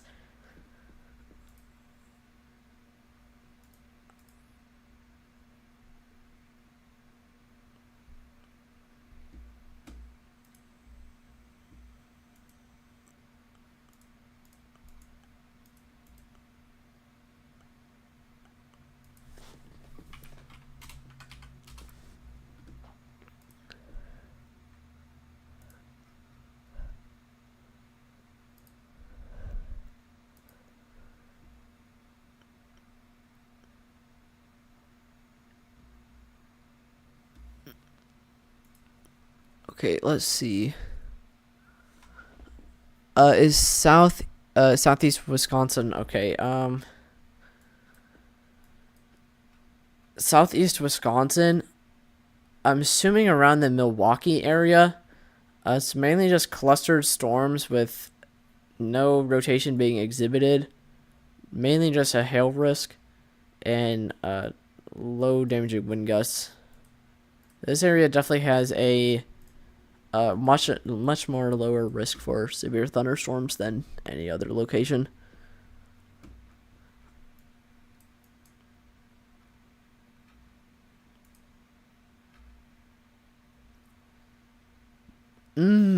Okay, now I see it actually being tornado warning worthy. The little area of confluence has a little B word now. A little B word there. In potentially developing a hook echo, but definitely has a B word, and it is beginning to rotate now, it looks like, instead of just being confluence. Definitely now tornado warning worthy. If you live in the affected region, please take shelter immediately. So look at the warning text. Tornado warning for central Lynn County and east central Kansas until 8 p.m. CDT. At 7:28 p.m. CDT, a severe thunderstorm capable of producing a tornado was located near Mountain City, moving northeast at 30 miles per hour. Hazard tornado. Flying debris will be dangerous to those caught without shelter. It's radar indicated, and locations impacted include Lasinge, Mountain City, and Lynn Valley. If you live in those affected regions, please stay weather alert and get to shelter immediately. Again, tornado warning. Still no indicator of it being on the ground, but could still touch down at any time, especially with a look at that velocity. That's some very, very tight rotation there. But that's some really tight rotation. It does look like we probably got a little bit of a punch out from the southwest here that caused inflow to be pushed back further southward, and it's actually rotating now. Very tight, though. Very, very tight. I could definitely see a tornado come out of that. That is some very tight rotation.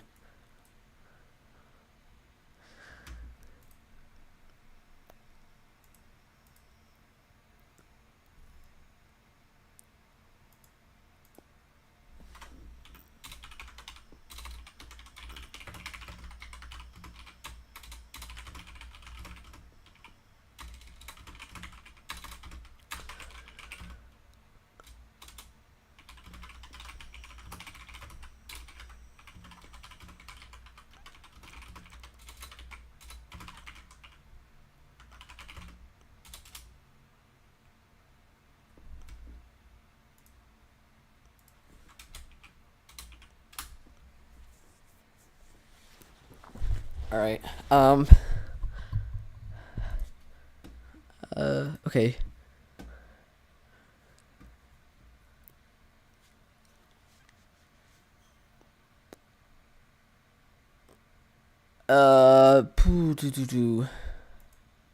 Another tornado warning for the south here. Further down to the south, that's some really strong rotation here. It's a pretty prominent hook echo. Very, very strong rotation. It's fairly broad, but it's also far away from the radar site, so it's going to be broad. Definitely some really strong rotation on that storm. Let's read the warning text. A tornado warning remains in effect for 8 p.m. CDT for northeastern Montgomery County. Severe thunderstorm at 7:47 p.m. CDT. A severe thunderstorm capable of producing a tornado was located 6 miles northwest of Cherryvale, moving northeast at 35 miles per hour. Tornado and ping pong ball sized hail. Radar indicated rotation, so it's not confirmed. But areas of impact is going to be mainly rural areas of northeastern Montgomery County. There's not really any towns listed, but if you live in the affected region, please stay weather alert for the time being. I'm pretty sure that does include Cherryvale, though. So if you do live in Cherryvale, please get to shelter immediately.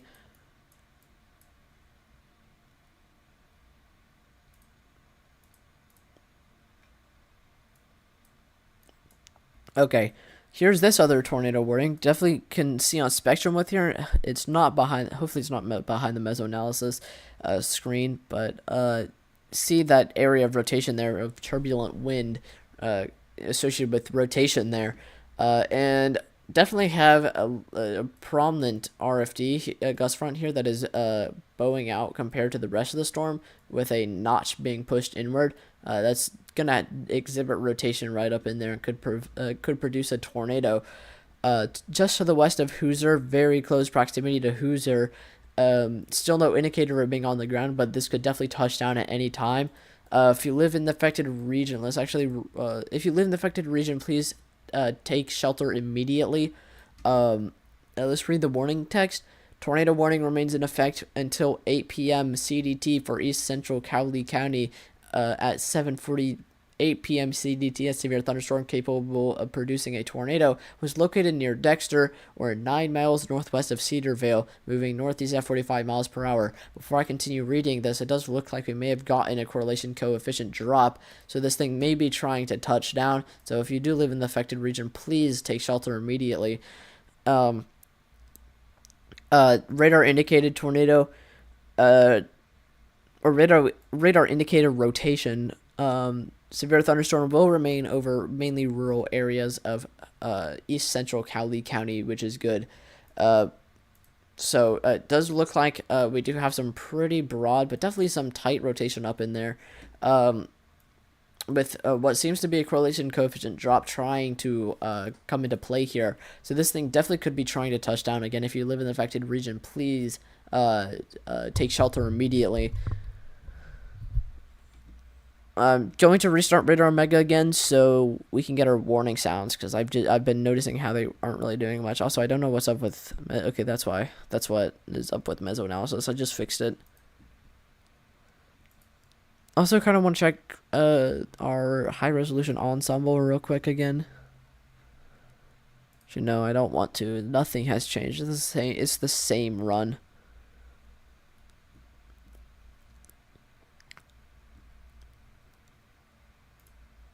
I actually haven't looked at our mesoanalysis in a while, so let's look at our mesoanalysis. Okay, let's look at our mesoanalysis here and what is going on in the environment. So we're still looking at surface-based cape. Thank you for showing Lynn County. Something no one else. I don't know what the word that starts with R says because it's behind the stupid this thing. The one where you can, like, the thing where you can click heart, the smile, the like party popper, the surprised face, and the 100. I hate with a burning passion that YouTube has that there, because you cannot see a very significant portion of the most recent message on the YouTube chat for some reason, and it's so annoying. I really wish they put it somewhere else, because that is such a pain that it's right there.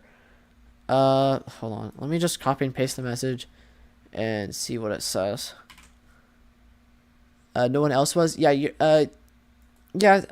welcome. I've been trying to at least make sure that every tornado warning has been being covered so far. So I've kind of just been going down the line to check them off the box. But let's look at our mesoanalysis here for what the environment looks like right now. So as I previously mentioned, all these storms right here have some really large, oh, you can't see my detailing here. There, now you can. All these storms here have some really large anvils all over this region that is leading to some significant cloud cover for this region, and all this shaded blue region is where the environment is capped, so storms cannot form, and that's a result of that cloud cover from our storms. So it's causing this environment to be capped, and that's winning more than really helping our storms, which is good. But for me, who's a storm chaser at heart, is detrimental, but it's really good for the people that are involved in this region that aren't storm chasers. It means that there's overall going to be a less risk for severe thunderstorms and tornadoes, and potentially none at all. But we will be watching, because we do have some additional development that is beginning around the Dallas-Fort Worth region, and this may be the discrete supercells that were being indicated to fire off on the HRRR models. Let's look at our low-level jet. What does our low-level jet say right now? This is definitely a really strong low-level jet swath here with 40 to 45 knots of 850 millibar flow. Definitely a really strong low-level jet. And as far as our storm relative helicity goes, let's see. Storm relative helicity is really strong, upwards of 4,000 meters squared a second squared of storm relative helicity. Definitely some really strong storm relative helicity values across this region. Hold on, I'm actually curious.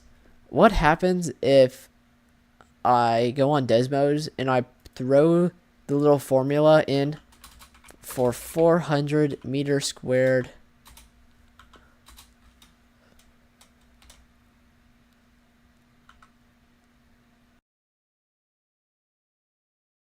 Oops, I didn't mean to do that.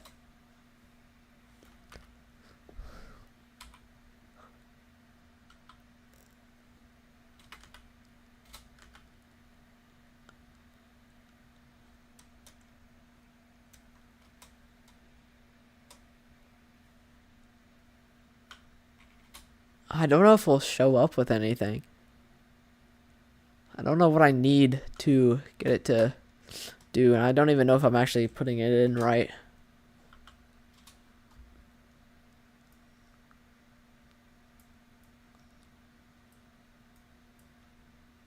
Actually don't know. Oh, it's undefined. Okay. Maybe it means ×2 instead. Oops. It's incomplete. Oops. 2. Nope.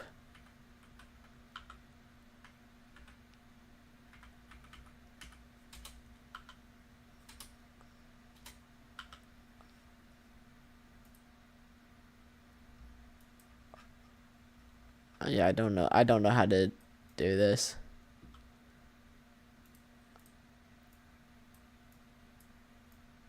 I want it to be interesting to show a photograph, but guess not.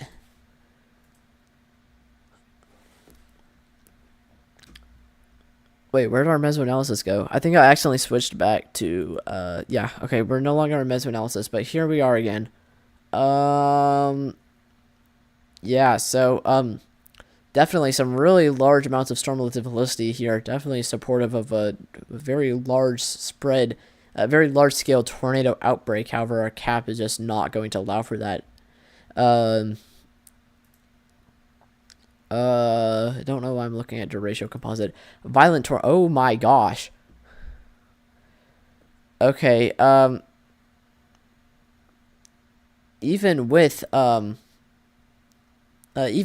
the violent tornado parameter going crazy, this is still a capped environment.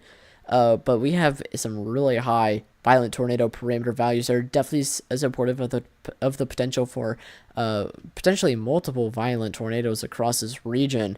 As far as our energy helicity index values go, let's see what they say. Where are they? Here they are.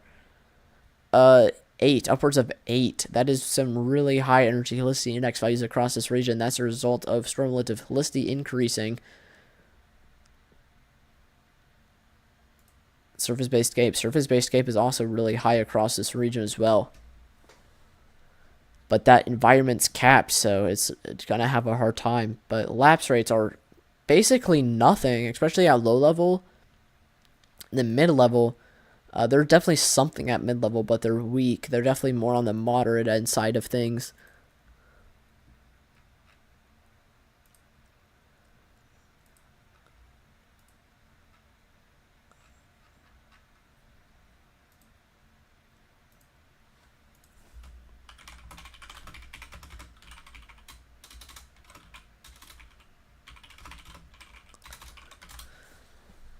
But yeah, this is definitely a tampered with an environment and may not be too supportive of tornado risk.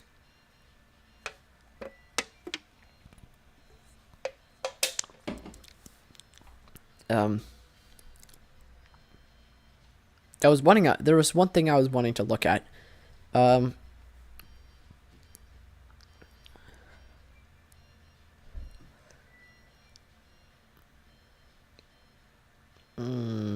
What was I wanting to look at? I don't know. I don't know what this is. I guess elevated layer. MU, most unstable convective inhibition. What? Okay. MU cape, most unstable cape in the contours. And elevated layer temperatures.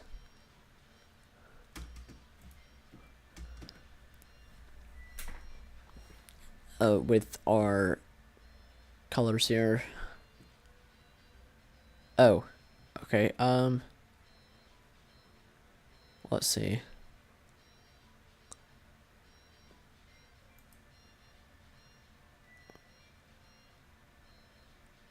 surface-based sin is just wait. Whoa, what the hell? What just happened in there? Hold on, let me go check.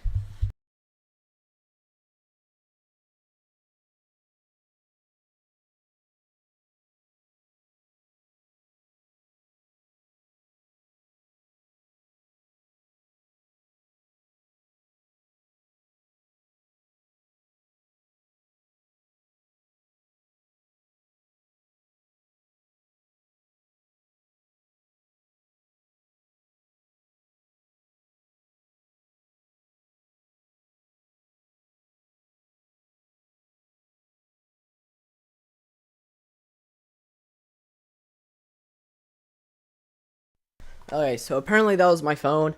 I had my alarm going off, and I was going to go and get it. I was going to go turn it off after I was done with mesoanalysis, but apparently it vibrated itself off the counter and fell onto the floor. Thankfully, it's not any more cracked than what it was already, but yep.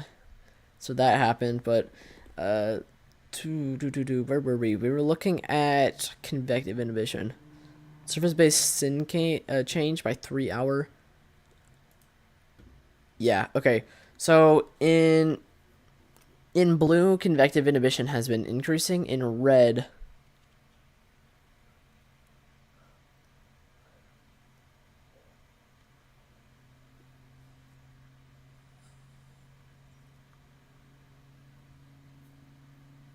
red is decreasing.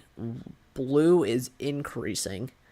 So we have a cap that is just continuously getting stronger and stronger over the last couple 3 hours. Do you have a small pocket where our storms were? That is decreasing. However, if we switch over to our surface-based cape, that is in place. Oh, it actually looks like we may have a little bit of a hole there. But that's about to be filled up. Yeah, our storms are going to have a very, very, very hard time later this afternoon.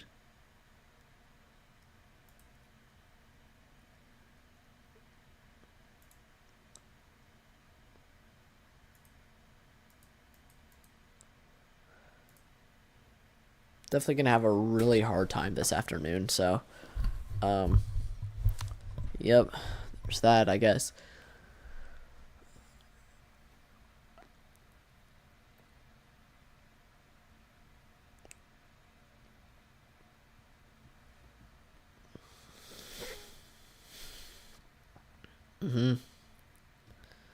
Oh.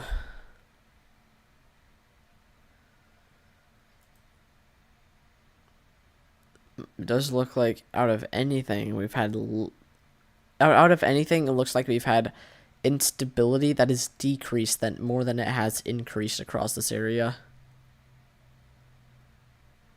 Okay, let's switch back over to our radar here though. Where is radar omega? Did I accidentally close out of radar omega? I think I did. Yeah, I did accidentally close out of radar omega.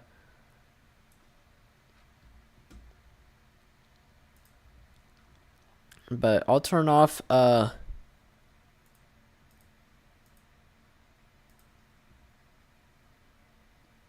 I'll turn off some of the clutter.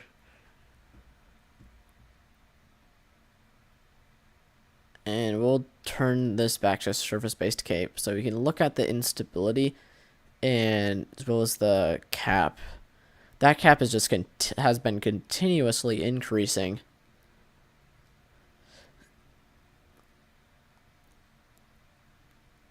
And that one area along the dry line there that I thought may be able to develop some severe storms is just capped again. So, yeah, there's that, I guess.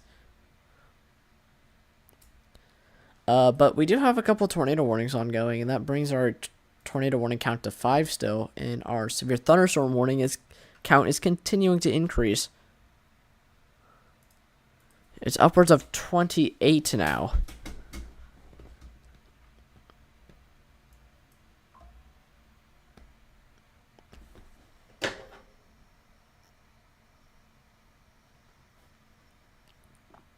Okay, for the SPC outlook did just update. Uh,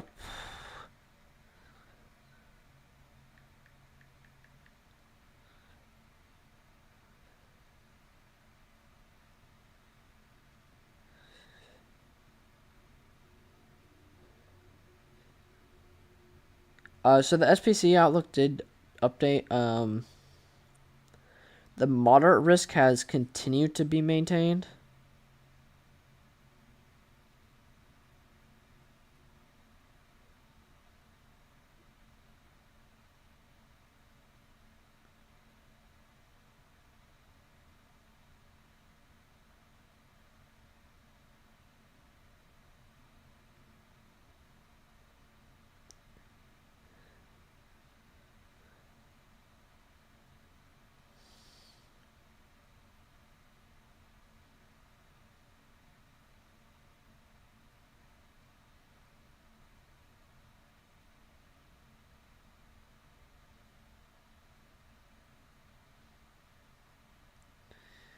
Tornado watch has also been continued.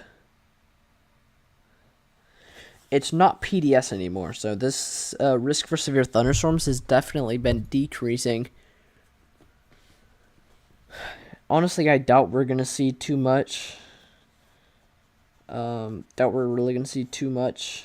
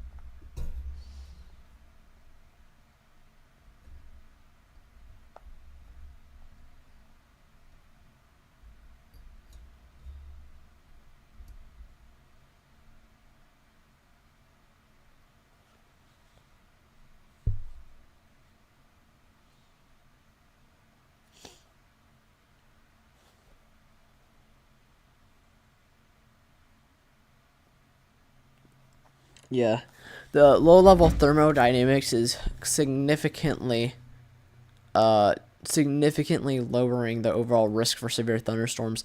Plus, with the fact that the sun is now setting across this region, I don't have any high hopes of this cap breaking. This is definitely gonna be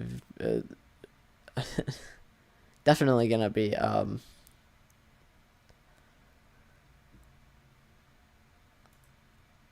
yeah.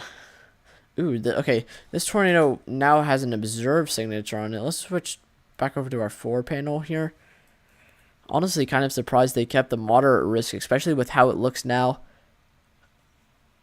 I feel like they could have downgraded to either a 10% tornado risk or even a 5% tornado risk.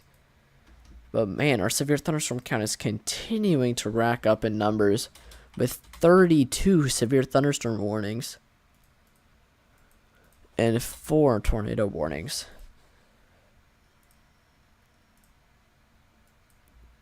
Definitely have some rotation on this one. It's definitely a juicy storm here. Definitely very rain wrapped. It does have the observed signature on it, so it has been confirmed. Definitely has some really nice rotation on it. It's a little bit more on the messy side, but definitely is there. This is definitely going to be rain wrapped. So if you live in the tornado warning, please just get to shelter immediately. Don't wait to either hear or see the tornado. Just get to shelter. Here's what the tornado warning text says. Tornado warning remains in effect for until 8:45 p.m. CDT for northeastern Comanche, southern Grady, and northwestern Stevens counties. At 7:58 p.m. CDT, a confirmed tornado was located 11 miles west of Duncan, moving northeast at 25 miles per hour, damaging tornado and $1/2 sized hail are the hazards. Source is a weather spotters confirmed tornado near Pumpkin Center in Hulen. Locations to be impacted include Duncan, Marlow, Rush Springs, Bray, Sterling, Agawam, Central High, Acme, and Cox City. This includes Interstate 44 between mile markers 69 and 72. Again, this is a confirmed tornado on the ground. As far as correlation coefficient goes, I can't really confirm that myself because it doesn't really look like there is a correlation coefficient drop at all. No indicator of it being on the ground from me. But apparently this has been confirmed to be on the ground. So definitely make sure you're taking shelter if you live in the affected region.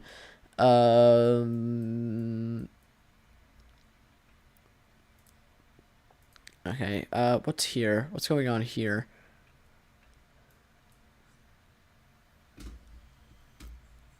Also gonna change the current risks because we are probably not going to see a tornado outbreak anymore, especially with the way that the environment looks.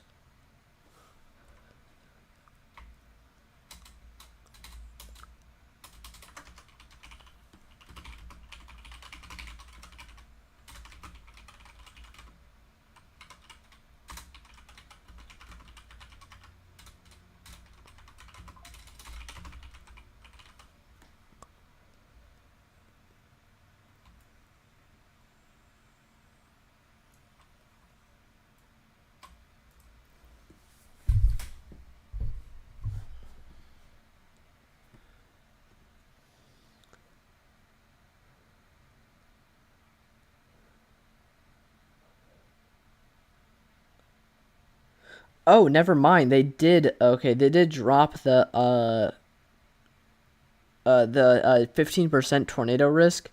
It's now a 10% tornado risk. So I was right. They definitely did downgrade it to a more conditional risk for strong tornadoes. If the environment can be realized, then definitely may be able to see the potential for maybe a highly conditional violent tornado. But the thermodynamics are just so bad now. Like, this is true. This environment was like absolutely ruined.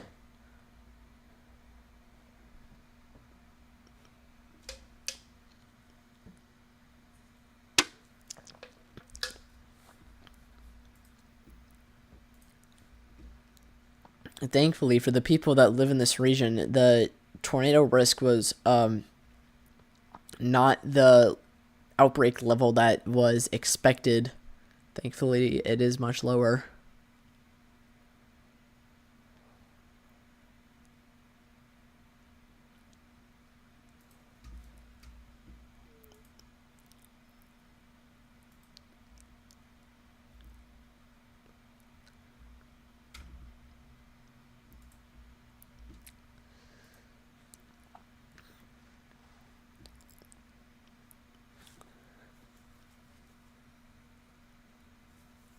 If this risk mostly dies down, I've still been drinking my energy drink, so I don't feel like going to sleep, and I don't really have much to do outside of going live. So when this risk for tornadoes dies down finally, and we don't have much confidence in strong tornadoes anymore, then I may play Twisted on live. Not Twisted. May play Helicity, to be honest. I kind of like Helicity a little bit more, but I think Twisted would be pretty fun. I just have problems with connection on Twisted because my Roblox keeps crashing anytime I play it.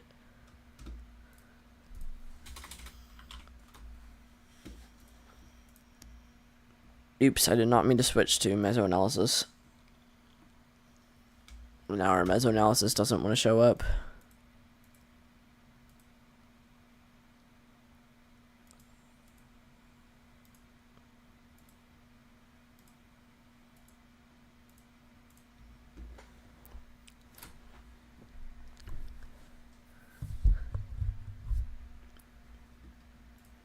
But tornado warning continues for Granola.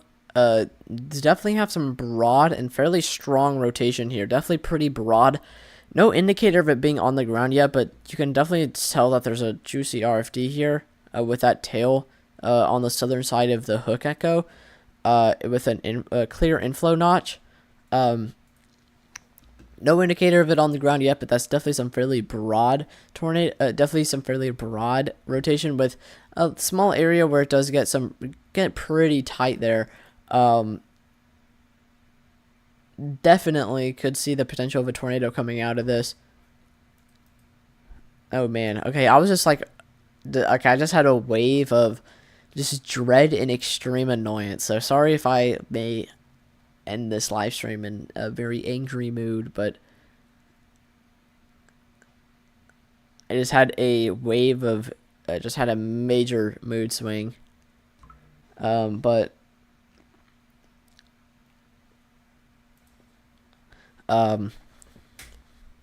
here's what the warning text says.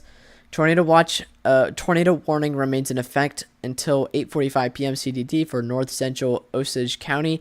At 8:12 p.m. CDT, a severe thunderstorm capable of producing a tornado is located 4 miles west of Granola, moving northeast at 35 miles per hour. Tornado and $half size tail are the hazards. Radar indicated rotation locations in or near the path include Granola. So if you do live in Granola, Oklahoma, I think, Granola, Oklahoma, please take shelter immediately.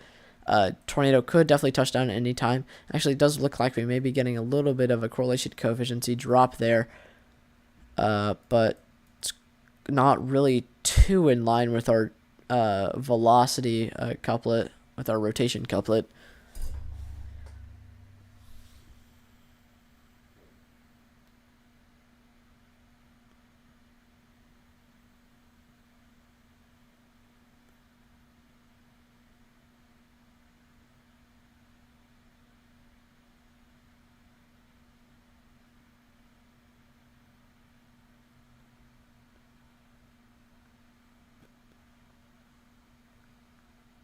Oh, Jackson's... Okay, so Storm Chaser Jackson Franson is actually just the north of Oklahoma. I wonder what he is targeting. Looks like nothing right now. Just rain.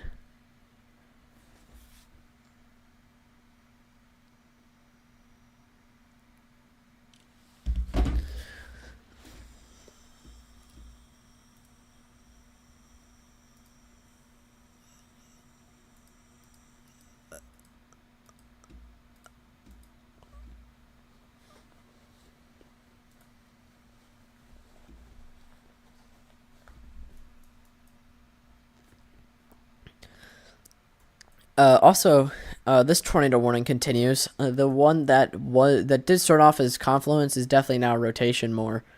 Also, maybe getting another couplet further down to the south along the line, along the RFD there, but definitely have some pretty strong and tight rotation there. And especially in the newest reflectivity or velocity scan, there are definitely some tight and strong rotation. This is also rain wrapped, so if you do live in the affected area, please don't try to wait to hear or see the tornado. Please just get out the shelter immediately. Here's what the warning box says, warning text. Tornado warning for southern Cass County in west central Missouri, Bates County in west central Missouri until 9 p.m. CDT. Hazard tornado, radar indicator rotation. Locations impact do include Butler, Adrian, Rich Hill, Passaic, and Ballard. Again, tornado could potentially be possible with this storm.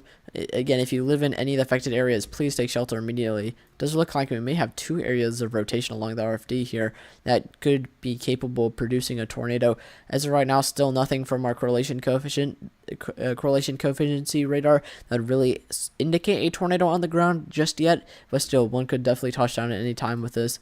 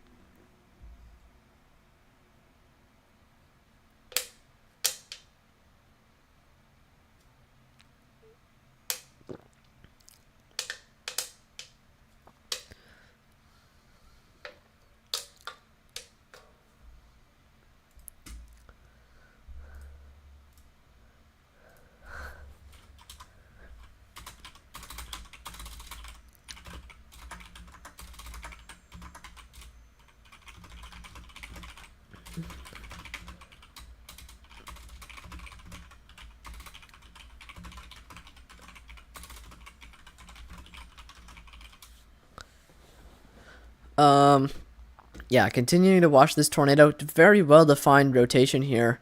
It's fairly broad, but it is definitely strong. May have a little bit of a correlation coefficient drop that may indicate that a tornado may be on the ground, but it is more on the lower side of things. But there could definitely potentially be a tornado on the ground.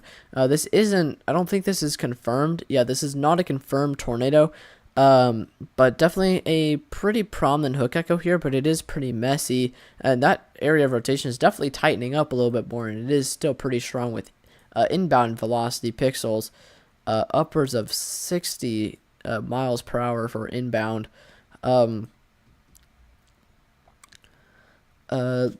Here's what the warning box says. Here's what the warning text says. Tornado warning remains in effect until 8:45 p.m. CDT for southeastern Cowley and southwestern Chautauqua counties.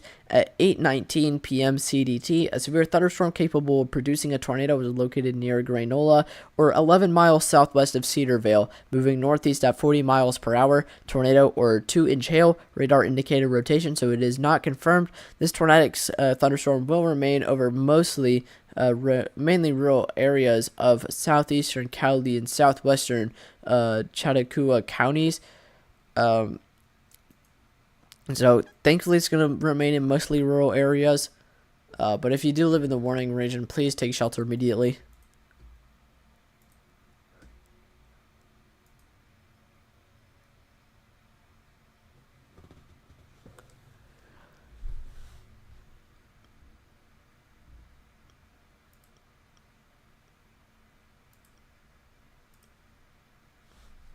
Hold on, what is this?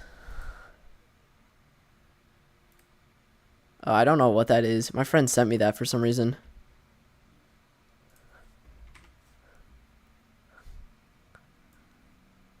Here, I'll move this up top.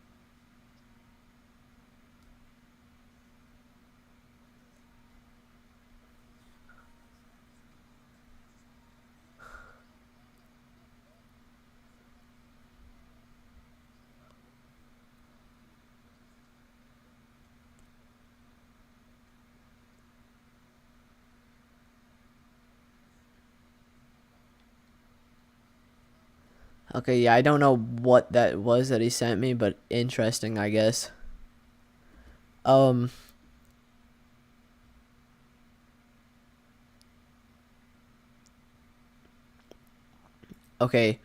Let's see. The tornado warning was continued, which does make sense, but now it includes a town, I'm pretty sure. It was updated to say tornado warning for East Central Cowley County and South Central Kansas, Northwestern Chautauqua County in southeastern Kansas until 9 p.m. CDT. At 8:25 p.m. CDT, a severe thunderstorm capable of producing a tornado was located 7 miles north of Granola, or 7 miles southwest of Cedarvale, moving northeast at 45 miles per hour. Hazard tornado and golf ball sized hail. Flying debris will be dangerous to those caught without shelter. Danger storm will be near Cedarvale around 8:30 p.m. CDT. If you live in Cedarvale, please take shelter immediately. Again, still not a confirmed tornado, but still one could touch down at any time. As far as correlation coefficient goes, still no indicator of it being on the ground, but that's definitely some tight and pretty broad and strong, but definitely tight rotation, even if it is a little bit more on the broader side. It's broad, but it's tight, if that makes sense. It's large. Okay, maybe I should say large but tight. That would make more sense. We also have another tornado warning further off to the west. Also, I'm not getting alerts. I'm not getting the alert sound anymore, which is annoying. So I'm just gonna restart Ritter Omega really quickly.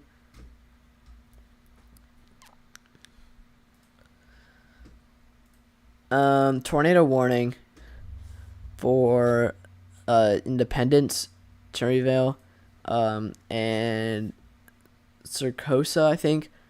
We'll look at the warning box, or the warning box, the warning text here.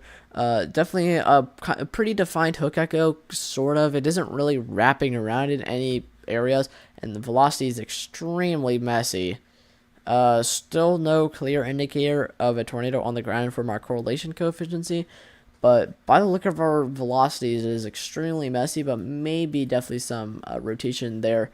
Definitely may be able to see a tornado touchdown at any time with this. Here's what the warning text says. A tornado warning in effect for northern Montgomery County and southeastern Kansas until 9 p.m. CDT. At 8:23 p.m. CDT, a severe thunderstorm capable of producing a tornado was located near Independence, moving northeast at 40 miles per hour. Tornado and golf ball sized hail. Radar indicated. This tornadic thunderstorm will remain over mainly rural areas of northern Montgomery County, including the following locations: Elk City Lake, Bolton, Sycamore, Elk City, and Elk City State Park. Again, tornado could be possible here soon. Definitely make sure you are taking shelter if not already, if you live in the affected region. But now we're up to 6 tornado warnings.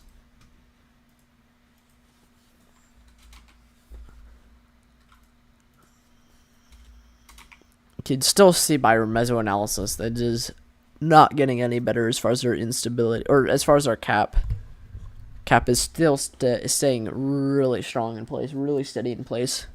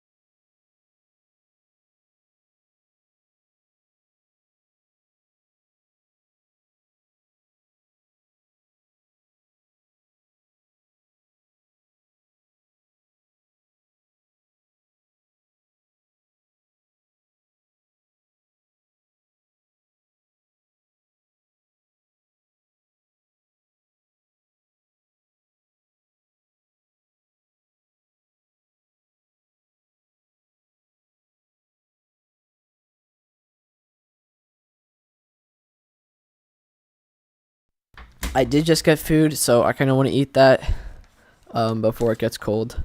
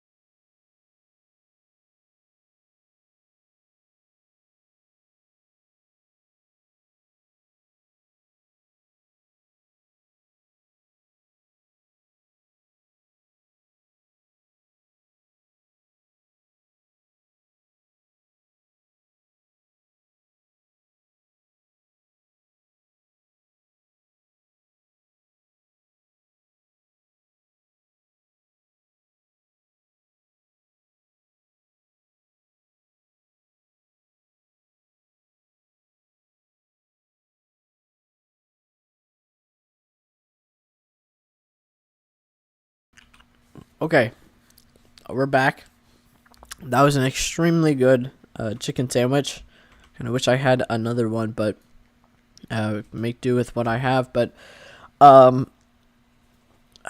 feel like tonight's going to be a long night, even if the risk for tornadoes is going to be lower than previously anticipated. Still have this tornado warning. We also have one further out to the west as well, or east, for western Missouri. Definitely have some tight but weaker end rotation here. Definitely could still produce the potential of a tornado, and then I think we may have some additional spin up. Yeah, we do have a couple areas where we may see some additional spin up along the RFD gust front. But it definitely seems like it may be a little bit more on the lower end side of things, but still a tornado is definitely possible with this. So let's read the warning text. Still no indicator of it on the ground. Still also radar indicated. Tornado warning for southeastern Cass County and west central Missouri, western Henry County and west central Missouri, southwestern Johnson County and west central Missouri until 9:15 p.m. CDT. At 8:35 p.m. CDT, a severe thunderstorms capable of producing both tornadoes and extensive straight line wind damage were located along the line extending from near Archie to 9 miles southwest of Crichton to 7 miles southwest of Appleton City, moving northeast at 50 miles per hour. Hazard tornado. Source radar indicated. Locations impacted include Clinton, Ulrich, Deepwater, Montrose, Crichton, Chiloe, Blairstown, Hartwell, Ladue, Quick City, and Truman Lake. Again, a dangerous situation. Tornado could definitely be developing at this time. This is definitely some really tight rotation. Still no indicator of it on the ground just yet, but that is some really tight rotation there. Definitely could see it touch down here soon.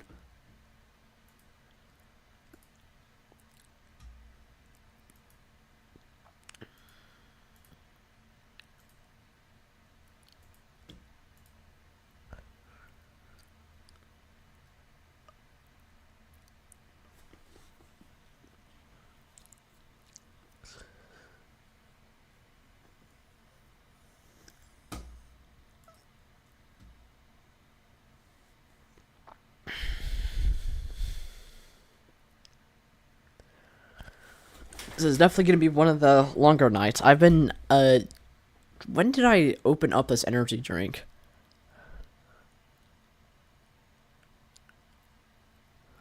I opened up this energy drink like, 3 hours ago, I think. I don't remember.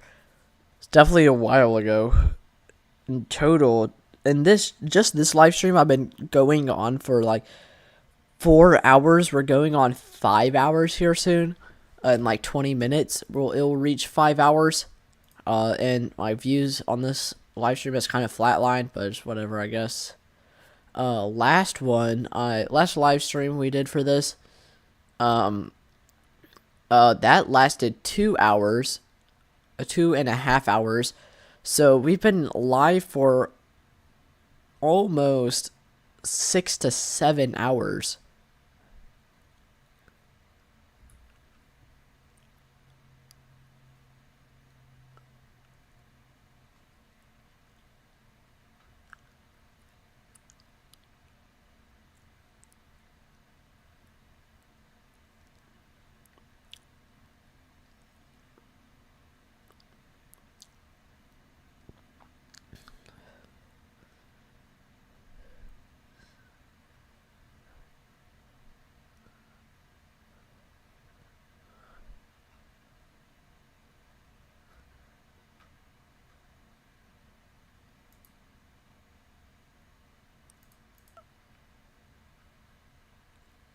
The annoying thing is that I'm going to be covering basically nothing from here on out, it seems. Especially when these storms begin to die down, I don't really have high hopes of them picking back up again.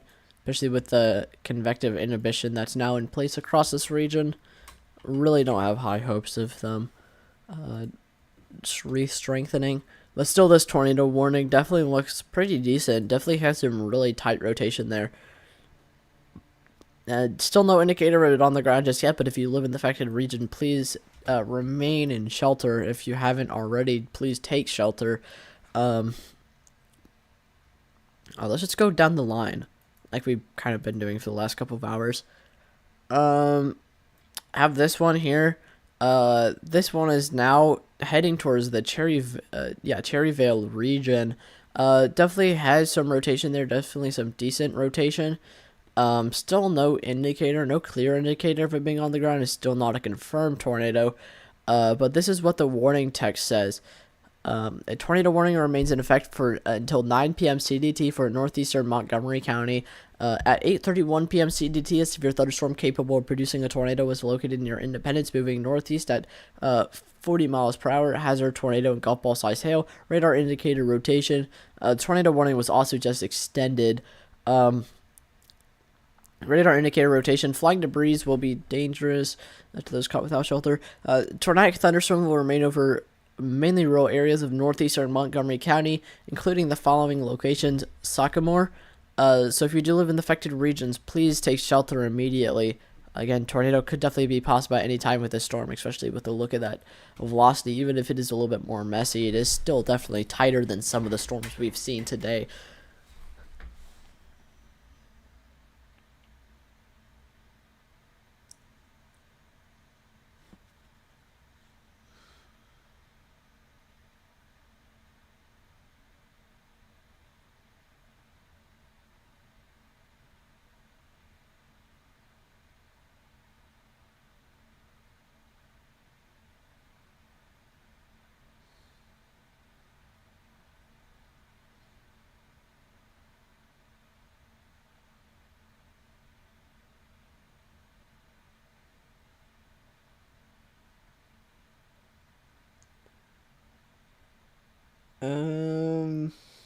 Yeah, those. Some people have been picking up on,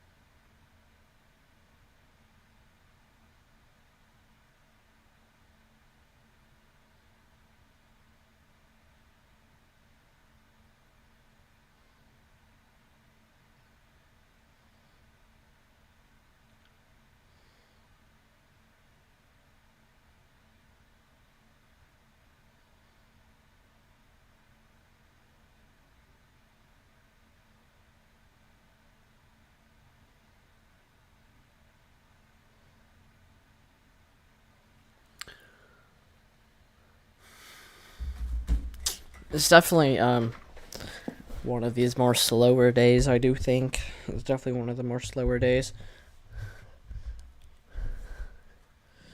especially with the look that mesoanalysis is giving us still. But what is good as far as my storm chaser brain, not really so good for the people involved, is the fact that we still have some more discrete development that is working its way out of the south in the Dallas-Fort Worth region, which we'll look at in a second. But I want to look at the updated tornado warning text for this box here. Oh, and our warning sounds are finally back. National Weather Service in Wichita has issued tornado warning for southeastern Wilson County in southeastern Kansas, northwestern Labita County in southeastern Kansas, southwestern Neosho County in southeastern Kansas, until 8:15 p.m. CDT. At 8:40 p.m. CDT, a severe thunderstorm capable of producing a tornado was located near Cherryville, moving northeast at 35 miles per hour. Tornado golf ball-sized tail. Radar indicated rotation.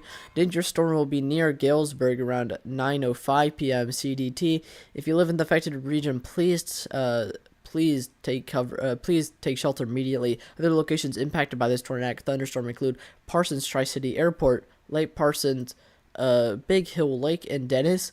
If you live in the affected region, please take shelter immediately. Again, tornado could definitely be possible with this storm at any time. Even if it's not already indicated, we could still see a tornado touchdown at any time. There's no indicator of it on the ground just yet, but still could touch down at any time. Let's go further west. Ooh, we definitely have some broad rotation here. Actually, we may even have a correlation coefficient drop. It's there for a moment. It has widened down a little bit. We also do have hail across this region, so that may be contaminating. But it does look like we did have at least a little bit of a correlation coefficient drop there, at least for a moment. But we have some really broad rotation, mainly really broad. Really broad rotation, very large rotation, with it getting tight in a very small region there. Definitely could see a tornado come out of this. That's definitely not out of the question. No indicator of it on the ground just yet. We probably did have a correlation coefficient drop like the last radar scan. If it will load, mainly here is where I'm talking about. Around here, it does look like we had a little bit of a correlation coefficient drop.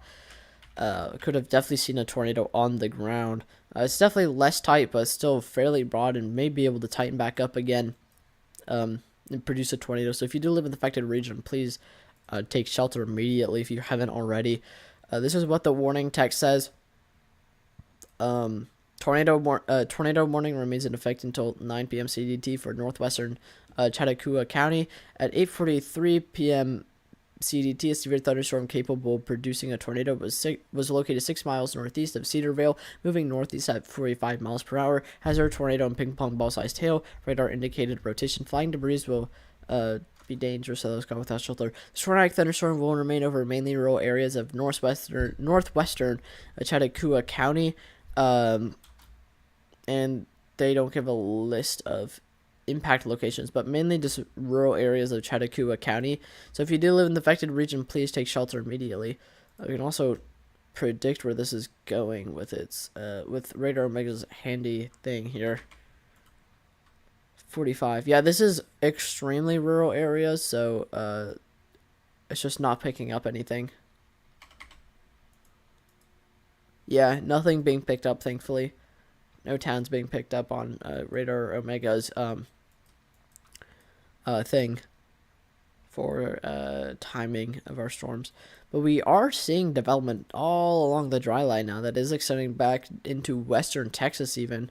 I'm going to turn off 4-panel because I want to see reflectivity. Yeah, we have storms extending all the way into western Texas now.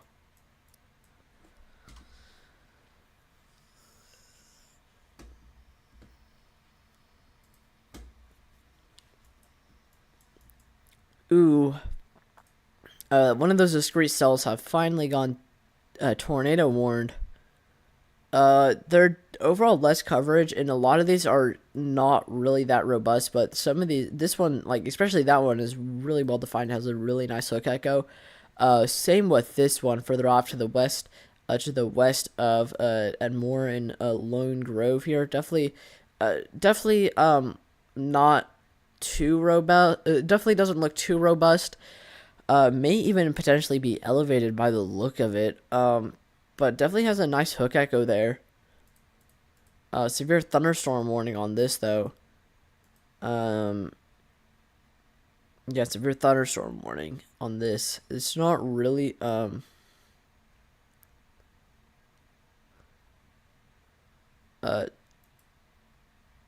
pretty sure that this is surface based.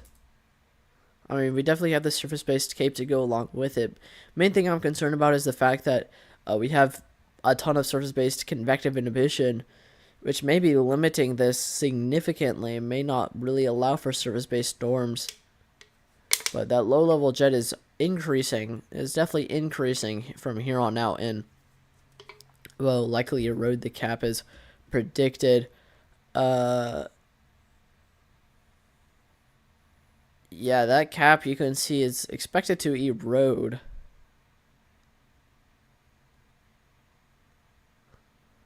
Especially when storms develop, but it's going to definitely be more favorable for a much more linear mode than really a discrete mode of any kind. Even if our shear vectors are oriented in a position that can be supportive of more discrete development, I think basically every model, including the ARRR, has been trending towards more of a rapidly organizing linear mode. And with the fact that we have hardly any discrete mode right now, and we didn't really see too much discrete mode previously. We definitely got some semi-discrete mode and definitely some discrete storms, but it was overall pretty rare to see and just didn't really live up to what the models were indicating them to be. So that's going to rapidly organize into a linear mode. Probably just skip the semi-discrete stage, just going to form as a linear system, especially with how our storms look further down to the south as well. Definitely have that more linear look. We'll continue to move into this region over the next couple of hours. We will definitely watch these renegade supercells ahead of this line, because they definitely have a really good potential developing into tornadic storms. And we also have our meso-analysis pulled up so you can see where that cap is. Again, that blue shaded region on that little map in the corner there is where our cap is. So we're watching our cap to see how it is affected over the next couple of hours.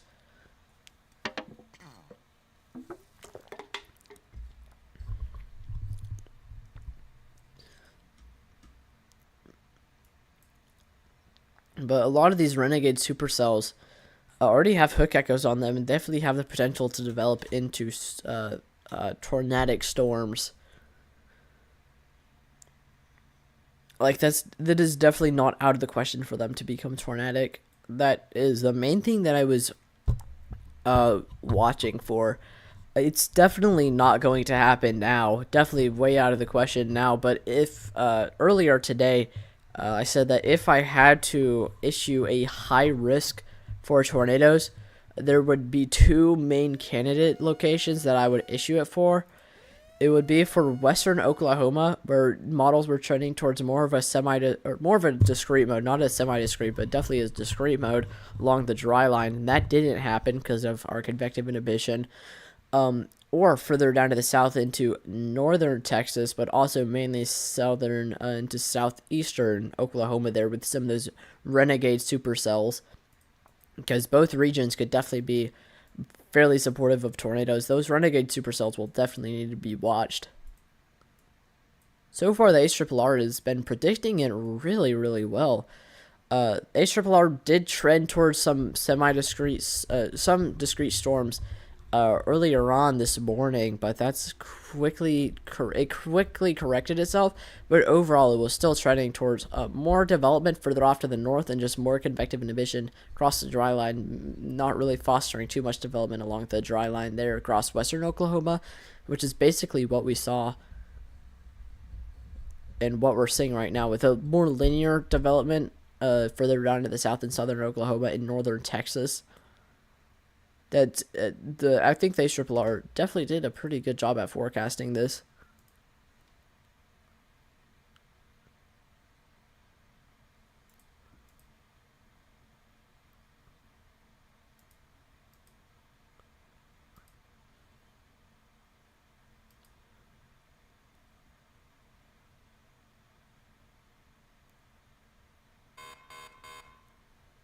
I definitely do think the ARRR did.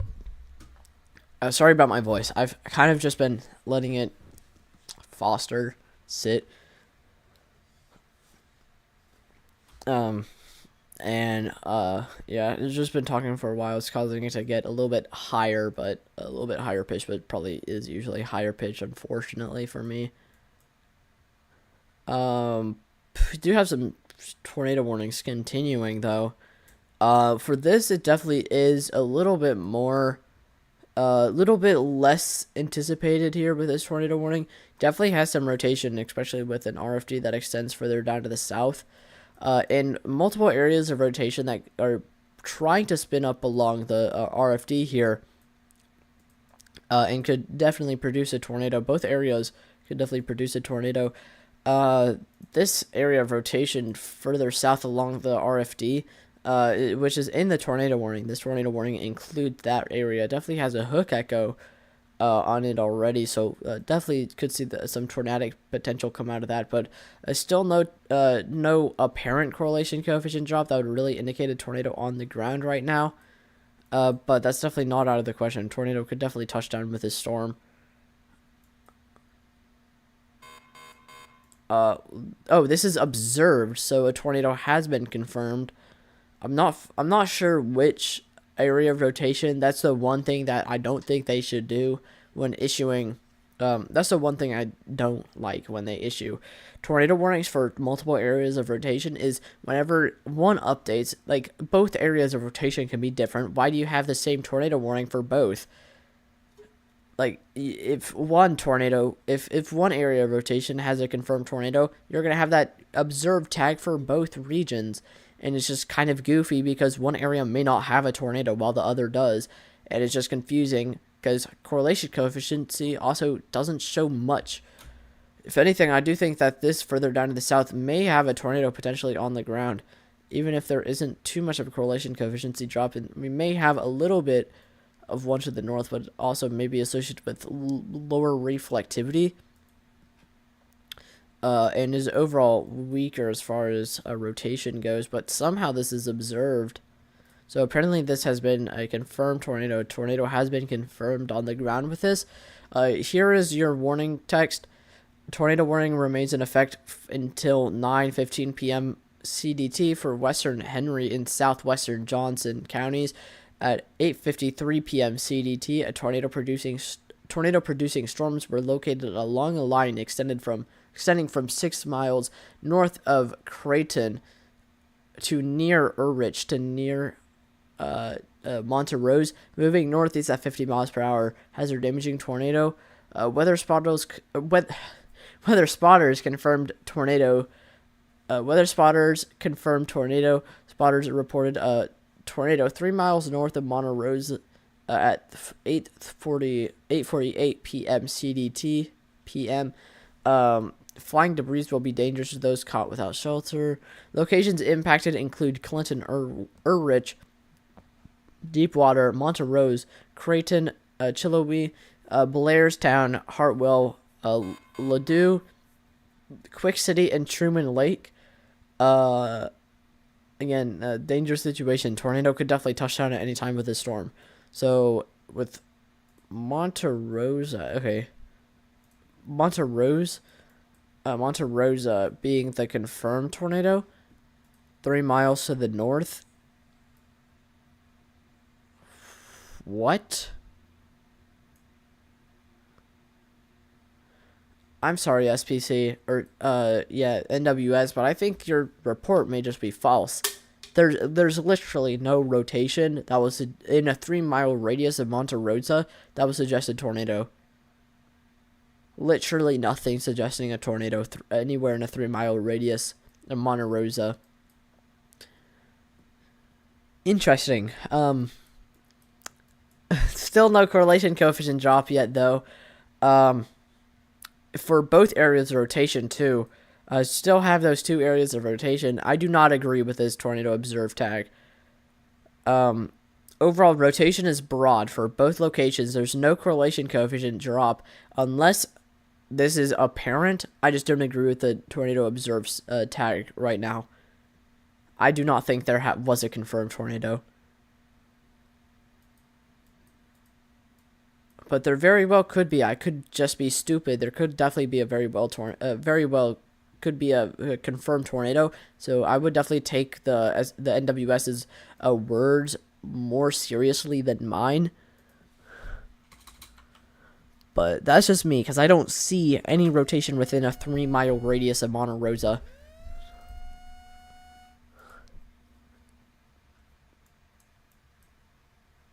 Did just get another tornado warning. This is actually getting close to the Oklahoma City region, just to the south of Norman and Moore here. Ooh, this actually may be on the ground. This is probably a tornado that is on the ground right now. Definitely some really tight rotation there, and definitely a correlation coefficient. Very, very clear. Oh, hold on, it's kind of hard to see because it's behind the element. Now you can see it much more clearly. Very defined correlation coefficient drop there. Definitely a tornado on the ground right now. Moving into southern Oklahoma, southern extremely populated areas here. This is an observed tornado, so this has been confirmed. Surprised this doesn't have a PDS tornado warning.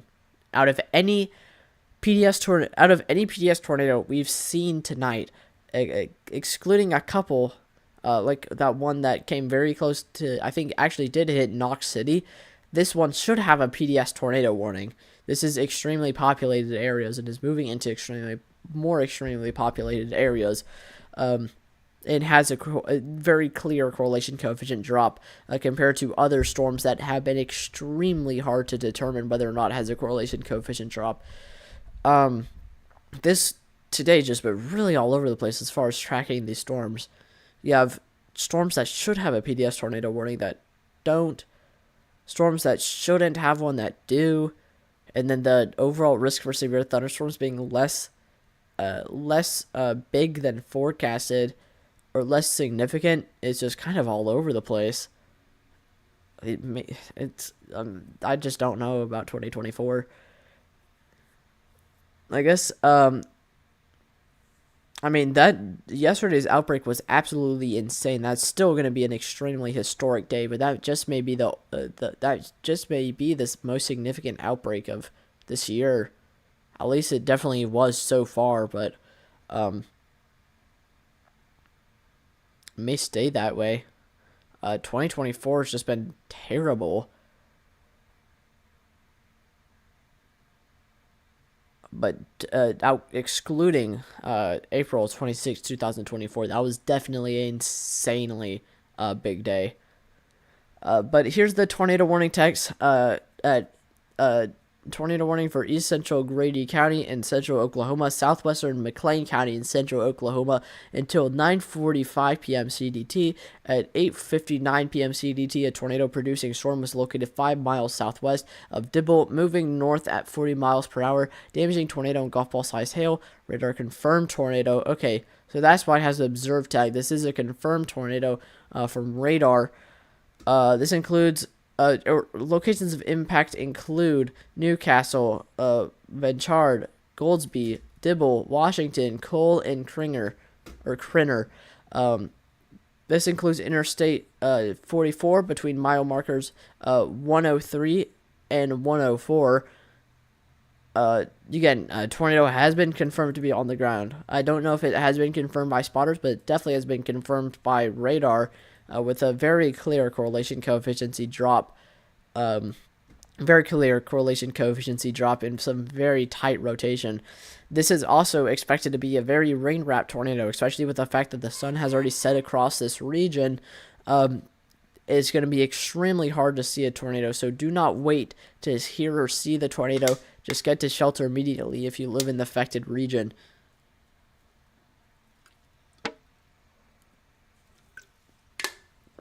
Again, that's tornado warning continues for extremely populated regions just to the south of the Oklahoma City metro region.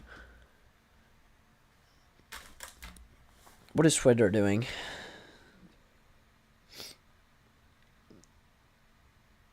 Okay, yeah, confirmed tornado near Dibble.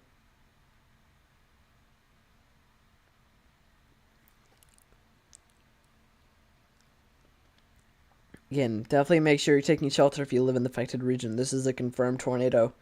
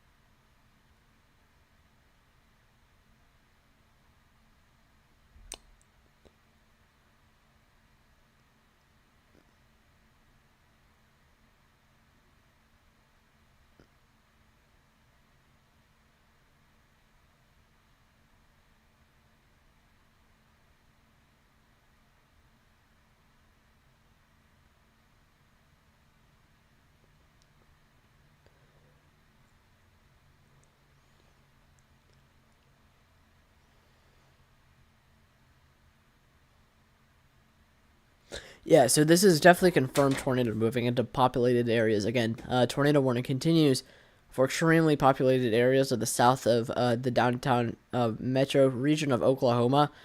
Thankfully, it does look like the correlation coefficient drop is definitely lightening up here. So a tornado may not be on the ground anymore. Just got another tornado warning for somewhere. But if you live in the affected region, again, here is your tornado warning text.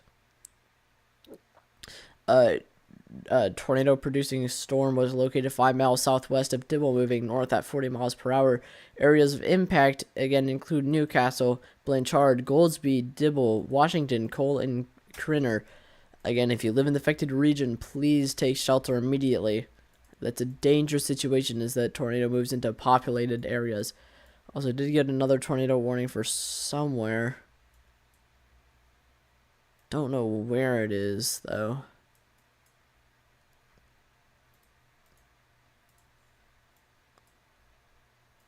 Maybe one of these. So this is the classic messy mode that we usually see with the warm frontal zones, with a train of semi-discrete to messy storms that are just tracking in a line eastward, with updrafts that are just to the south of the main precipitation that just all track in a line. It's just kind of weird looking, but a classic messy setup here. But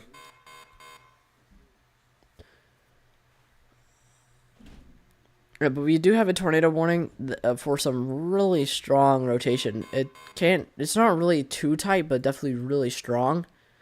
Also brings our tornado warning count up to 5. Here is your still no correlation coefficient drop that would indicate a tornado on the ground, but here is your warning text. The National Weather Service in Wichita issued tornado warning for Neosho County in southeastern Kansas until 9:45 p.m. CDT. At 9:06 p.m. CDT, a severe thunderstorm capable of producing a tornado was located over Galesburg, or 9 miles northwest of Parsons / northeast. Moving northeast at 30 miles per hour. Tornado golf ball sized hail. Radar indicated rotation. Flying debris will be dangerous to those caught without shelter. Mobile homes will be damaged or destroyed. Damage to roofs, including windows and vehicles, will occur, and tree damage is likely. That's just usually just the impact stuff. Dangerous storm will be near Galesburg around 9:10 p.m. CDT. Erie and St. Paul around 9:20 p.m. CDT. Other locations impacted by this tornadic thunderstorm include Lake Parsons, Stark, and South Mound. Again, if you live in the affected region, please take shelter immediately. Could definitely see a tornado come out of this at any time.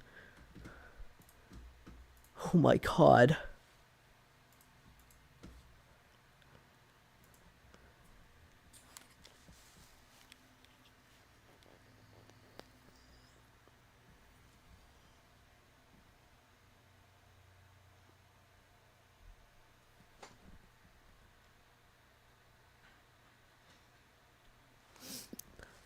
I am thinking about redesigning our live stream element.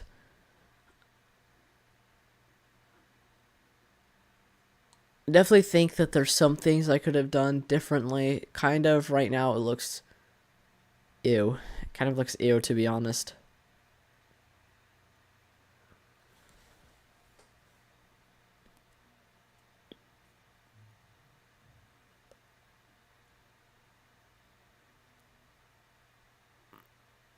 Probably gonna redesign it later.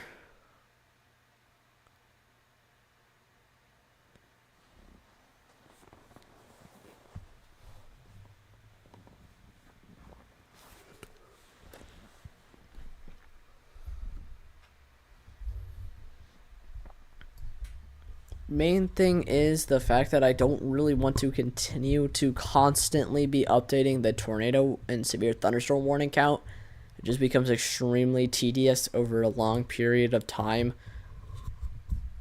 We'll definitely keep the current risks scrolling text. And we'll definitely change things up top though.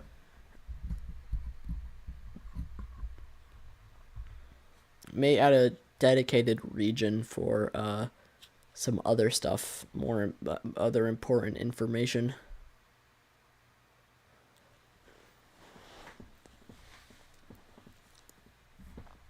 Also may make multiple different things depending on if we have a tornado warning or a severe thunderstorm warning, or if we just have nothing at all.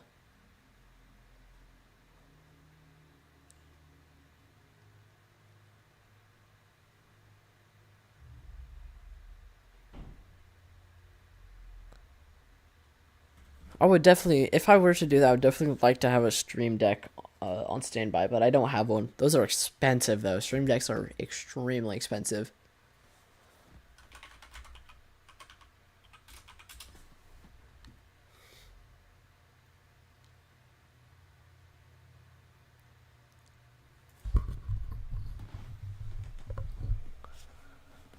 Yeah, even the mini ones are still like half a $100, like $60.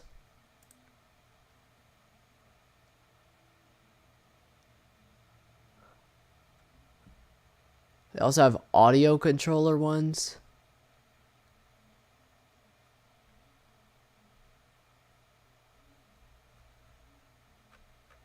I would definitely like a stream deck.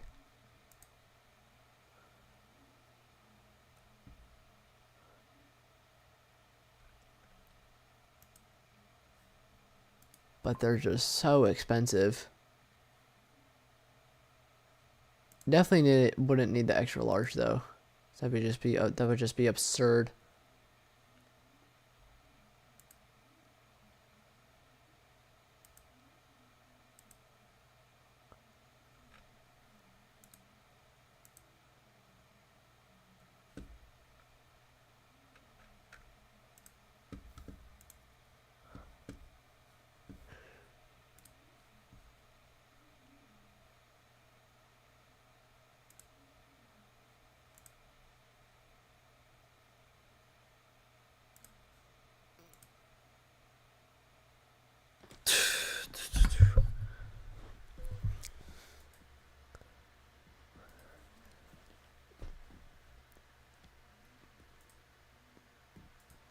And this has really gotten tedious recently.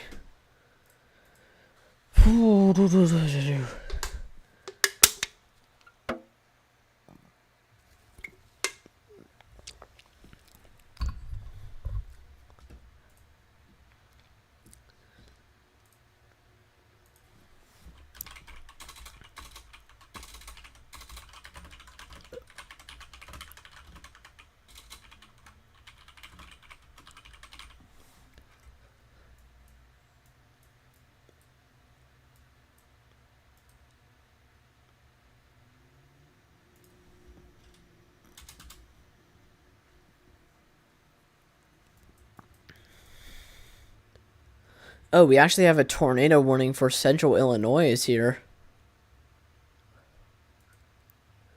I can see why. Definitely have some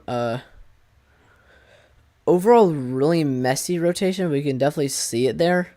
Definitely make it out. Have a area of lower end correlation coefficient, but that is likely as a result of lower end reflectivity there. But we could definitely still see a tornado come out of this. Here is what your warning box or warning text looks like. Tornado warning remains in effect until 9:30 p.m. CDT for East Central Sangamon County. At 9:09 p.m. CDT, a severe thunderstorm capable of producing a tornado was located over Indianapolis, or 17 miles west of Decatur, moving northeast at 30 miles per hour. Hazard includes a tornado. Radar indicated, so it isn't confirmed. The tornadic thunderstorm will remain over mainly rural areas of East Central Sangamon County. This includes This includes Interstate 72 between mile markers 120 and 122. If you live in the affected region, please seek shelter immediately. We could definitely still see a tornado come out of this at any time. What seems to be happening is that this may be ingested into the storm. This may be just injected into the storm. While it looks like this may be developing a little bit more rotation further down to the south. Definitely has a clearer hook echo there. This may become the more prominent mesocyclone and could definitely be more conducive of a tornadic risk. So we're probably going to get a handoff on that mesocyclone. So I have this tornado warning here. For what? I have no idea. What are they issuing this for? Will they become clearer if I use stormlative? Nope. This is completely straight line. I don't know what they're doing here.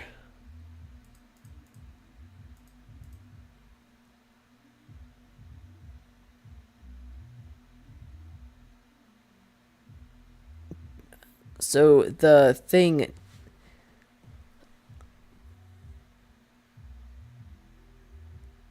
this tornado warning definitely does indicate straight line wind damage. I don't even know what they're trying to warn there. This is like just completely straight line wind. If they were looking for a tornado, then at least they would warn that up there, but that still doesn't really meet warning criteria. Odd tornado warning there, but for those of you that may be curious about it, severe thunderstorms capable of producing both tornadoes and extensive straight line wind damage were located near Calhoun or near Clinton, moving northeast at 40 miles per hour. Has their tornado radar indicated rotation. Yeah, I don't know about radar indicated rotation, but locations impacted include Clinton, Windsor, Leeton, Green Ridge, Calhoun, and Post Oak. If you live in the affected regions, I would at least recommend taking shelter, just as a necessary precaution. There are definitely a couple areas that I think may be reaching that warning criteria potentially. You have a couple of little areas of some weaker and rotation. I don't know if it meets warning criteria. It's honestly hard to tell. Still nothing that would indicate a tornado on the ground along this gust front, with any areas of rotation that may be indicated here. And they're still warning multiple mesocyclones at once, which is just stupid in my opinion. They both need separate tornadoes for the separate things that they're going to do. No tornado is the same. They're all different. They're like snowflakes. It's not just, okay, I'll just warn this entire region, and then that's your tornado warning. They're all separate things. So goofy. I don't like it whenever they put the same tornado warning for potentially multiple mesocyclones. It's just so stupid. It's honestly stupid in my opinion.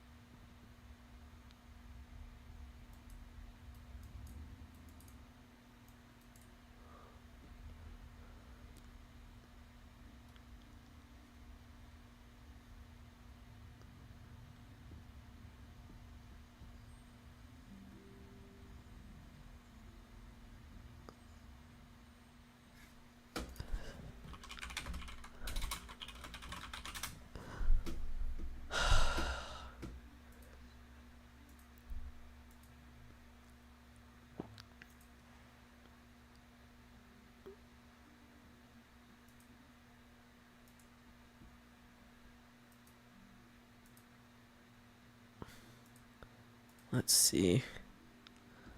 Weather analysis isn't showing up again. What is this? Please, meso analysis. Please, we love you, meso analysis. What? Mesoanalysis, come back. There we go. Still a capped environment.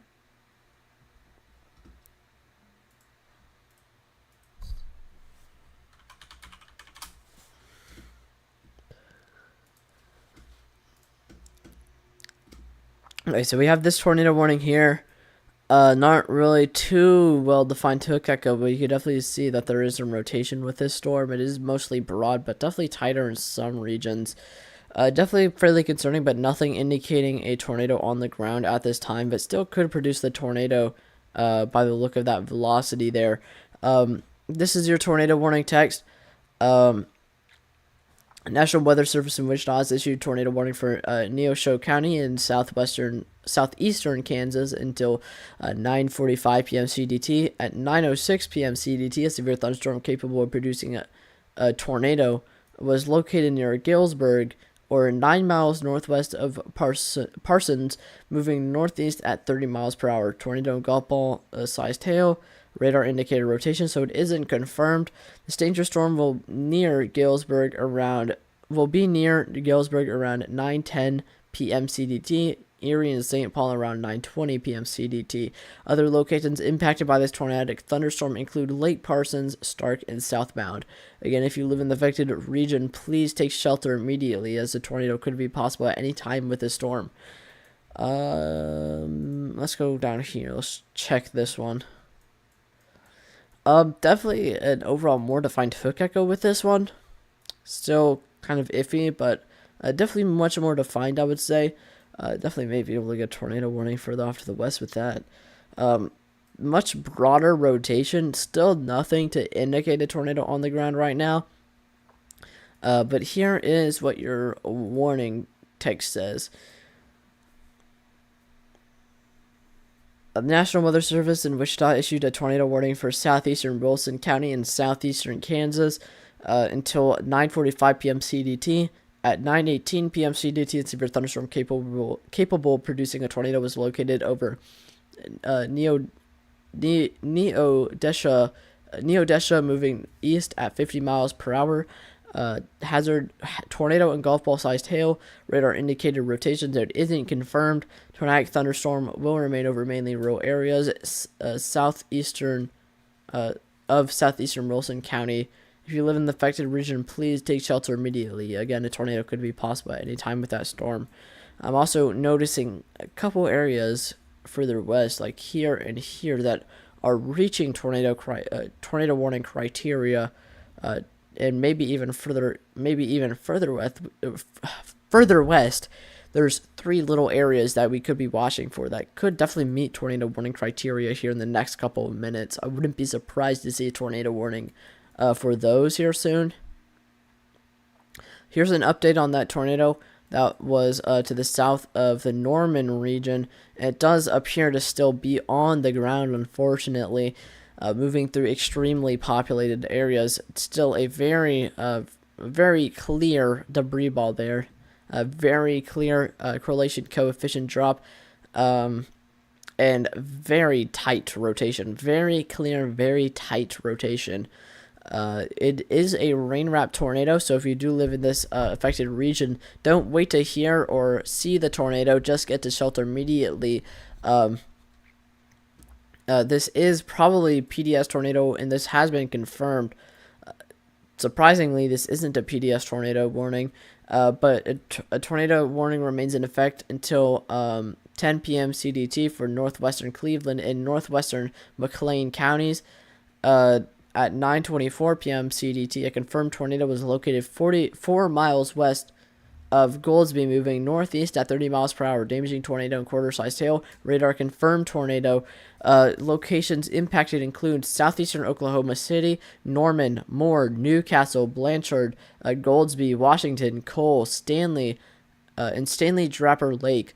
This includes the following highways: Interstate 35 between mile markers 102 and 120, and Interstate 44 between mile markers 107 and 113. If you live in the affected region, please take shelter immediately. Again, this is a confirmed tornado moving through populated areas. I'm surprised this doesn't have the PDS tornado warning out of any tornado we've seen this tonight. I feel like this one should definitely have a PDS tornado warning than some of the other ones that have already had one.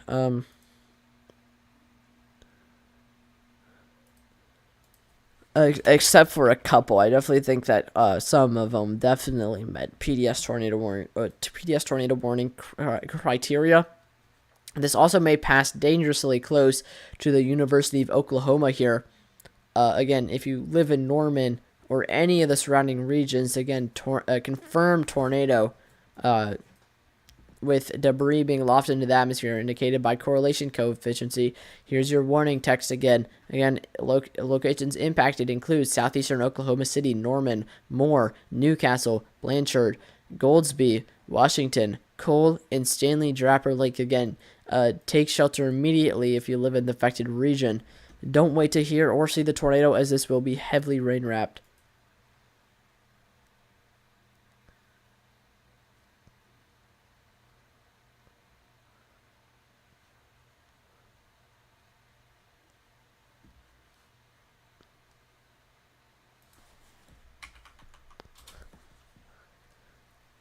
Again, confirmed tornado, radar confirmed tornado. You can still see that correlation coefficient drop there isn't as clear, but you can still see that we have some really tight rotation. This is still like a radar confirmed tornado. Probably won't get a spotter confirmed tornado tag because of the fact that this is so rain wrapped and it is nighttime now. But if you do live in the affected region, please take shelter immediately. Again, a tornado is on the ground moving through extremely populated regions of southern Oklahoma City here. This will pass dangerously close to the University of Oklahoma and may potentially track straight through Norman, Oklahoma here. Again, if you live in the affected region, please take shelter immediately. Again, this is a dangerous situation. I would even say a particularly dangerous situation, because I definitely think that this should have a PDS tornado warning on it. I don't know if size of tornado matters for a PDS tornado warning, but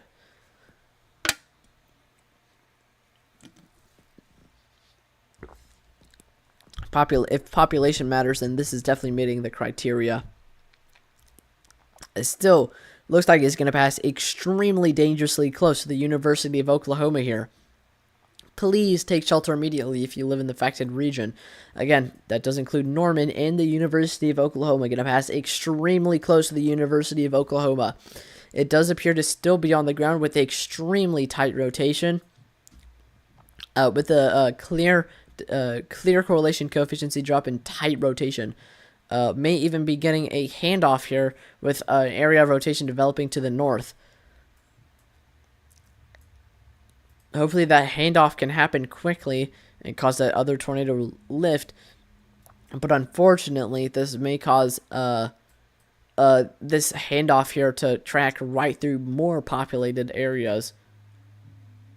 Still, tornado on the ground, moving dangerously close to central Norman and the University of Oklahoma. Again, if you live in the affected region, please take shelter immediately. Definitely a confirmed tornado.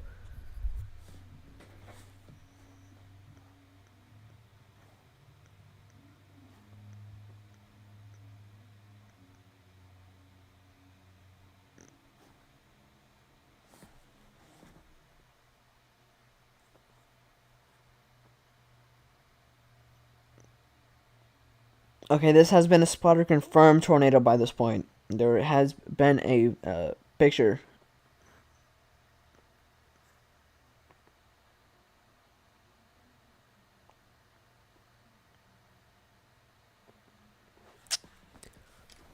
Yeah, it does look like we are going to get a handoff here in a moment.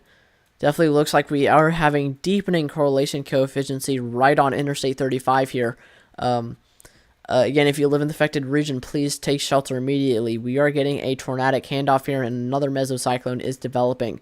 Another tornado is expected to develop to just to the west of Norman Pass, to the northwest of Norman. Thankfully, it does look like we are going to just narrowly miss the University of Oklahoma, but that did pass dangerously close to the University of Oklahoma, and likely maybe even did some damage to some portions of the University of Oklahoma.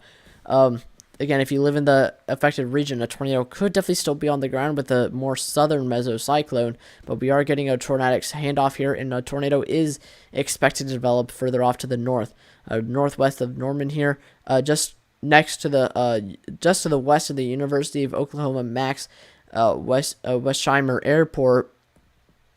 I did hear word that the majority of military aircraft and potentially civilian aircraft did evacuate this region for the potential of this tornadic outbreak, which is good. So there may not be any planes, but at least military planes have left, I'm pretty sure.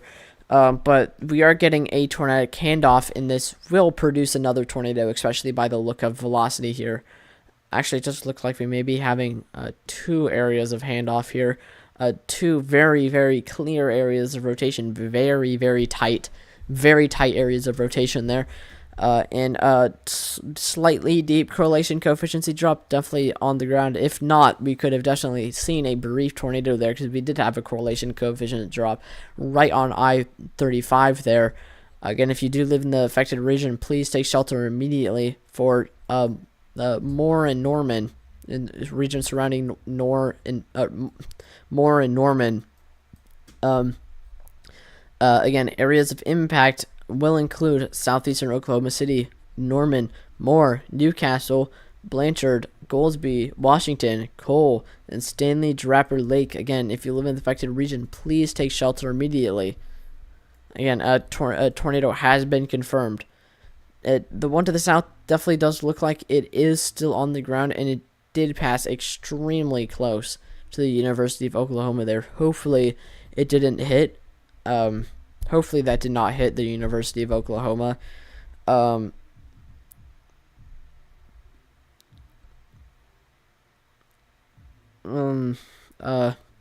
we are getting another handoff here. That was a terrible circle. We are getting another tornadic handoff here, and we will see tornadic development out of that, especially by the look of that velocity there.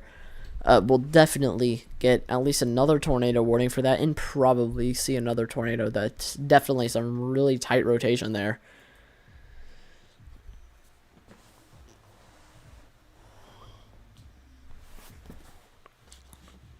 Very dangerous situation unfolding for southern Oklahoma City here.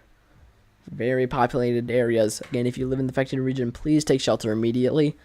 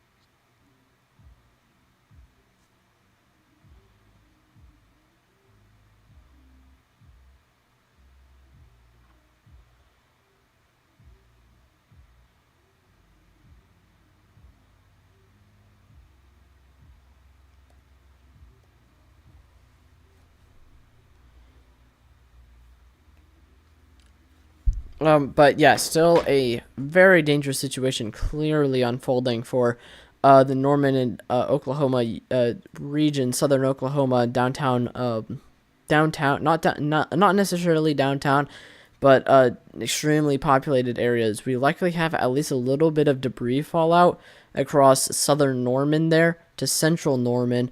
Doesn't really look like there's too much of a correlation coefficient, or too much of a area of rotation there anymore, but we likely have at least a little bit of debris fallout. We probably did see a significant tornado pass through that region, unfortunately, but we do have a tornado handoff here, a mesocyclone handoff, and we have another mesocyclone developing with inbound pixels upwards of 70 miles per hour, and this is very close to the radar site, so this may even pass on top of the radar site by the look of it. This is passing extremely close.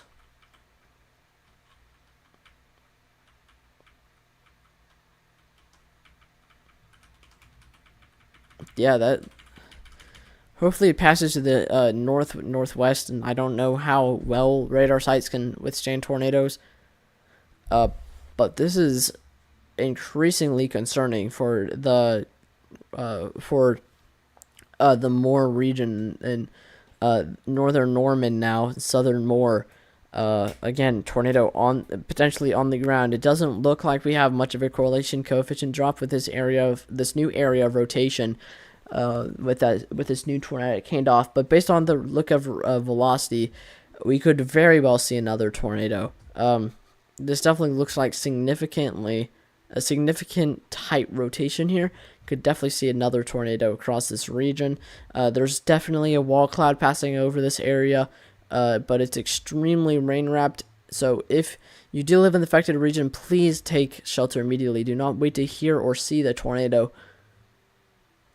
After this dies down, I'm gonna need to take another break, so I'm getting tired again, and the energy drink isn't really helping anymore.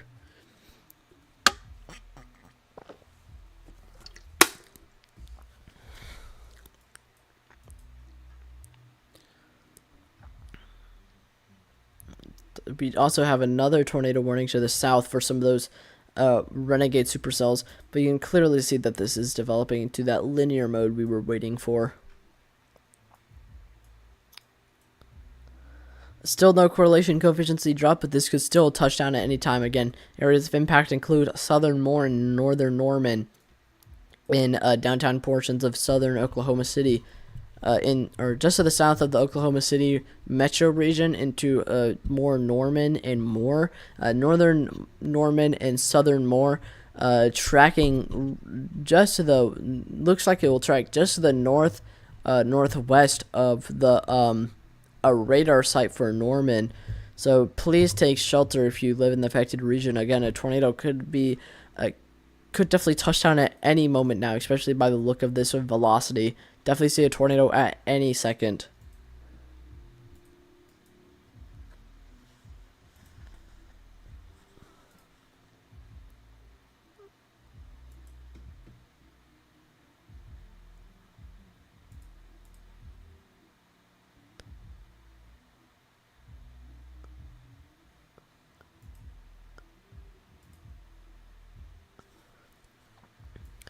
Again, still some really tight rotation there.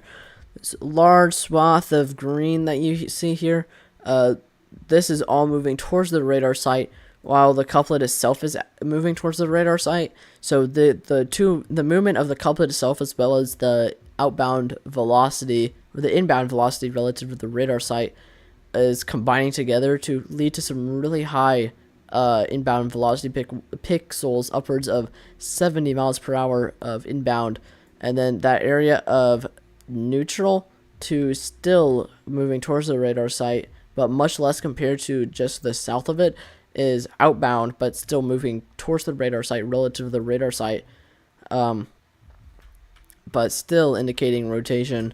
It's still indicating rotation, still no indicator of a tornado touching back down, and this velocity, this area of rotation, is definitely much less indicative, much less prominent, and much weaker compared to what it was previously, which is good, because this is extremely populated areas. Hopefully it continues to downtrend over the next couple of minutes here. But if you live in the affected region, continue to stay in your safe place. If you haven't already, please take shelter immediately.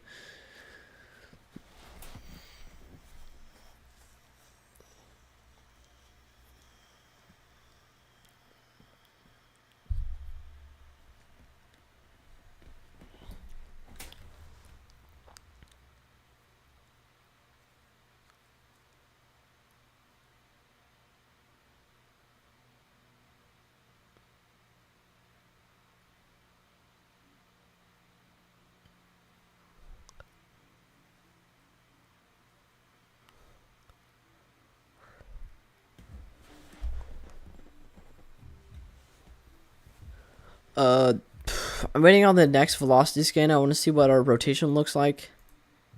I really wish this would go away. I hate it when we always have an indicator for whatever we click on. I just hate it so much. It's so annoying. So of course I know there's a tornado watch there. Of course I know there's a tornado warning there. I wish there was a way to not toggle that. I wish there was a way to at least turn it off. Yeah, our rotation is definitely significantly less prominent, which is good. Still no indicator of it on the ground.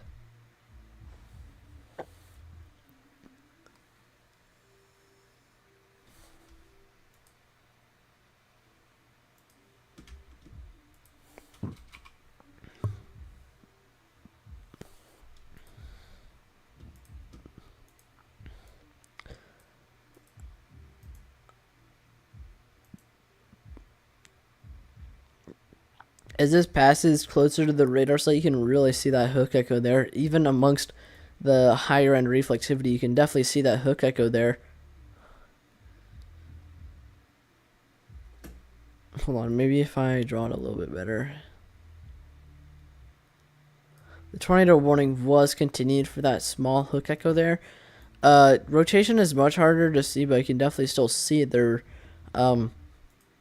Definitely could still produce the potential, could definitely strengthen up a little bit more over the next couple of minutes. So if you do live in the affected region, please take shelter immediately. This is what the warning box has to say. This is what the warning text says. Tornado warning for southeastern Oklahoma County into central Oklahoma, north central Cleveland County into central Oklahoma until 10:30 p.m. CDT. At 9:41 p.m. CDT, a severe thunderstorm capable of producing a tornado was located over southeastern Oklahoma City or near Stanley Draper Lake, moving northeast at 60 miles per hour.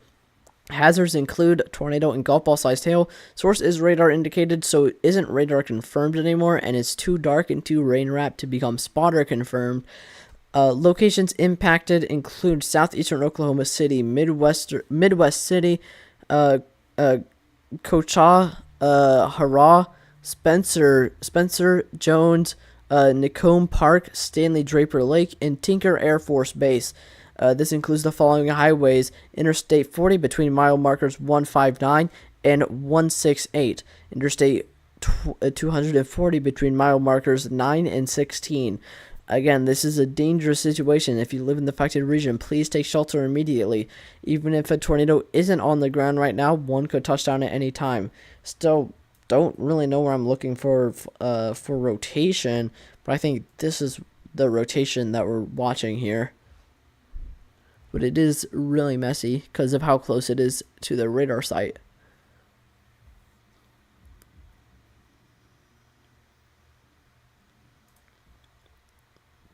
I think this may be the hook echo. Here, let me kind of draw it out for you guys.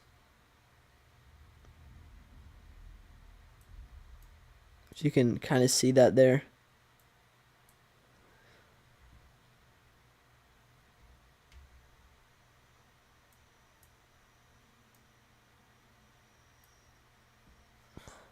And that definitely lines up with our area of rotation.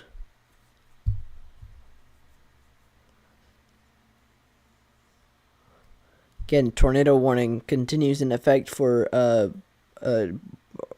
extremely populated region surrounding the downtown metro region of Oklahoma, the Oklahoma City metro region.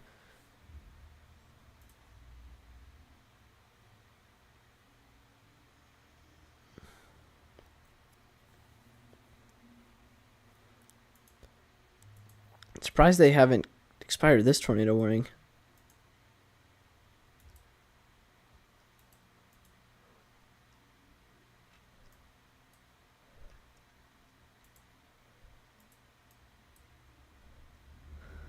We also have a tornado warning to the south here. We actually may have a merger trying to develop here with 3 renegade supercells kind of on top of each other.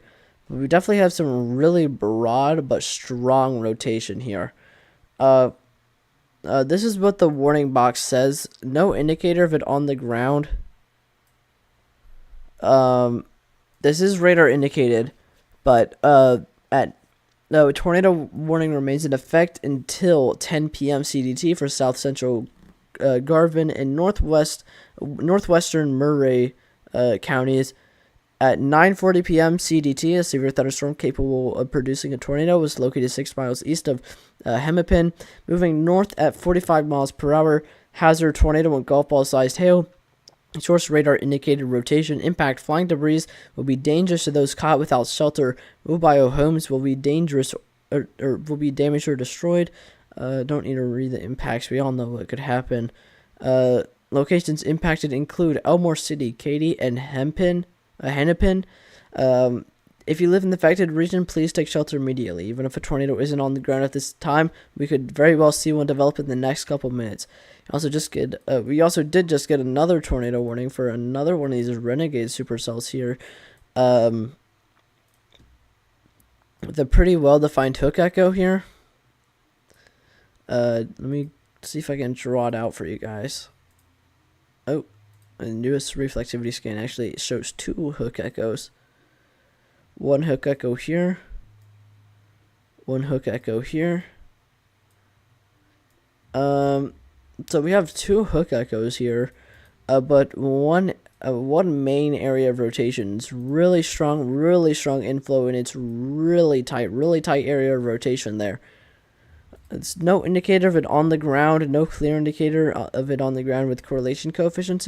But as far as the warning text, this is what it says. Tornado warning for central. The National Weather Service in Norman has issued a tornado warning for central Pontotoc County in east central Oklahoma until 10:30 p.m. CDT. At 9:45 p.m. CDT, a severe thunderstorm capable of producing a tornado was located near Pontotoc,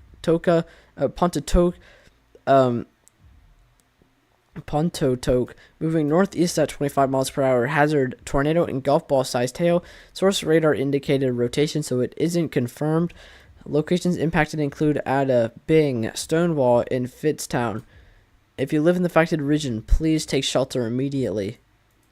Again, tornado could touch down at any time with that storm. Even if there isn't one on the ground already, we could definitely see one here soon. Tornado warnings actually are continuing for the Kansas region as well. This actually has an observed tag on this. Can't confirm that with correlation coefficient. It does look like there may be 2 areas that they may be warning here. This one may not be it, but we definitely have this area here. Definitely this area should meet tornado warning criteria. Maybe even further down to the south, that actually looks like it may have a little bit of a correlation coefficient drop on it as well. Hold on, let me get off our drawing tool, even though I already pressed the X button. Area of rotation and correlation coefficient to drop to go with it. Maybe a little bit of debris being lofted. Not really too much of an indicator as far as the hook echo, but you can kind of see one there. Actually, maybe this right here, that little protruding region, but still, definitely an area of rotation. I'm surprised that isn't tornado warned. That definitely has some tight rotation on it, pretty strong as well, and even looks like it has a correlation coefficient drop on it. But this is radar indicated. Actually, no, it was updated to observed, but I can't really confirm that because there isn't much of a correlation coefficient drop. The National Weather Service in Wichita issued a tornado warning for southeastern Wilson County and southeastern Kansas, western Neosho County in southeastern Kansas until 10:30 p.m. CDT. At 9:36 p.m. CDT, a confirmed tornado was located near Altoona, or 6 miles north of Neodesha, moving northeast at 30 miles per hour. Hazard damaging tornado and golf ball sized hail. Source weather spotters confirmed tornado. The tornado will be near Altoona around 9:40 p.m. CDT and Thayer around 9:50 p.m. CDT. Other locations impacted by this tornadic thunderstorm include Earlton and Lake Parsons. If you live in the affected region, please take shelter immediately. Again, tornado warning continues for portions of southeastern Kansas here. I can't really confirm if there's a tornado on the ground or not with our correlation coefficient. Definitely looks like we don't have a correlation coefficient drop, but definitely have some rotation ongoing with this storm that definitely meets tornado warning criteria. So even if there isn't a tornado, oh, it may have not actually been, I may have been on the wrong radar site here. We do have lower correlation coefficient. However, that may be more associated with a lack of reflectivity there. Where's our radar site?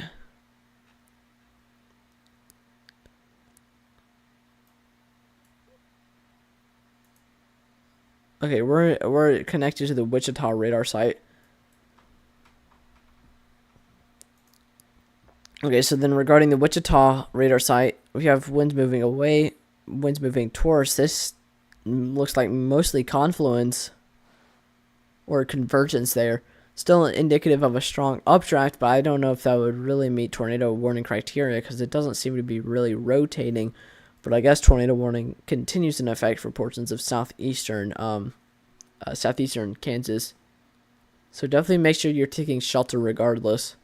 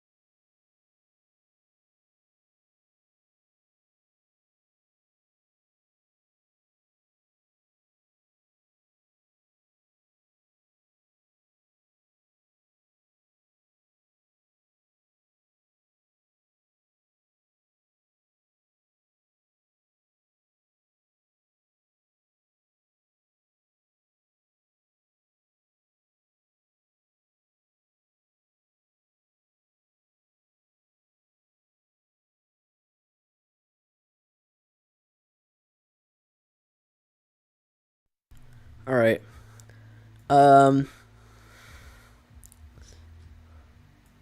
What's my desktop audio not all the way up? Okay.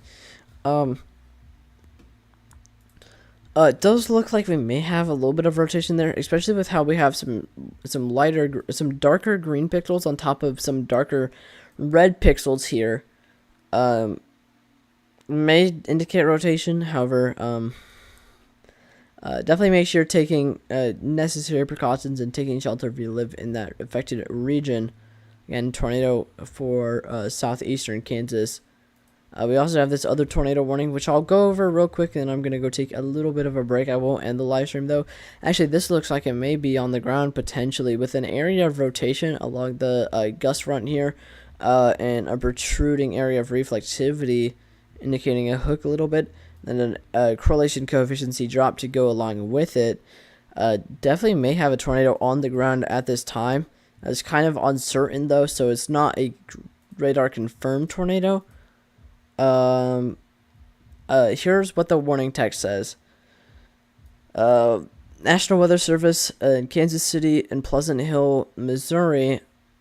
National Weather Service in Pleasant Hill has issued a tornado warning for central Pettis County in central Missouri, east central Johnson County in west central Missouri until 10:15 p.m. CDT. At 9:48 p.m. CDT, a line of severe thunderstorms capable of producing a tornado was located near Green Ridge, or 8 miles southeast of Whiteman Air Force Base, moving northeast at 35 miles per hour. Hazard. I didn't mean to close that. hazard tornado source radar indicated a rotation, so it isn't confirmed. Locations impacted include Sedalia, Knob Noster, Lamonte,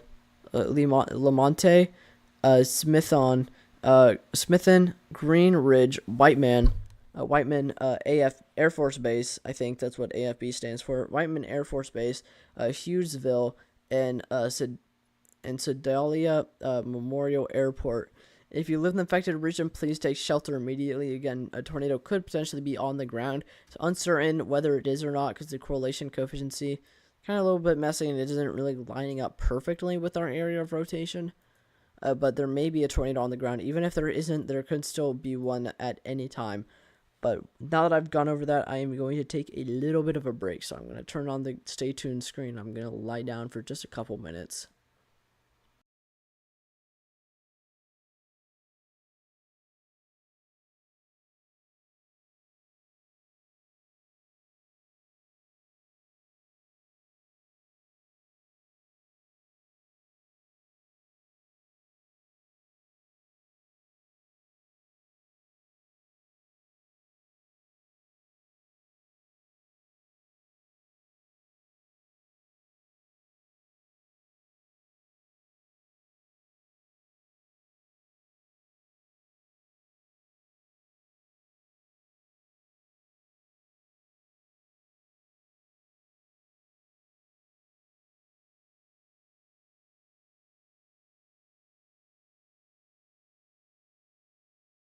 I think I actually spoke too soon. I'm gonna have to switch back over to the Oklahoma City region here again, because it does look like a tornado has touched back down in populated regions of Oklahoma City. Here, you can definitely see a very prominent correlation coefficient drop in some very prominent rotation here. It is definitely ahead of our correlation coefficient, but our correlation coefficient is definitely is usually behind typically.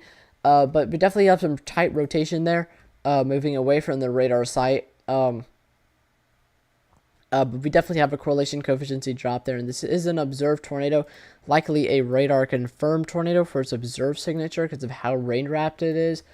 National Weather Service in Norman has issued a tornado warning for southwestern Lincoln County in central Oklahoma, eastern Oklahoma County in central Oklahoma until 10:45 p.m.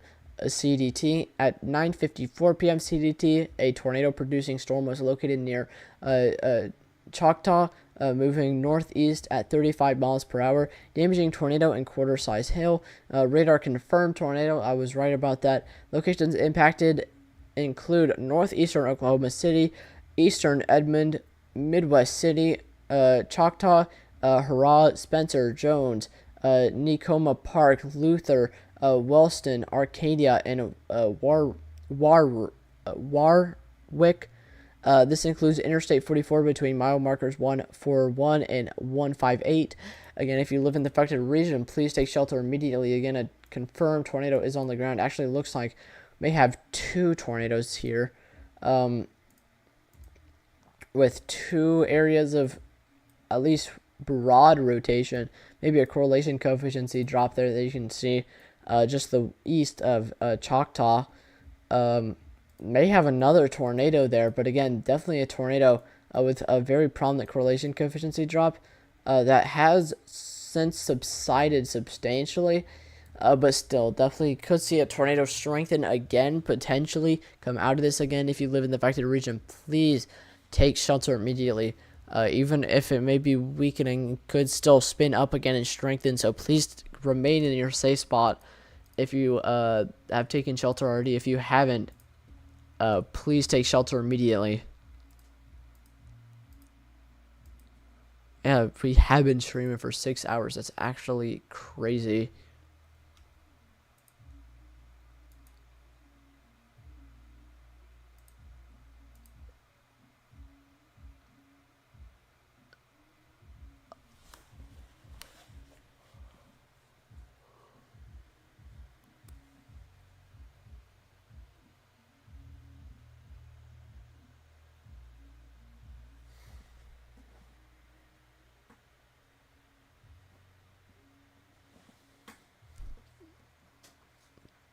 Definitely gonna need a break after this week. I may take tomorrow off, just so I can work on some other stuff. Like, I want to get a live stream element. I have some other ideas for some videos that I kind of want to work on.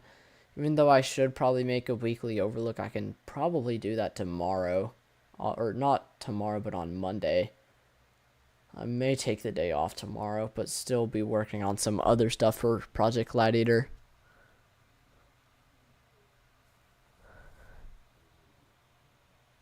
After today, this has been a very long week with crazy months of severe weather, and I've been torn. I really need to lay down, dude. After this winds down, I definitely may be going to sleep here. May just end the live stream because I honestly cannot live stream for another hour. Been going for 6 hours already, which is insane. Pretty sure that's the longest I've live streamed for.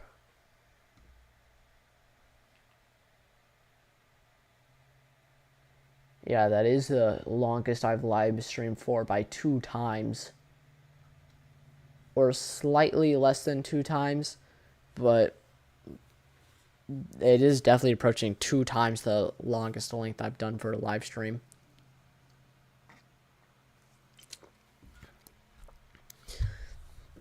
Outside of today, the longest live... Oh, wait, never mind. Definitely not 2 times the length of the longest live stream. Turns out I've done one for 5 hours in the past before, which I don't remember being that long. I don't remember this. I don't remember the April 1st, 2024 severe weather outbreak. I don't remember being live for 5 hours. But I definitely remember going live. Oh, apparently I also went live on February 2nd, 2024 for 5 hours as well.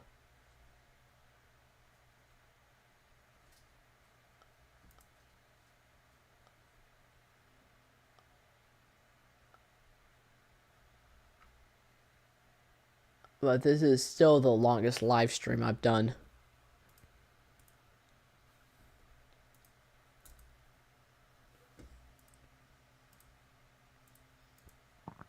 Thankfully, the correlation coefficient drop has gone away. Still indicating rotation here. You can definitely still see some rotation with some darker reds that are still moving away from the radar site. This entire area of rotation is still moving. Hold on, let me put into perspective a little bit better. You have this area here with some darker reds, and then you also have this area here with some brighter reds. This entire region is moving away from the radar site, while this is moving towards the radar site, but relative to the storm, it's moving away, but relative to the radar site, it's moving towards the radar site. With these moving away from the radar site, the combination of the storm moving away from the radar site, plus the outbound velocity here on the southern side of this tornado here, or mesocyclone, at least wall cloud, is both combining together. Those velocities are combined together to show a much higher velocity relative to the radar site. If I were to put on storm relative velocity here, it's definitely harder to tell, but honestly, you can't really tell much with storm relative velocity. I don't know why storm relative velocity is so much worse on radar omega, because they could definitely make it better. Radar scope is definitely showing them up on that one, but definitely still a very clear area of rotation here. A very clear area of rotation just to the southwest of either Rossville or Roseville. Looks like Rossville. Definitely very clear area of rotation there. We're up to 9 tornado warnings and 19 severe thunderstorm warnings. Our severe thunderstorm warning count is finally going down slowly, while our tornado warning count is still just racking up the numbers.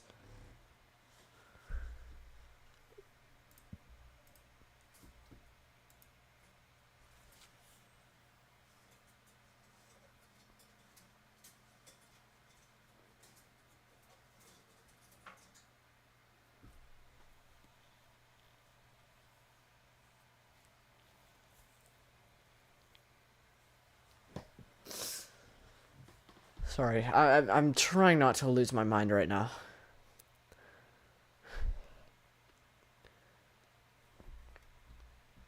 definitely going to need a break after this.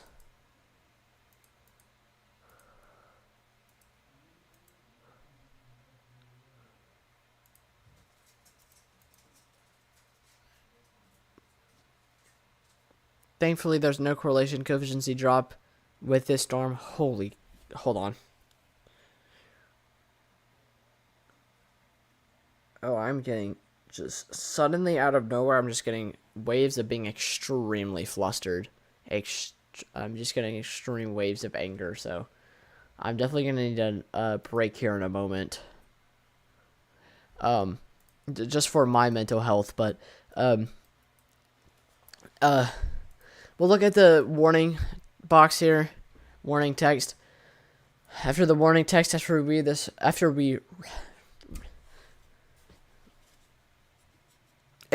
we read this warning text, I'm just gonna end the live stream. I really need a break. I can't continue going for this late. I really need some rest. The National Weather Service in Norman has issued a tornado warning for southwestern Lincoln County and central Oklahoma until 10:45 p.m. CDT. At 9:57 p.m. CDT, a severe thunderstorm capable of producing a tornado was located 6 miles northeast of McLeod, moving northeast at 35 miles per hour. Tornado and golf ball sized hail are the hazards. Source radar indicator rotation isn't confirmed. Locations impacted include Wellston, Sparks, and Warwick. If you live in the affected region, please take shelter immediately. Again, tornado is definitely possible if there isn't one already. There definitely was one previously. The storm definitely has a history of producing tornadoes. We could definitely see a tornado come out of this again. So definitely make sure you're taking the necessary precautions and staying weather alert if you live in the affected region. Definitely make sure you are staying in your shelter. Thankfully, the good news is that it does look like velocity in our rotation is dying down slowly, but there's definitely still a clear area of rotation there that could still harbor the potential for tornadoes. It could definitely strengthen again here soon. Also have some weird tornado warnings that are continuing back into more in eastern Oklahoma City, further to the west of the main tornado warning here. So definitely make sure you're taking shelter if you are in the warning path of those. We also have a couple areas further down to the south that are mainly attached to the QLCS. With an area of rotation here, definitely some broad but some pretty strong rotation, especially with some really strong inflow there. With inflow aloft reaching 80 to 70 miles per hour. That's some really strong inflow. Definitely have a really, really prominent hook echo here. A very prominent hook echo. No correlation coefficient drops. So I can't really confirm a tornado on the ground. As far as not correlation coefficient. As far as the warning text goes, tornado warning remains in effect until 10:30 p.m. CDT for northeastern Garvin and north central Murray counties. At 10:04 p.m. CDT, a severe thunderstorm capable of producing a tornado was located near Winewood, moving north at 35 miles per hour. Tornado and golf ball sized hail are the primary hazards. Source radar indicator rotation, so it isn't confirmed, but could still produce a tornado at any time, even if it isn't confirmed. Even if it isn't confirmed, you can really tell I'm needing to take a break. If you live in the affected region, please take shelter immediately. Again, tornado is still possible with that. Further down to the south, continue to see some really strong, really tight rotation with this storm. Definitely a really prominent hook echo here as well, even if it is more of a high precipitation supercell here. Definitely some tight rotation, very strong inflow there with inbound pixels aloft. Very, very strong inbound aloft pixels, inbound velocity upwards of 96 miles per hour. This is definitely not at the surface. We are definitely a couple thousand feet, at least a couple hundred feet high in the atmosphere, because this is just kind of far from the radar site, but there's also contamination across this region, so I can't really confirm if there's a correlation coefficient drop if there's a tornado on the ground. We'll look at our radar, or at our warning text here. Still radar indicated. Warning text says a tornado warning remains in effect for 10:30 p.m. CDT for East Central Carter and South Central Murray counties. At 10:05 p.m. CDT, a severe thunderstorm capable of producing a tornado was located near Springer. Moving north at 35 miles per hour, this storm has a history of producing a tornado that caused damage in Adamore. Tornado and golf ball sized hail. Radar indicator rotation. So this has history with producing a tornado that has done damage. So if you live in the affected region, please take shelter immediately. Locations impacted include Sulphur, Davis, Springer, Dougherty, Lake of Arbuckles, and Turner Falls.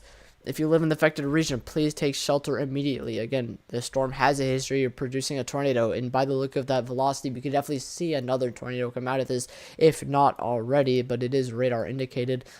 Can't really confirm if there's going to be a tornado with that because our reflectivity is just so messed up. We also have another tornado warning with another one of these renegade supercells with some pretty strong, at least some strong inflow. It's a pretty broad but tight rotation, that very small region there. Definitely capable of producing a tornado as far as correlation coefficient goes.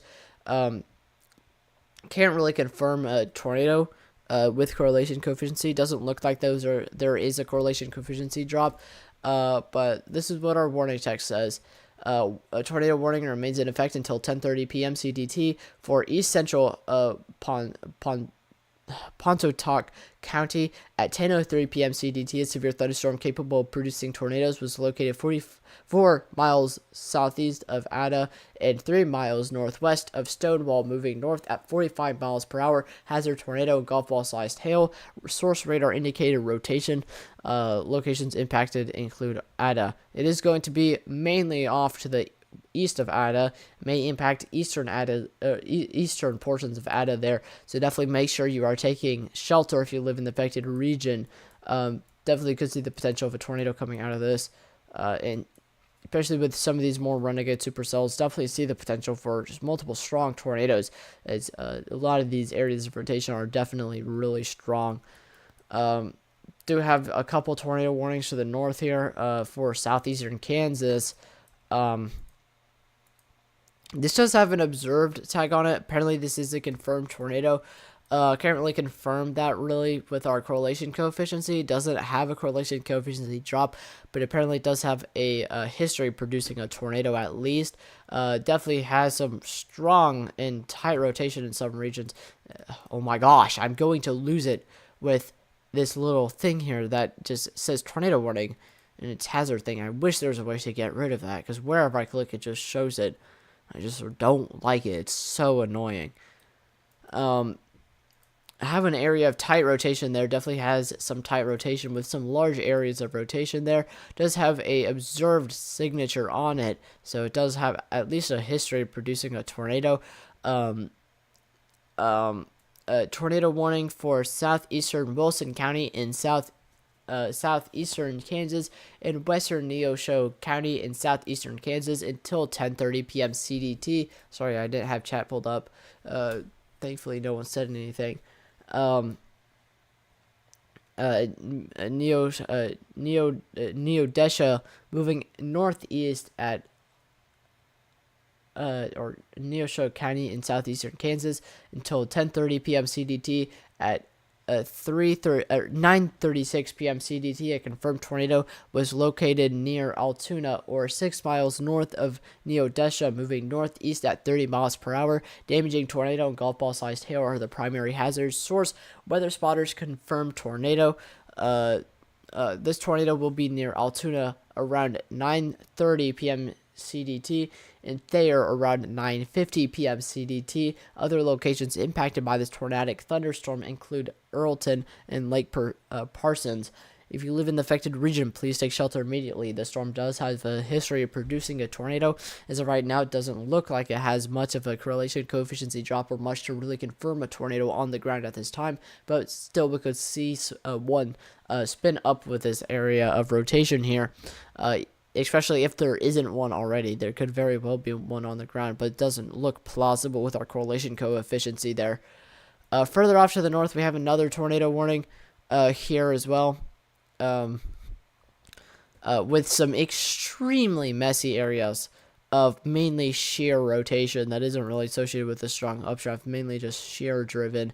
Definitely have some rotation there. It's definitely a little bit more on the weaker side, definitely more broader, but definitely have a prominent hook echo here in a very prominent inflow notch. Areas of impact, or actually, no. Correlation coefficient doesn't really indicate a tornado on the ground at this time. We do have some areas of lower end correlation coefficient in that region, but it doesn't really stand out to me too much. Can't really put a finger on if there's a tornado on the ground or not with that. Definitely doesn't stand out too much with that. There's probably not a tornado on the ground with that. Radar indicated tornado. The National Weather Service in Wichita has issued a tornado warning for north central Neosho County in southeastern Kansas, Allen County in southeastern Kansas until 11 p.m. CDT.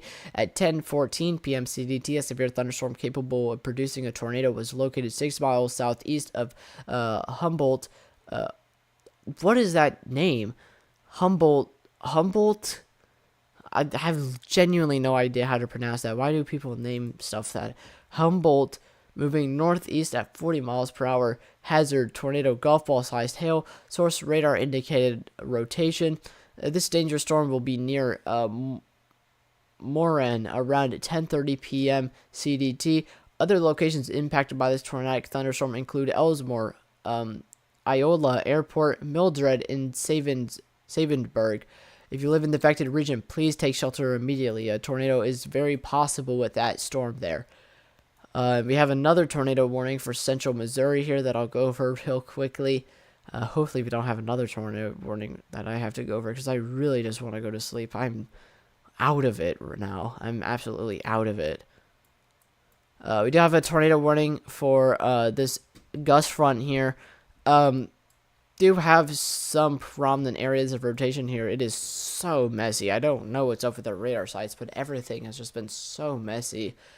Do have 2 areas of rotation, it looks like, actually, with a more prominent one further down to the south. You can see that we do have a prominent inflow notch there along our gust front embedded in that line.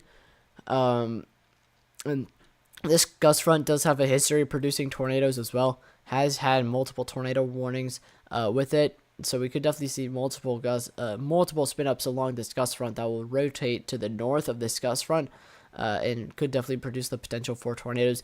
It doesn't look like it has a correlation coefficient drop just yet. There is an area of lower end correlation coefficient to the north. However, it is just messy and all over the place. It doesn't really stand out to me as a tornado. There's also hail in this region, so that is likely contaminating this region as well. Here's what the warning text says. The National Weather Service of Springfield has issued a tornado warning for northern Benton County in central Missouri until 10:30 p.m. CDT. At 10:05 p.m. CDT, a severe thunderstorm capable of producing a tornado was located over Lincoln and 9 miles north of Warsaw, moving northeast at 40 miles per hour. Hazard, tornado and quarter-sized hail. Source, radar indicated tornado, radar indicated rotation. This isn't a confirmed tornado, but we could definitely see a tornado rotate out of this at any time, so definitely make sure you're taking shelter if you live in the affected region. Locations impacted include Truman Lake, Truman State Park, Lincoln, Cole Camp, Ionia, Mora, Edmondson, Lakeview Heights, and Crockerville and Zora. If you live in the affected region, please take shelter immediately if you haven't already. Again, tornado could definitely be very possible with the storm. Even if we don't see a tornado with that area of rotation immediately, we could still see the potential for multiple different spin-ups that will rotate up along this gust front. This shear in this region will definitely be supportive of that. We have seen a history of this gust front having multiple areas of rotation that just rotate up along that gust front there, and have a history of producing a tornado, multiple tornadoes, I think, actually. So if you live in the affected region, please take shelter immediately. Tornado is definitely possible with that storm. But with that being said, that ends the live stream. I'm going to make sure that the whole broadcast gets out before I actually end the live stream. So I will turn off our desktop audio so you don't hear me twice.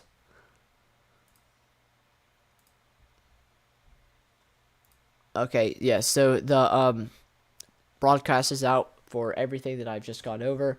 But I want to thank you all for tuning in, specifically some more notable members such as Wormwoods and Sir Classy, as well as Naboo. Definitely thank you guys for tuning in and supporting me in this 6-hour long journey, almost 6 hours and 30 minutes. Thank you for tuning in.